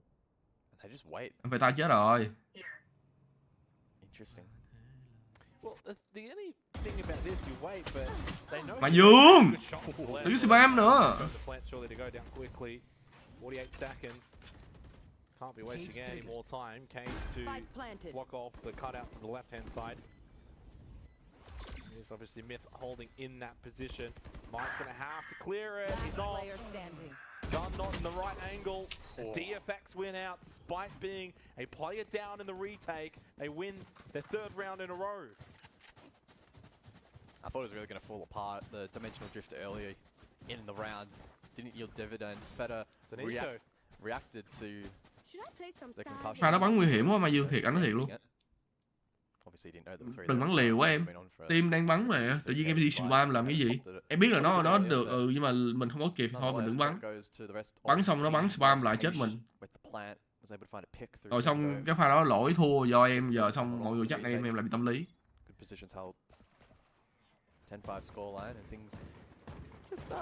Cứ mỗi lần người sắp vô địch là là ông nào cũng bị cái tình trạng như thế này á. Fancy bữa vậy á 12-6. Nghĩ sao mà để tụi nó lên 9 round. Phá cái đạn mấy ông. Clone that has actually evaded Punda's sights anyway. I think he heard it right at the end. Would have maybe heard it at the last second.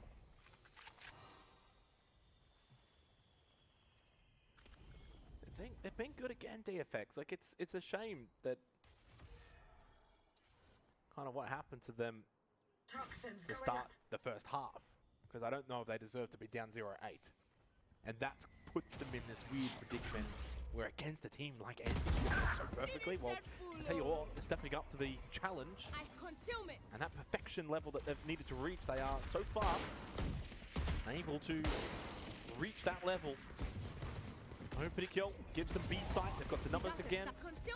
Obviously, it's a round for Antic, and so that will make it very difficult to win this round. At first, they'll try and take some guns. What had an opportunity there to drop the spike on the ground and hit the shot. Plant reattempted. Phải lộ quá em đụng Maxi Bam smoke hơi bị nhiều á. Needs to find 3 more in the post.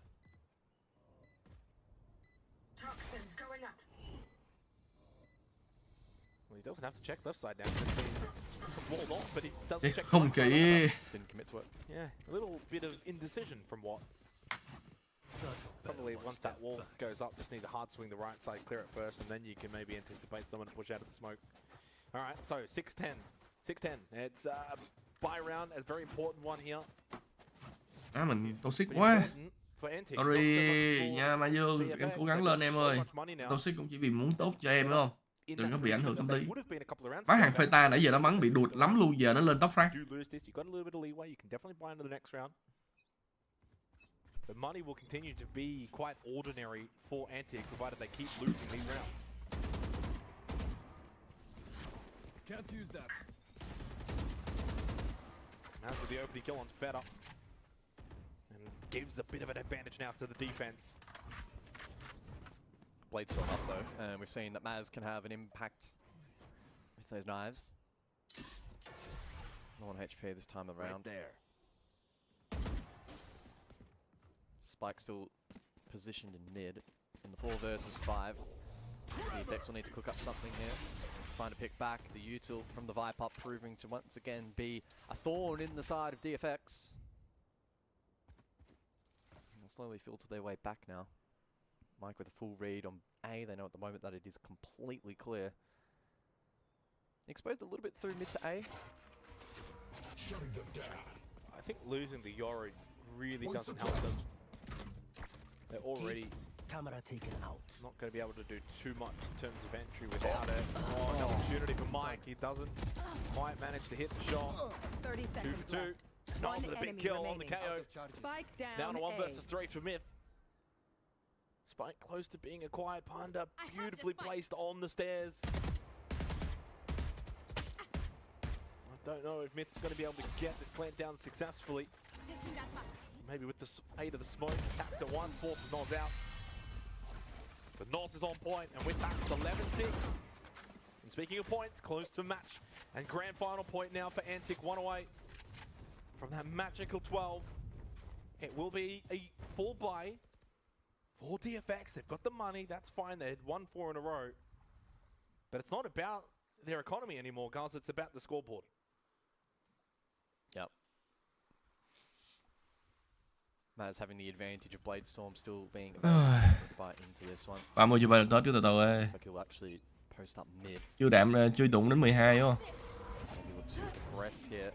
Jump over the wall. For 1, almost gets the second. But 1 pick is still big in the context of this match. Fed to the left. Ôi dồi ôi, Doesn't need Mazuong to take khúc. him down. Only 1 remains. How standing between. Rồi xong em hảo hết rồi, hết đường I rồi. think he's got his time. He doesn't have the spike though, which is also just as important. Em hào hết rồi. Not sure if someone's Hết diễn rồi. to spawn. I think his hope at this point is that someone's going to push the A into shop and Em hào đến đây kết thúc rồi anh em ơi, sorry anh em nha. 1v2, but I mean, if he can maneuver Bây giờ đến đây kết thúc side, rồi, take sorry. with him, Em chỉ được đến đây là được cũng. fight this pit to go up, then it's achievable. yeah, I think Em hào his đến đây là vui rồi. point here is to maybe see if someone pushes through. He's got KO on an island, right? So if he plucks Nos here and then. Mazuong, em hãy nấu món cuối cùng cho anh xem, đó chính là món mì gói Watch and trứng. never leave each other's side. They need to maintain the two. Oh, he's going to slip in on the right side. I also got no idea. Oh, he gets time. Rồi xong này bị bắt rồi. Sound cue as well. Rồi xong. Goodness, the fact that Nos has not died there is Đúng incredible. rồi, không để chết được. He's won the battle. Không để chết được, đúng rồi, thằng nó này biết nè, không để chết được. Should have won that one. Nos had Rồi xong win rồi, chắc win rồi. Cái 13-6 à? Anh đoán 13-6 rồi. Hay là 13-8? Hay có thể là 13-8. Mazuong em comment đi em thắng thì em comment đi em. Để cho mọi người biết kết quả em ơi. I think been a very worthy opponent tonight. But an opponent that is going to fall short. Vậy Mazuong gặp flash hả? Đúng rồi, Mazuong bắn với flash. Không biết có bắn với flash hay không nhưng mà sẽ bắn phải đi chung với mà. It's just about celebration time. New organization, new hope for Oceanic Valorant heading over to Manila. Rồi xong 13-6 rồi. Well, if there's ever anyone you want leading from the front line, it's this Đấy Mazuong khúc của nó hơi mạnh rồi. MVP of the grand final. Job done again, 2 for 1, then done. Rồi xong. To be main push. The mic is watching and Bled will get bodied, and the spike will go down, and that is the end of DFX in their run. For the Asian Pacific, it's all been won by Antic Esports. Congratulations, they head to Manila as your Asia Pacific Predator League Valorant Oceanic Champions. Formerly Hanma, now picked up by Antic, and they go to LAN. Ủa sao cái logo này nhìn giống tụi DFX hơn là độ tụi team Mazuong vậy? Anh có cảm giác vậy, nhìn giống con sói hơn là team của Mazuong á. Mazuong khúc. Mazuong em khúc. Hôm nay em nấu món gì vậy Mazuong? Em comment cho anh biết là hôm nay em nấu món gì vậy Mazuong? Early contact fights yours, and so you're not just like soaking kills late round. Nah. After everyone else has done the hard work, so absolutely, if we don't Món have like an thịt MVP cạo. presentation, but I'm going to just say he's the MVP of this grand final pretty comfortably. I thought Punda was also really good. Rồi anh nghĩ như thế hôm nay là xong rồi nha. Was by far and away the best player. Cảm ơn mọi người đã xem, giờ anh sẽ nhường lại kênh cho em Mazuong. Cảm ơn mọi người đã ủng hộ rất nhiều Mazuong, và Mazuong đến đây đã trở thành một người đã trở thành nhà vô địch Predator Oceania Team Antic ESK là đéo gì vậy? Không biết. Thôi vậy được rồi. Bye bye. I thought they were the better team on Haven for DFX, and so